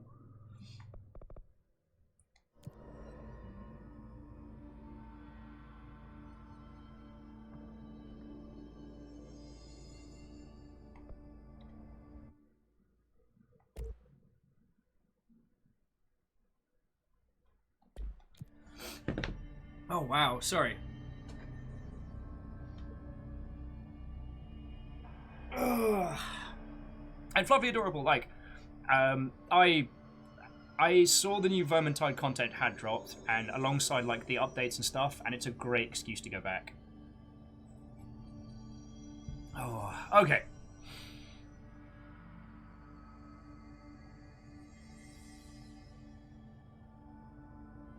Okay, so there's an altered item and a side quest, so we can go have a look at that.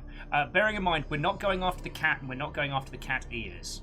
So if you do want to see the scene with the kitties, and you do want to acquire cat ears for your character, sadly, that's a thing you're going to have to do on your own time. Oh. Wes was saying that the two big scenes that epitomise the joy of this game was the Techno Train Ride and the Ashtray Maze. God, yes. And we talked a lot about it because we realized that because most of the environments are very much in this like very bright brutalist concrete, very, very oppressive open office kind of feel, it means that scenes like the Ashtray Maze, scenes like the film camera high-speed chase just end up popping so much. Give us a call on the radios if you need help out there, Director. We'll see if Pope's got anything else to natter with us.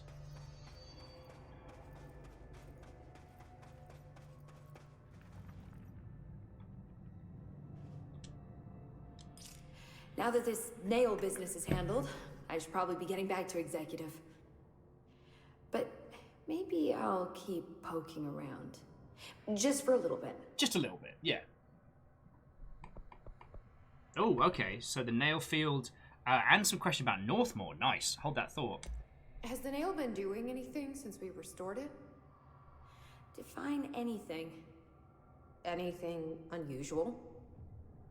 Define unusual. Emily. Sorry, but the answer is a whopping yes. Now that it's whole, the nail is emitting a constant field of, well, think of it like low-level radiation. Okay, Wes, have a lovely rest of your evening. Thanks for popping in, dude.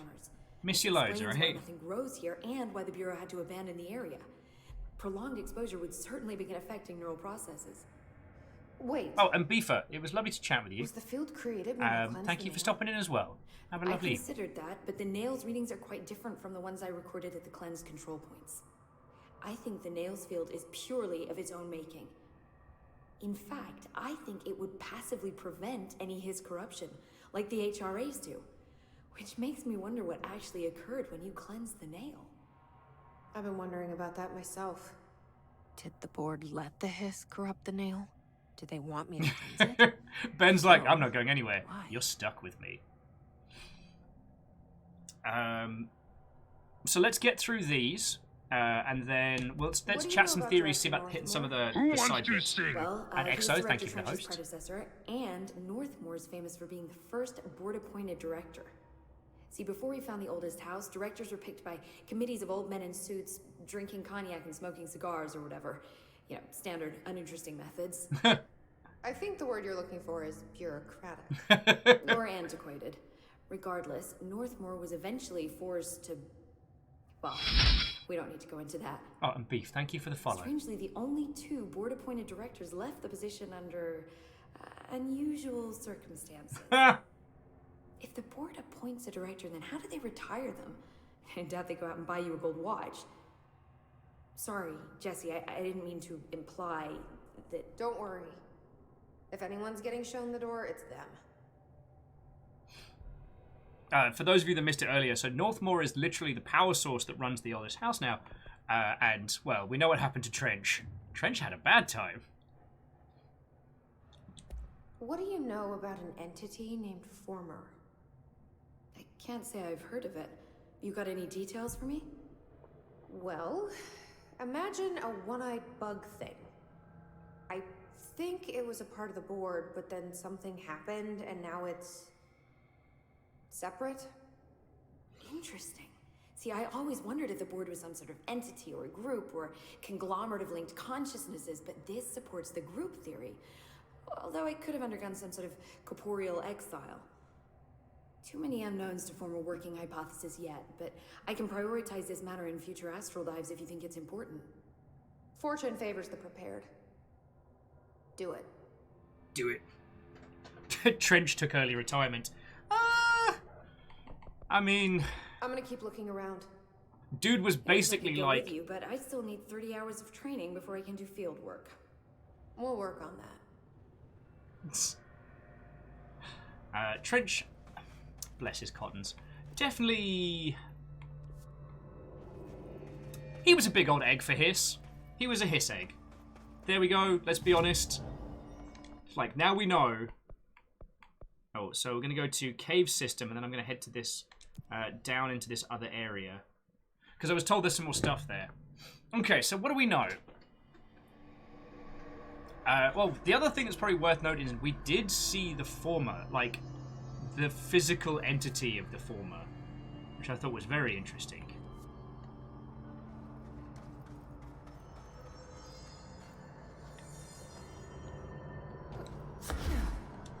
Oh, come on! Graphite with. Well, Trench did go out with a bang.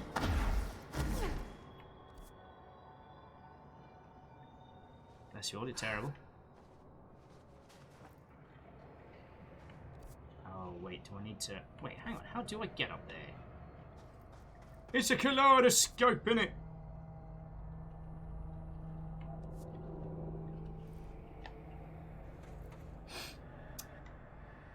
Oh. When obvious questions have very, very obvious answers. There we go. Alright. Ooh, chasm. Ooh, empty room of nothing.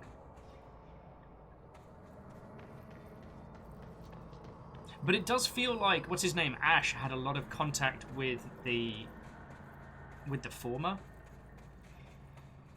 And I wonder if, like, the interactions between the oldest house and the board aren't exactly cordial. But, like, I have no way to back that up. It's just something curious. Do you know what I mean?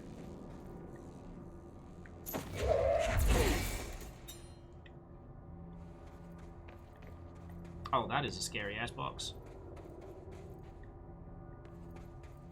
That is a scary-ass box that is empty. Oh, dear. Alright, so let's see what we got here. VHS supplement. God, I think I've seen this movie. Okay, everyone's going for the terrible jokes. Trench went out with a bang and a splat. Beefer with, yeah, Trench, he got, fired? Dark. Yeah, and Kakazi, I'm starting to feel the same. The oldest house is its own entity, separate from the board and the former, and a lot of the things that it does might be its attempt to separate itself from the board. The board essentially using the Bureau as a way to control and enact change upon the house. I don't know. Anyway, so there's a VHS tape.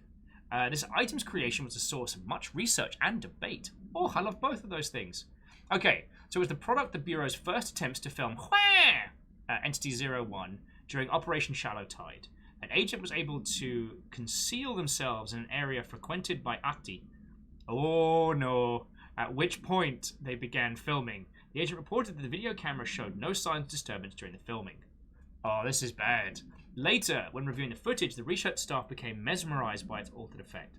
Measures were taken and altered evaluation began. Never before the Bureau personnel had been so closely involved in the creation of an altered item.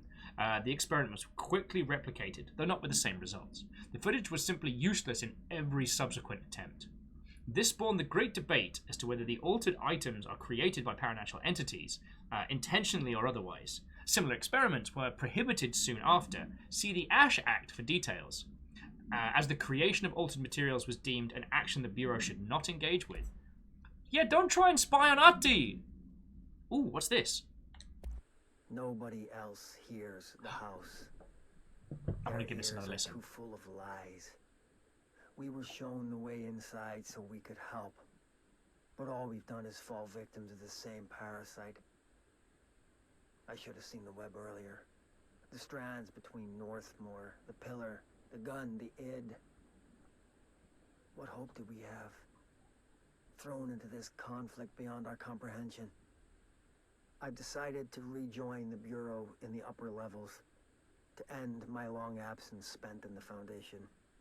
Northmore will be angry at me for disobeying him. That's just his way. But I don't care. I need to remain in the oldest house to help however I can. I doubt I can steer the Bureau back on the right course, but I have to try. How did I go so long without a purpose? Without devotion? I can hardly remember how it felt.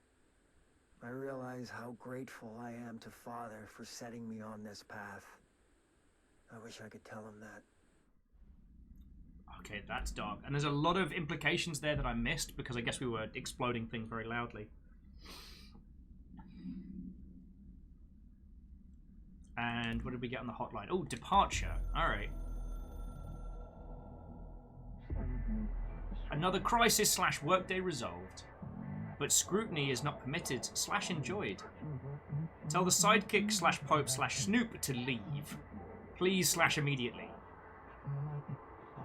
Before it is time to begin / become. The next task / chapter / stage. We will be with you soon, Jesse / Jesse Faden. Jesse / Dylan Faden.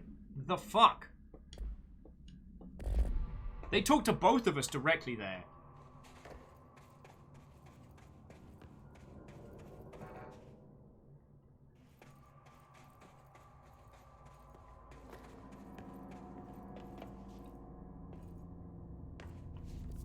Interesting.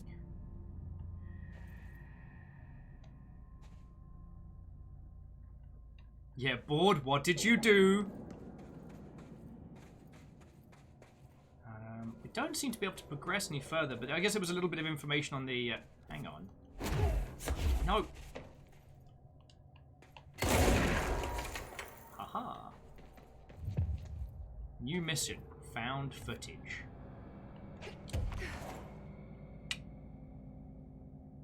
I was like, wait a second.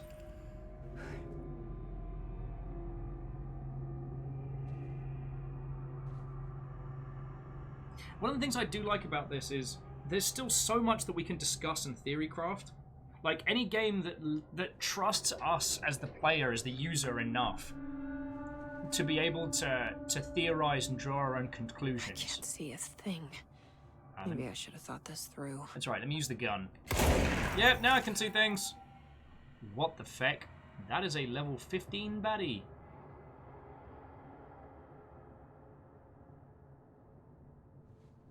The light. Another TV.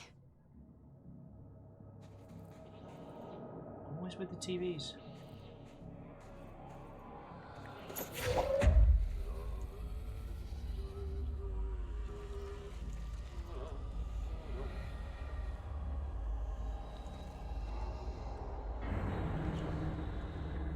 Is fascinating. So it's projecting Atti, but I can use the TV. So dark. How am I supposed to drag this thing out of here? The TV stops them from attacking, makes them passive.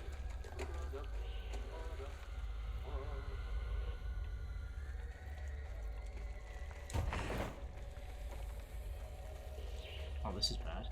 This is fine, Jesse. You're okay. Just don't drop the TV. Oh wow, the ball ends up chilling, the spikes end up chilling the heck out if they've got telly to watch. Oh, I feel like a really, really poor parent, just using television to subdue my children. Hypnotized, mesmerized? Could be any of the above.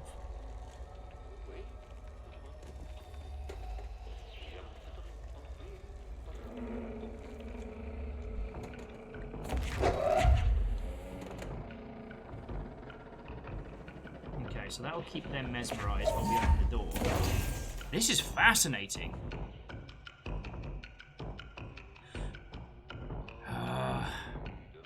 Oh, sorry, Brian, that exasperated side wasn't at you. Alien Covenant ends up being something that I find myself still mad about narratively, probably more than is healthy.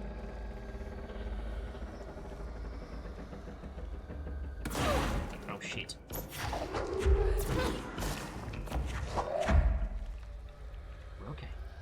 Okay.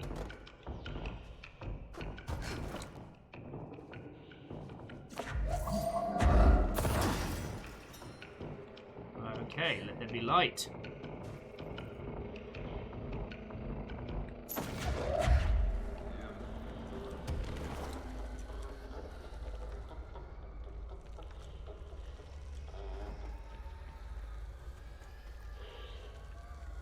Now, I will say, this is probably one of the few sections where the lack of damage going on is probably giving us a very, very different experience than a lot of other people would have with this.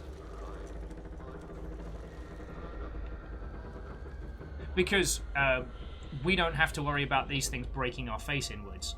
So we just need to keep them kind of like, what's the term? Calm. Just need to keep them calm and happy.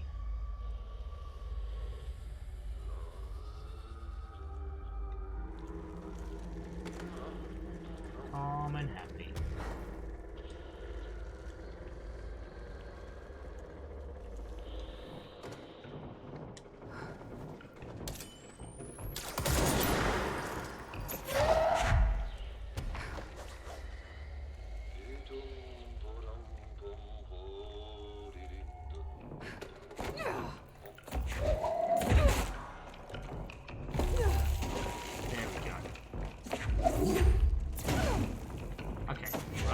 Okay, door's closed. Let's keep it moving. Let's keep it moving.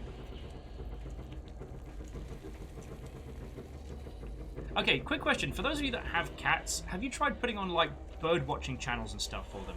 Because I always thought that was a myth, but a good friend of mine attempted it recently and actually had a surprising amount of success with it.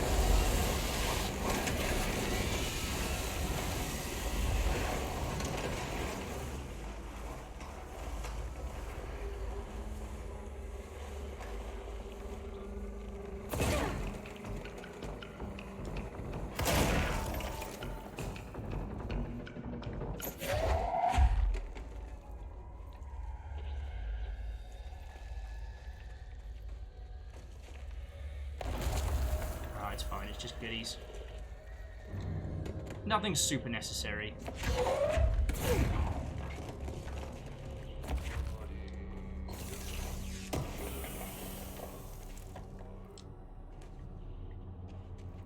Come on, opening stuff.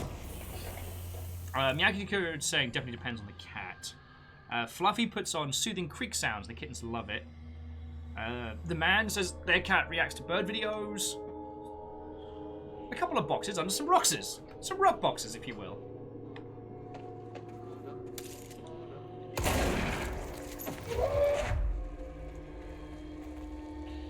But this is very interesting.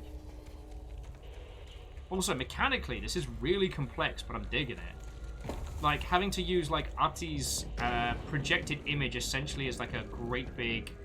What's the term? Like a great big spotlight pacifier. It's very... Well, it's very Alan Wake, let's be heckin' honest. You know, credit where credit's due and all that.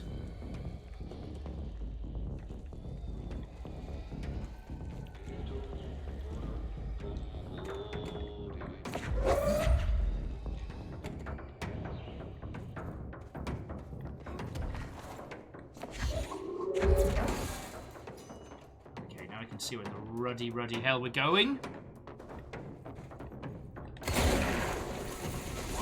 Anytime you want to make this easy for us, Ati. Oh, God. Oh. Oh, it hurts my eyes. And my everything else.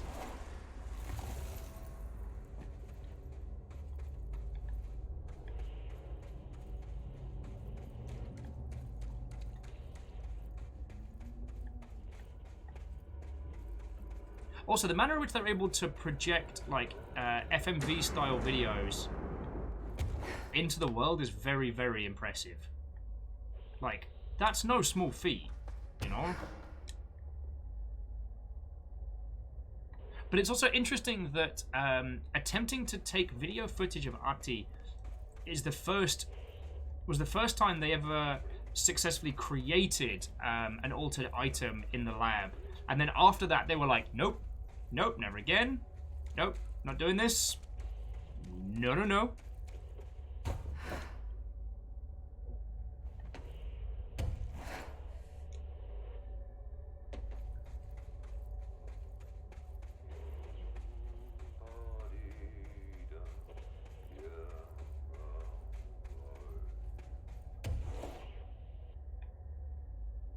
There's the way out. Up there. Woohoo! Back at the cell. Thank God.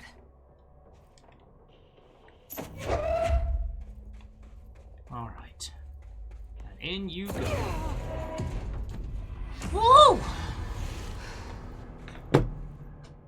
Oh, job's a good un. Sad we didn't find that earlier, but that was fucking cool. Moose said, did the document on finding Ati have a date on it? It does not.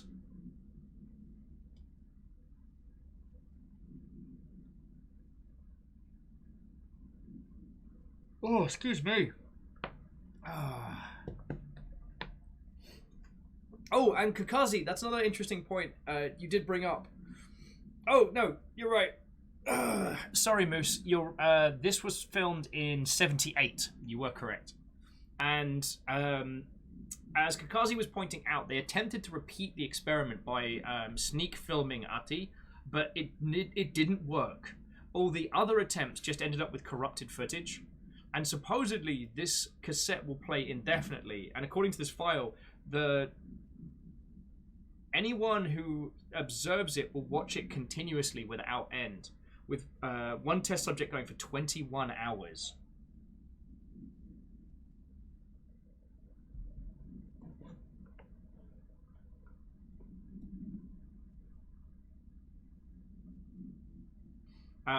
Even when the television footage are in containment within an enclosed cell with no window, agents in proximity have been driven to open and enter the cell by the item's entrancing nature. Interesting. I mean, we know Ati is incredibly powerful. We just... yeah. Sorry, we were touching on it a little bit before I had to go through the dark, dank caves of this place, whilst also using a telly to light our way. But this game is content in some regards to let us have our own conclusions, and I really like that. Yeah, item, which means that Ati has been around the oldest house for at least 42 years.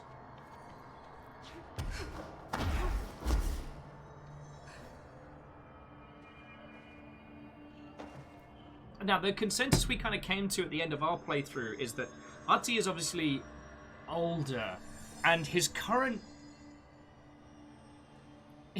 form may have been partially projected onto him by the people that came into the oldest house. In the same way that the contents of the oldest house is laid out like a government building, almost out of expectation by the people who came in first. Do you know what I mean? Okay. Alright, let's head up back to Executive, and then we can...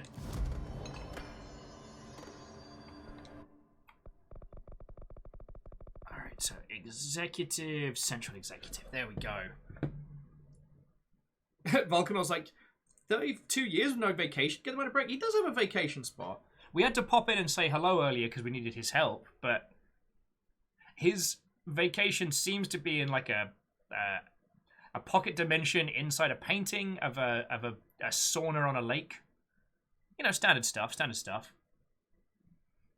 Oh, it's Sadlin. Garages take down the millennials. Feckin' wee!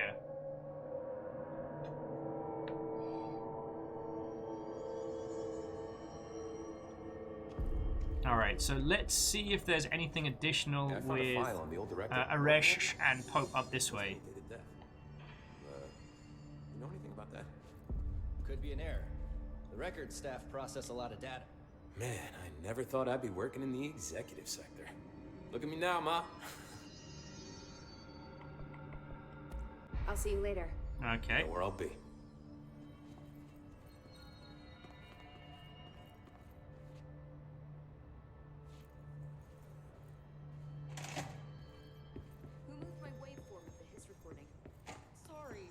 Alrighty, anything new? I know we talked a lot downstairs, but... Hi, Jesse. Okay. Sorry. We will learn. We'll see you soon. Yes, ma'am, Director Faden. Not even as a joke. Please, Emily. Not even as a joke. Okay. So if we check like missions in the ilk, so Langston Runaways, Mold Removal, 6 Old Friends. A Dark Place is the start of the Alan Wake content. Now the thing is, I don't know if we should start Alan Wake today. I think it would be nice to do Alan Wake like next week as a whole long block. And it gives me a bit of time this evening to start blocking this place out and look at it, making it look nice. So I think that might be my go-to maneuver for this evening. Though if we are going to go see Mr. Wake, we do need to choose between director's suit and gold suit, because you know we've got to be fancy. So you know the directorial suit with the hair clip, or the golden suit which is lucky but with hair kind of like slightly down. Decisions. Like I'm thinking the directorial suit definitely makes us look the part.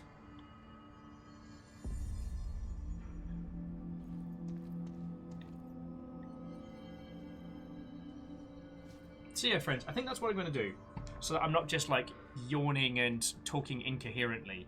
But that does mean that Foundation is done, and that from next week we can get. I mean, I don't know if we'll do Alan Wake DLC in one day, but we'll give it a bloody good go. Okay, so friendos, thank you for bearing with me this week. I've been a fucking mess, and I apologise for missing the last couple of days. That's on me. I let stuff get on top of me because I'm a dingus.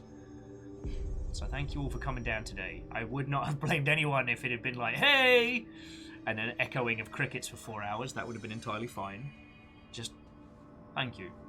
Alright. Some of the stuff we have left to go through is... We've got some boards to put up all of the the notes and little trinkets that you lot have sent, so that in the event that we move out of here in the future, we can use those just to kind of like take everything, because it did take a long time to take all the little pieces of paper off the wall. The whiteboard, sadly, is a heavy behemoth, and the decision was made to retire it. So I've got to find where we're going to put all the flags and whatnot. But Iron, thank you.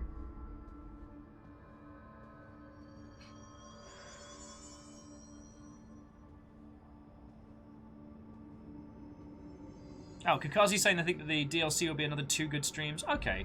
Well, the thing is, if we end up having time after Alan Wake, like, feck it, we'll put a kettle on, we'll all have a little sit down, and we'll talk about how Control went for us. Yeah, I'd like that. I'd like that. So, Jesse, thank you for your time. I'm gonna head to credits, because I do have a lot of people to thank.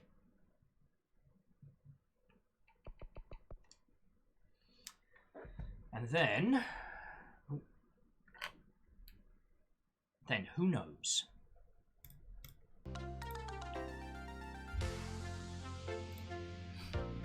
Okie dokie. Alas, poor whiteboard. We knew him well. Horatio. No, the whiteboard was an overhang from the last person who lived here, and when we took it off the wall to move it here, the thing weighed an absolute ton. And we couldn't find a place to get it in so that you all could see it and stuff. And so yeah, the decision was made. It had to go. all right. Let me say my thank yous. Again, I expected it to be very, very quiet today because I've been gone for 2 days and then the weekend and everything like a dingus. So thank you all. It's been a real stressful few days. And it's lovely to come back and have all of you lot, so thank you.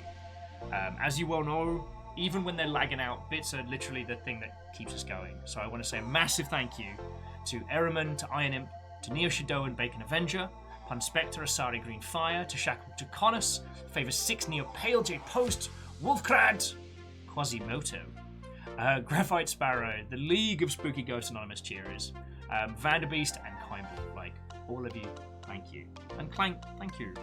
Your moderation team today was Caffeine, Rhymes, Moose, and Tarlicus, but also thank you to Lizzie T. Powell. And we got some new follow peoples. So to Beefer and Skullgamer, hopefully we get to have some natters and some chats in the future. And those that resubbed or were hunted by House Carl. There were a few loose arrows in the dark. I'd like to say thank you to Alness, MDH Wrights, to Kane, to Zitra, the D&D Dolphin, Stistium, the Orithetical, Dread Central, the Jax, Sagebell, the Crystallion, Cent Zero, Rhymes with Moose, Count Fraz, Snugglyburg, Scar Red Tiger, British Beaver, Chronofire, Shirogi, Jegmare, Gilmar Greyjoy, Zelky Plays, Ami Masashi, and Lyrius Dragon. All of you, thank you. To those of you that brought in raids, to those of you that hunted, like the great hunters of House Carl, to all of you, sincerely thank you, alright? Okay. Graphite, thank you kindly. A fucking glorious terror. Glorious terror. Alright, you know what? I'm gonna just bring our adventures to a close today. Yeah, join us tomorrow for Blackout Club, and then Saturday for GTFO. J-Post, you glorious cheeky Mother Hubbard. Well, at very least, when you do post-credits, at least I'm here to say thank you, because, like, it does legit mean a whole bunch. Like, a whole bunch. Oh, actually, I'll tell you what. Stringer Please is playing Undertale over on PA. So let's go say hello, because the next time you see Stringer Please, it'll be with hammer in hand and GTFO in their heart. So we'll head over to PA. There's only a few people chilling. And I think a spot of the old Undertale is a nice breath mint of a game.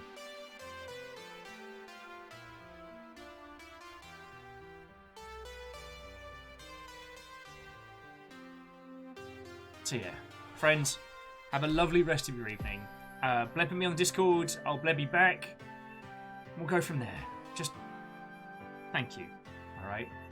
Thank you. Alright, I'm gonna go before I get cheesy. Friends, see you tomorrow.